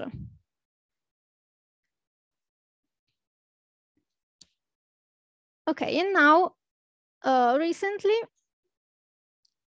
in a preprint of this year, myself with Lussardi and Morandotti, we proved the existence for the one-phase equation in the class of generalized Gauss graph. And we were able to prove it when the constant, the bending constant, are in the same range as the axisymmetric case. Okay, so what are generalized Gauss graphs? The notion of generalized Gauss graphs was introduced by Ancellotti, Serapioni, and Tamanini in 1990. And their idea was the Gauss graph of a manifold M, which is the graph of the Gauss map GNU. So in the Gauss graph of a manifold are encoded all the information regarding the curvatures. And so that was their idea to generalize this notion to have still a notion of curvature. So this is the Gauss graph of M.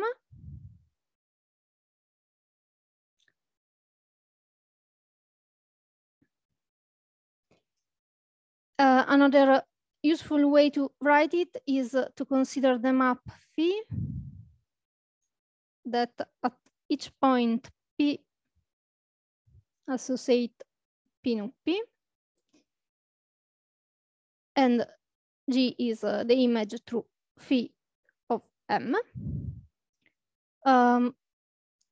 Now the manifold M is the same as before, and we know that the choice of the normal nu induces an orientation on M given by the Hodge star of nu, which is a simple two vector with unit norm that span the tangent space of M.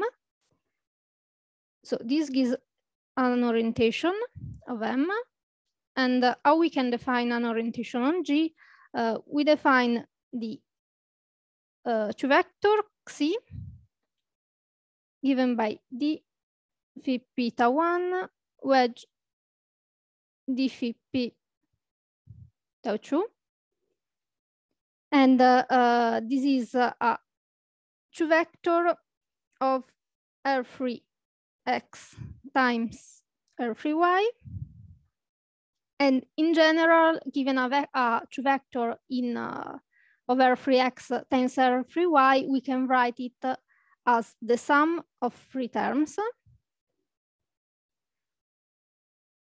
where C0 is the part only on R3x, C1 is the mixed part, so lambda 1 R3x wedge lambda 1 of R3y, and C2 is the part of R free y. And in this particular case, Xi0, since the differential of phi is the identity differential of nu, in this case, C0 is tau1 wedge tau2. And so C0 as unit norm, which implies that C has norm greater than or equal to 1. And so we can normalize C and define eta of P, not P, as C over its norm.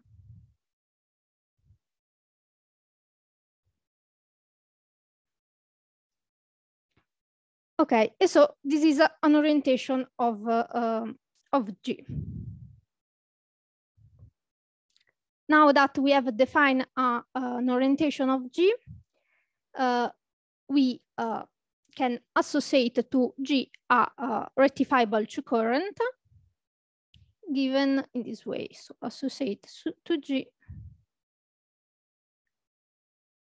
the Q current sigma G given by G eta 1, where the multiplicity is 1. And now the idea of Ancelotti, Serapini, and Tamanini was to find some fundamental properties that this current satisfies, and then extend the notion of Gauss graph by defining the class, it has the class of currents that satisfy these properties. And in the end, this was the definition they gave. So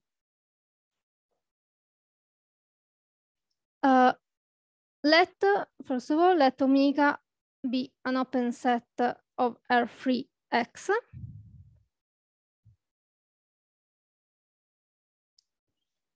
And we say that sigma equal to G eta beta, a rectifiable Q current, Q current, first of all, is a generalized Gauss graph.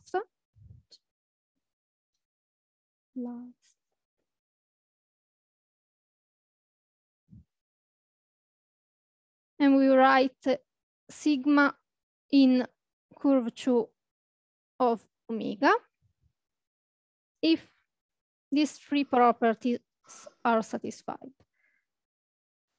So first of all, we want sigma and the bundle of sigma to be rectifiable.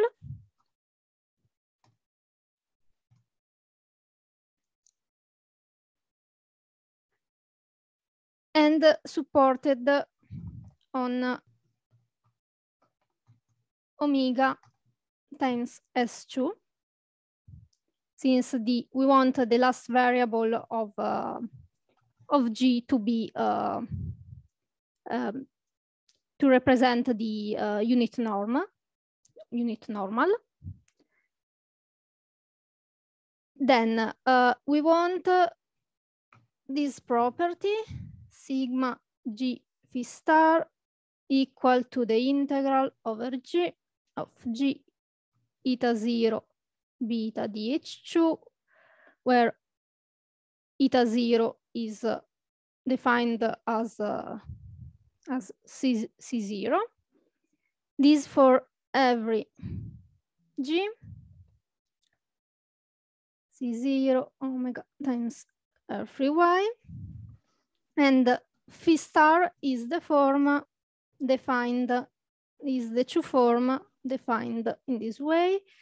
Sum j from 1 to 3 minus 1 j plus 1 yj dxj at, where with dxj at I intend dxj minus 1, wedge dxj plus 1, and j minus 1 and j plus 1 are modulus free.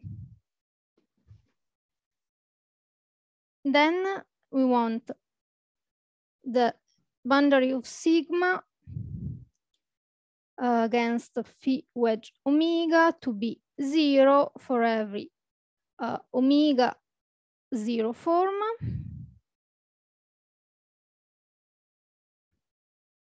And phi, the one form defined as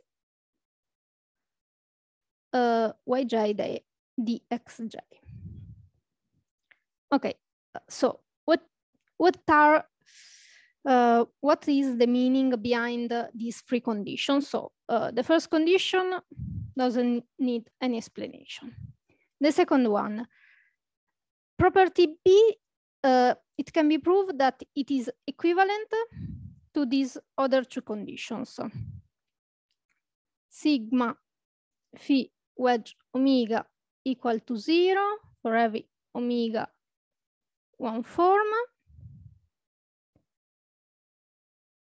And sigma g phi star greater than or equal to 0 for every g in C0 omega R3y g greater than or equal to 0. Okay, and also this property 1 is equivalent to this orthogonality condition. So V scalar product with y0 equal to 0 for every V in dxy of G for H almost every point on G.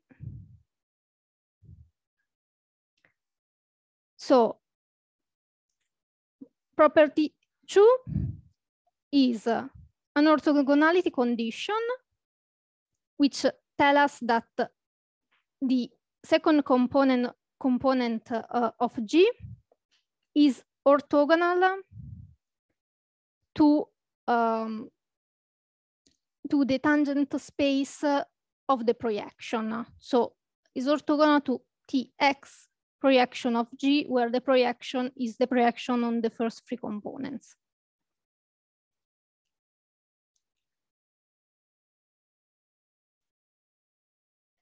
And this condition here, that is a way to fix the orientation in some sense.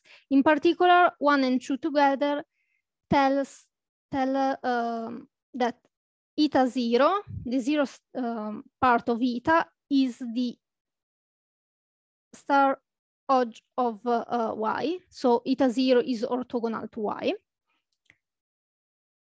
And property C is the equivalent of 1, but on the boundary. So property C is an orthogonality condition on the boundary. Okay, another remark I want to do about this definition is that it can be proved that regular Gauss graphs are generalized Gauss graphs. And also property B and C are closed under weak convergence of currents. And this will be useful later. Okay, now that we have defined the class where we want to minimize, so what we need to do? First of all, we need to have a functional to minimize, since this functional is defined only on regular manifolds. So we want to first reformulate the Kahn-Amelfreik functional on generalized Gauss graphs.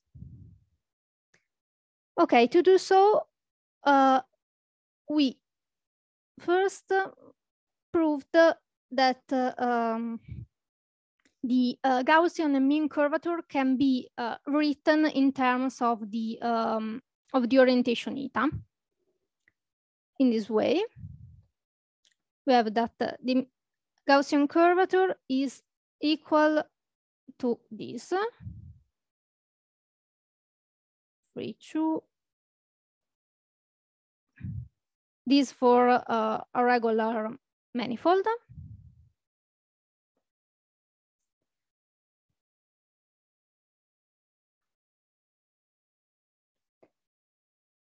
Okay. And this can be written in a more compact way as the form psi nu against C1, where psi nu, where in general psi of zeta is the form defined as sum I j k from 1 to 3, epsilon I j k zk d xi wedge dyj, where epsilon ijk is the generalized delta symbol. So it is 1 if the permutation is even, is -1 if the permutation is odd, and 0 otherwise. And for the Gaussian curvature, we proved that it is equal to this nu cofactor matrix of C1 nu. Okay, so another lemma we need before rewrite the Kahn-Melfring functional in terms of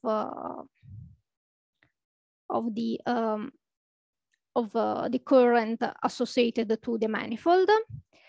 We need to prove that the orientation eta has good orthogonality properties.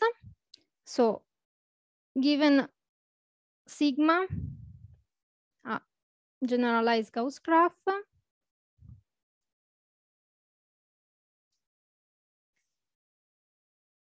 we have that for almost every point in the set G star, which is the set, the subset of G of point where eta 0 is non-null.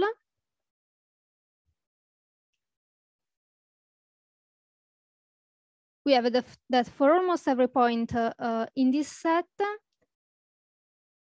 eta 1 ik yk is equal to eta 1 ki yk, which is equal to eta 1 kk, which all are equal to 0. Where with eta 1 ik, I intend the ik component of eta 1, which is the xi wedge dyk against eta, since eta 1 is the mixed component. And then using these two lemmas, we are able to prove this proposition. So first of all, given y in S2, we define Qy as the two form in lambda 1 R3 X wedge lambda 1 R3 Y, such that the sum of zeta ik yk is equal to the sum of zeta ki yk, which is equal to the sum of zeta kk, which are equal to 0. And so in particular, from lemma 2, eta 1 belongs to the class, to the set Qy. Then let fy from Qy to 0 plus infinity be defined by fy zeta is alpha h psi y zeta square minus alpha k y cos zeta y plus, no, minus 2 alpha h h0 psi y zeta plus alpha h h0 squared. And since I will need it later. I'm going to call these two terms gy of zeta and this term hy of zeta. Okay, and we have that the Kahn-Amelfrik functional on a manifold M is also equal to the integral over G star, where G is the Gauss graph of M, of the function f y calculated in eta 1 over the norm of eta 0 times the norm of eta 0 in dH2. Okay, and okay, for regular Gauss graphs, the set G star, which is this set, coincide with G. However, since we are going to extend the definition of Kahn-Amelfrik functional using this, I've written here G star instead of G. So this will be useful later. Okay, how to prove this lemma, this proposition? Thanks to the previous lemma, it's easy to prove this. So the Kahn-Amelfrik functional of M is the integral over M of alpha h minus h0 square minus alpha k. Okay. Now, the mean curvature H, thanks to this lemma, can be written in this way.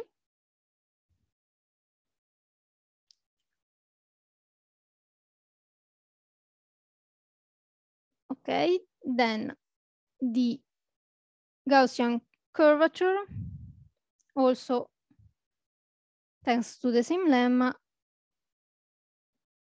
can be written like this. Okay. And now we do a change of variable. Given a point P on M, we can write it as the inverse of the map phi on XY, where the map phi was this map. So if P belongs to M, phi of P is, if XY is phi of P, phi of P, then here we are integrating over M, and so with the change of variable, we are integrating over G. And now the normal nu becomes Y. Instead of Xi1, we write eta 1 over the norm of eta 0, since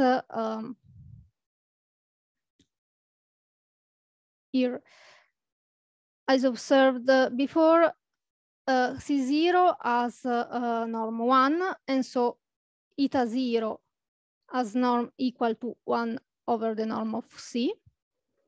And so Xi1 is equal to eta 1 times the norm of C, which is 1 over the norm of eta 0. And so we have this. And then here becomes Y, cofactor matrix of eta 1 over norm of eta 0, Y. And then we have the Jacobian of the change of variables, which is the 1 over the Jacobian of phi. And by definition of phi, the Jacobian of phi, by Binet formula, the Jacobian of phi is equal to the norm of Xi. And so the Jacobian of the inverse is 1 over Xi, which is the norm of eta 0. And so here we have the norm of eta 0. And now by expanding this square, we obtain this expression of the integrand. Okay, and so this concludes the proof, this easy proof. Okay, and then we can finally define the Kahn-Melfrich functional on generalized Gauss graph. So given a generalized Gauss graph, sigma, we define the Kahn-Melfrich functional on sigma as this.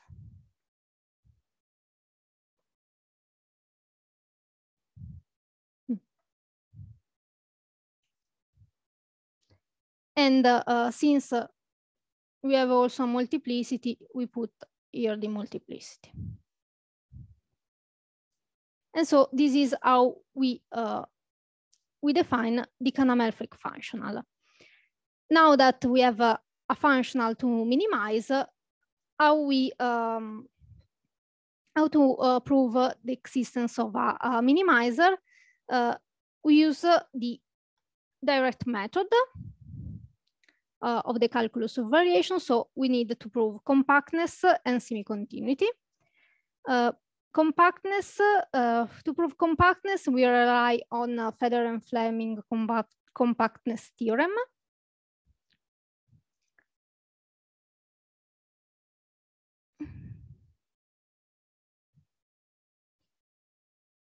And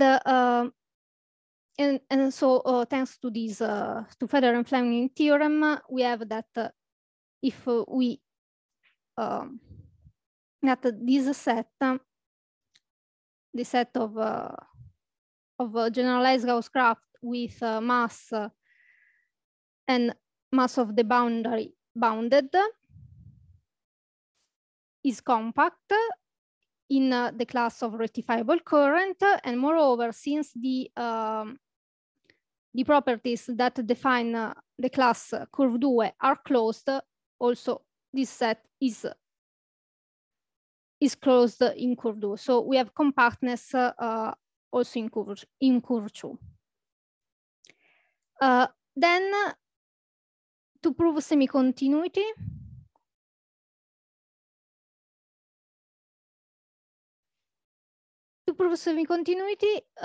we use a result of Dell'Adio.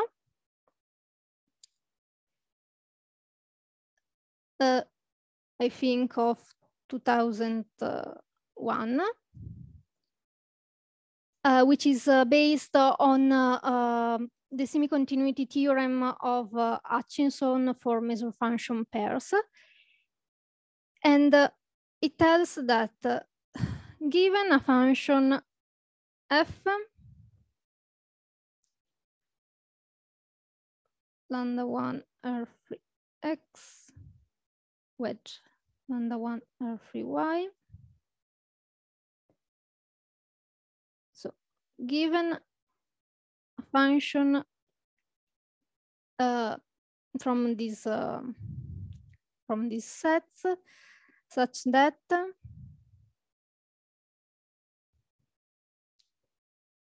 first of all, we want f continuous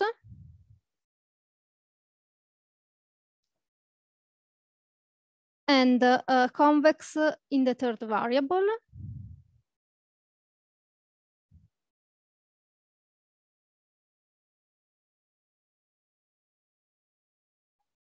And also we want f to have superlinear growth.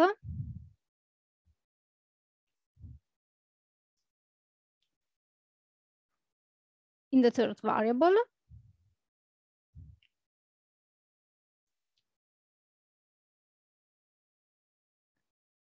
In this sense, we want that there exists a function phi from omega times R3y times 0 plus infinity in 0 plus infinity, continuous,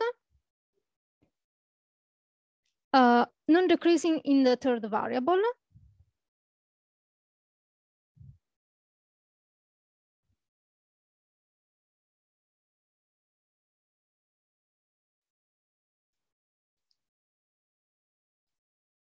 and we want that this function tends to plus infinity as t goes to plus infinity, locally uniformly in xy. And we want that phi xy norm of q is less than or equal to our function. So for every x, y, q in this space.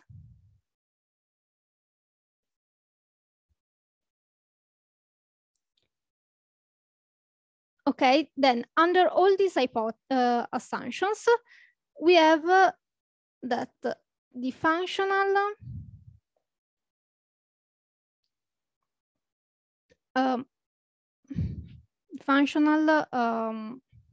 from Curvature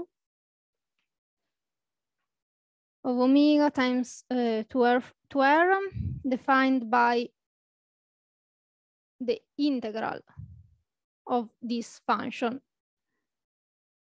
f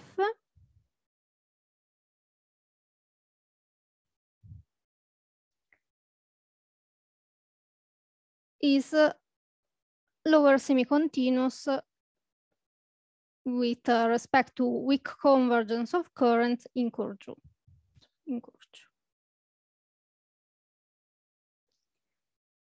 So if we can prove that our integrand fy satisfies the hypothesis of this theorem, then we can use this theorem to prove semi-continuity, and then we have the existence of a minimizer thanks to the direct method. So to prove that these hypotheses are satisfied, first of all, we have this lemma, and I recall that our function fy was the sum of gy, hy, and a constant. And the function gy of zeta, it can be proved that it is, oh, first of all, I need to fix this notation. Given zeta in this space with u, which is a u of zeta, I will denote the vector zeta 1, 1, zeta 1, 2, etc. in Rn. So the function gy is equal to u scalar product a u. So gu is a quadratic form where AUI is a symmetric matrix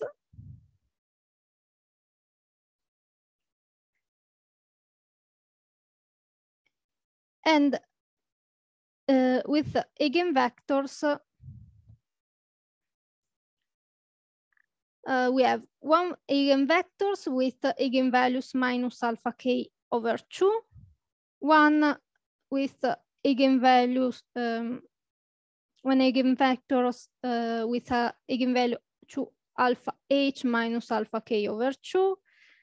Then we have 2 for the eigenvalues alpha k over 2, and 5 for the eigenvalue 0.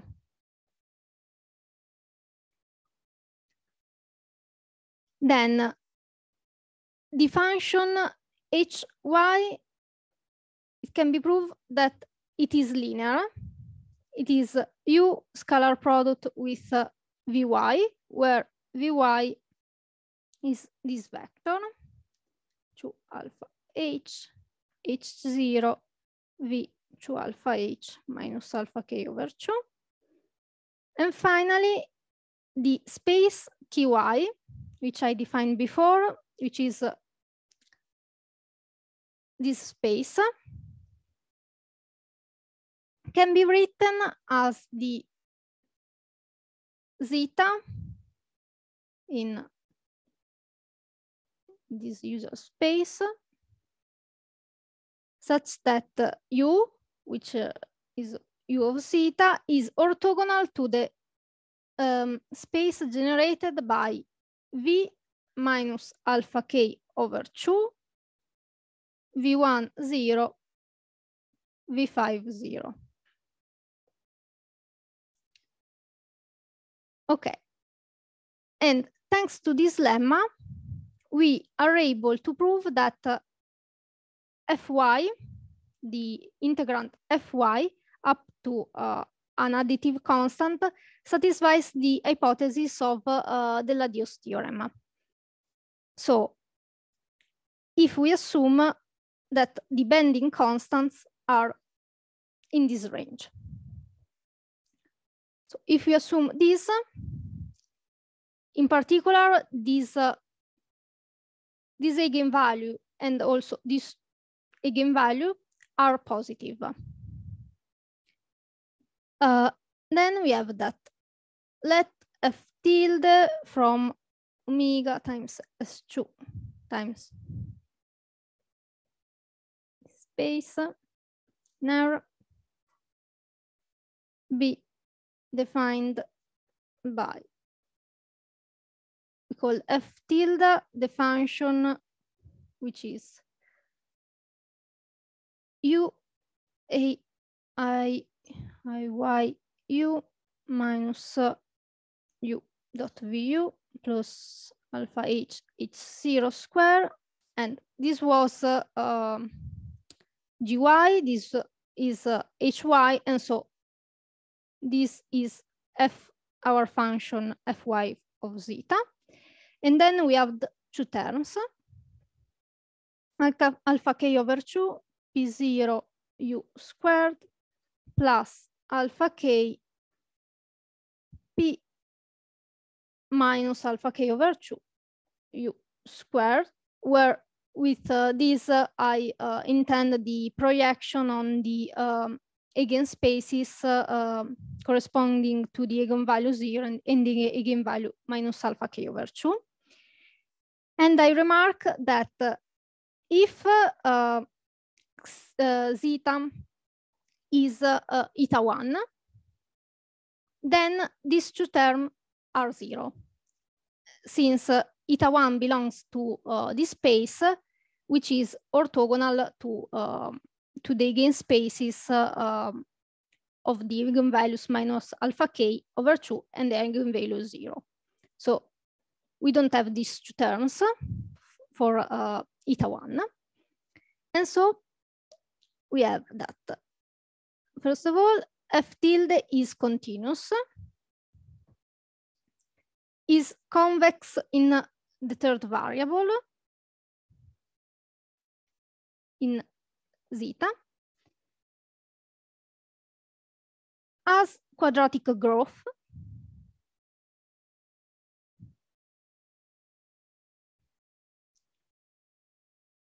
and our functional, our canonical functional is also equal to the integral of F tilde.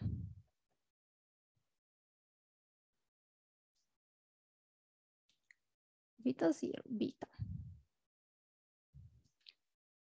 And so we can apply the previous theorem, the Ladios theorem, with F tilde plus C2. And we get semi-continuity for the functional with integral F tilde plus C2. And then, so we use the Ladios theorem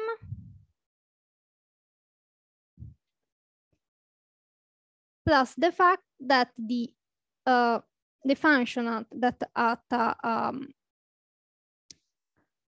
a current sigma, generalized Gauss graph sigma, associate the integral over G of eta 0 beta is continuous.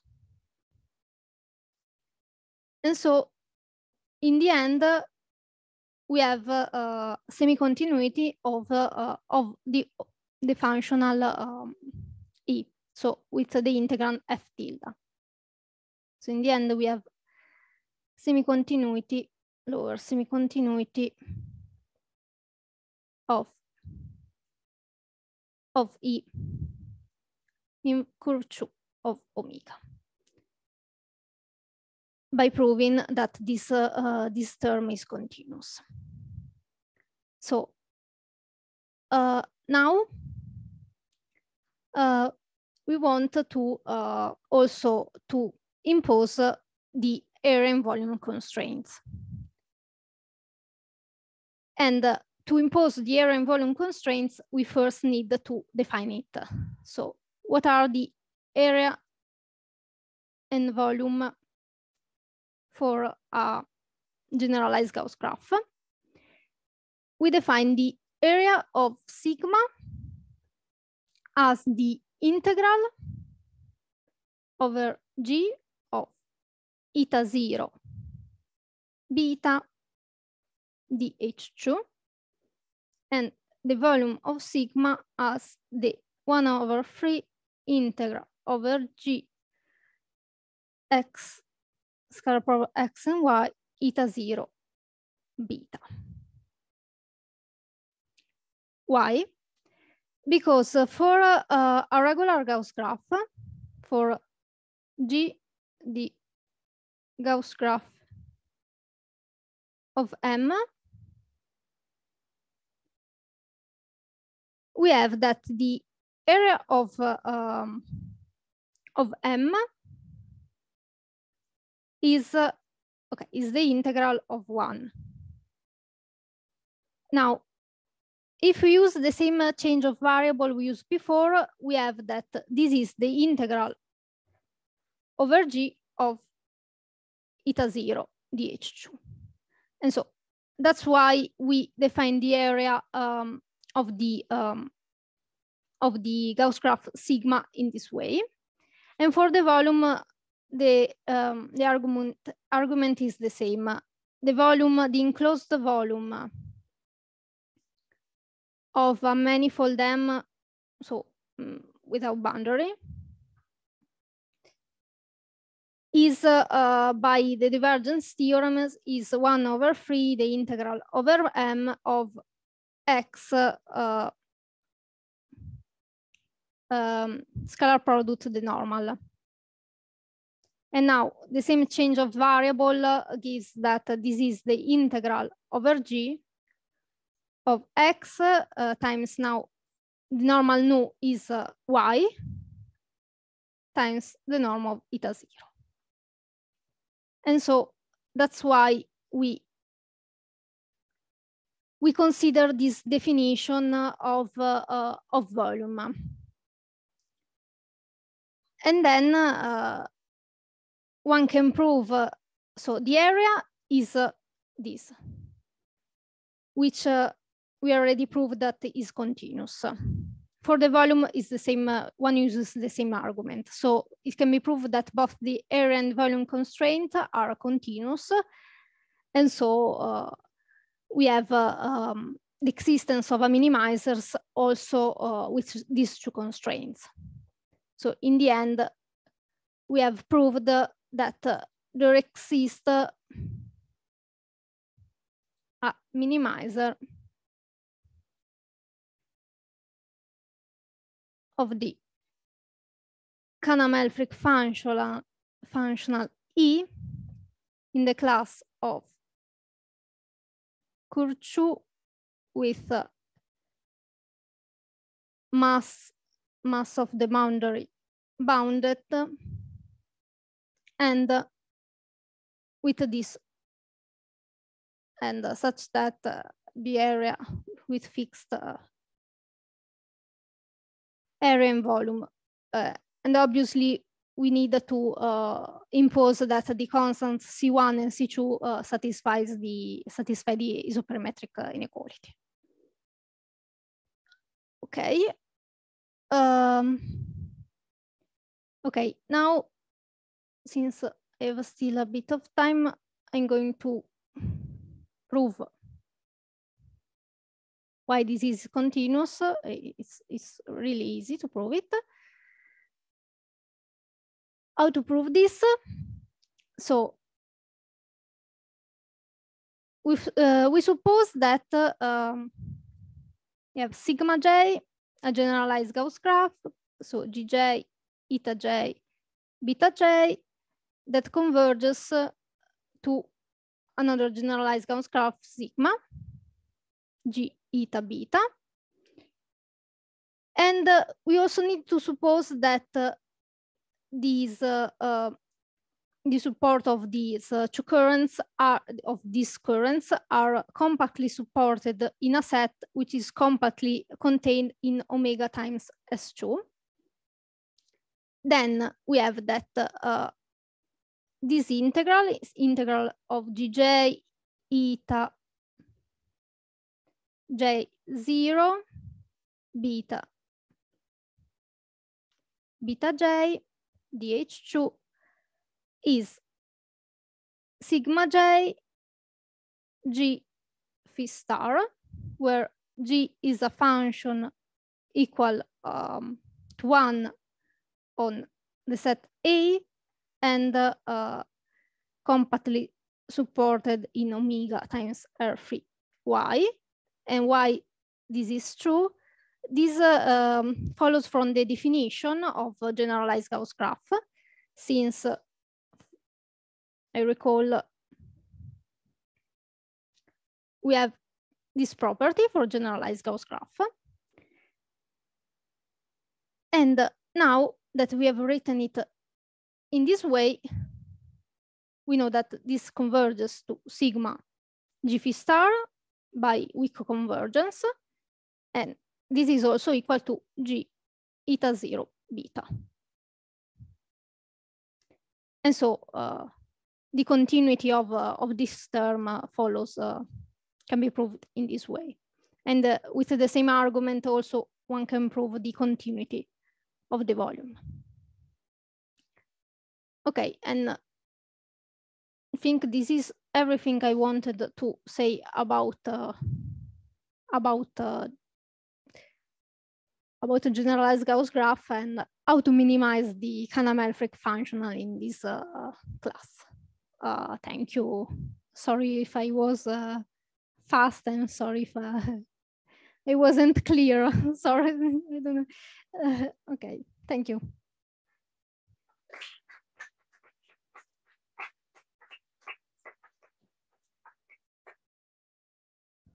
Thank you, Anna, for your nice talk. Are there questions, comments? Okay, there are 2 comments or questions. Let's start from Mario. Who's closer? Yeah, thank you, Anna, for this very detailed talk. I mean, you've shown the existence of a minimizer in a very general class and very general situation.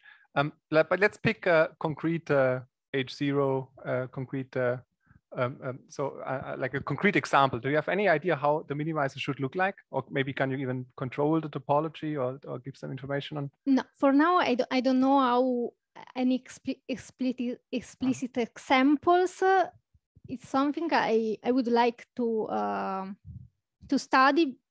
Also because in this other result of Brasa, Lusardi, and Stefanelli, they only proved existence in this range. So I would like also to see what are the minimizer, what look like, what.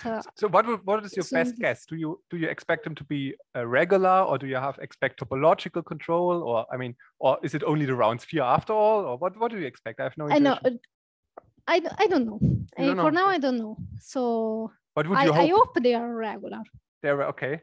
Do you hope for any other shapes than the sphere, or does it depend? Or? Yes, I also hope that this kind of configuration can be seen by imposing different constraints. Right. Okay, but you wouldn't expect more complex topology in the end. I don't know. You don't know. Okay, it's a very interesting question. So further research maybe.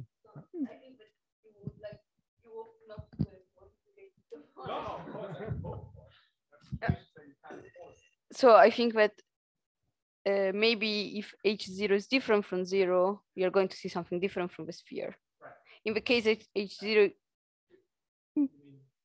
so when the spontaneous curvature is positive, so because if with all of this you are not gonna see blood cell and this kind of shape, all of this is kind of, but I think another thing that plays a strong role is how you fix volume and area. Because if you don't have a isoperimetric, so if you don't fix volume area such as that you have a isoperimetric ratio, then you cannot have a sphere. I mean, one could fix a negative.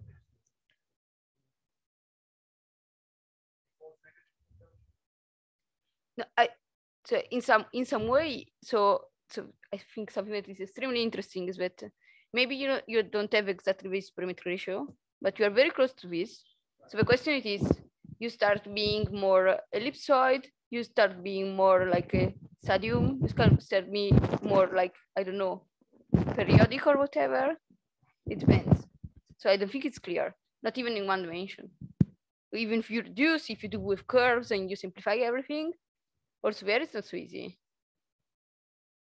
Maybe we can discuss about this. I have a different model for this problem. So sorry, I didn't want to answer instead of a speaker. No, thank you, Alessandra. There's a question here. Oh, no. Yes. Okay. So you deal with closed surfaces, yes? Closed orientable surfaces, it seems to me, so far, without boundary anyway. I think not really. To impose the volume constraint, yes, we need to not have a boundary, but we can. But so if we don't impose it. So okay, so K is in the integral. K is irrelevant, yes? No. No. Since we don't fix the topology, no. So, but you minimize over any. We don't any surfaces of any closed surfaces of any topology. Yes. Okay, I see. But so, but you don't control the genus. You don't know what. No. Okay, but so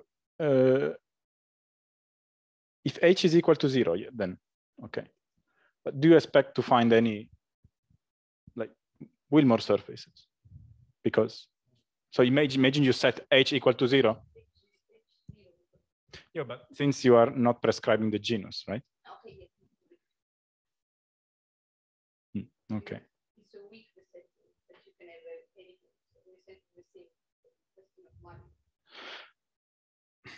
Okay, but and then so once you find the minimizer, you have no idea about the regularity. I mean, is this no? For now, no. Okay.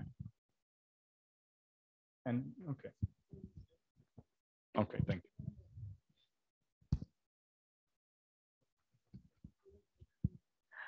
Yeah. So you found this Gauss graphs, right? That so my question would be, this notion of epsilon of this Canham-Helfrich is defined on compact and embedded hypersurfaces, right? So they bound the volume. So would it be natural to conjecture that this normal bundle of sigma is maybe related to some set of finite perimeter? So the project, I mean, you are computing a volume, right?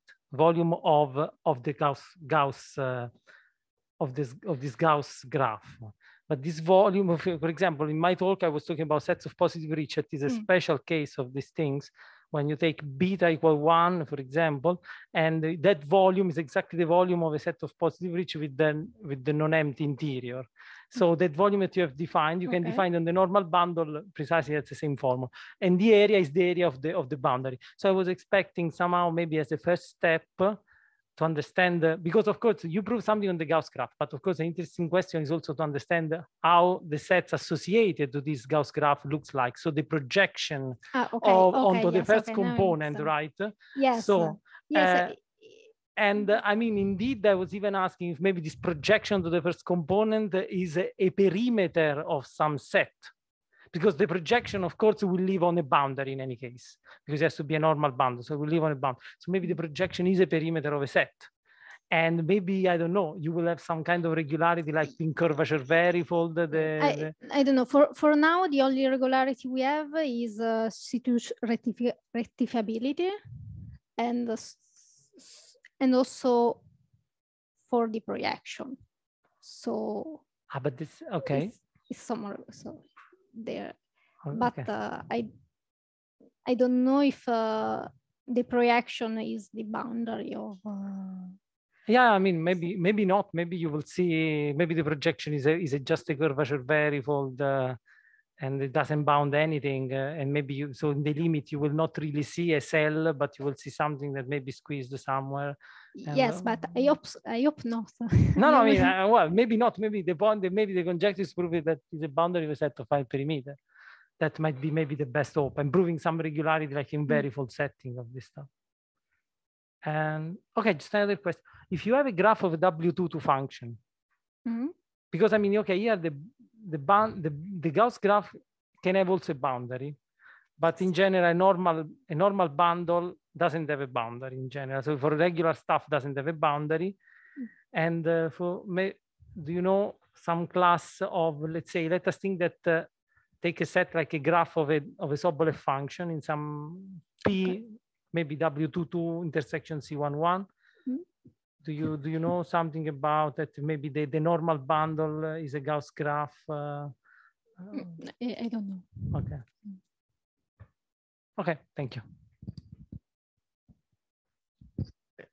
Are there any other comment? No. Okay. So if this is not the case, we thank again Anna.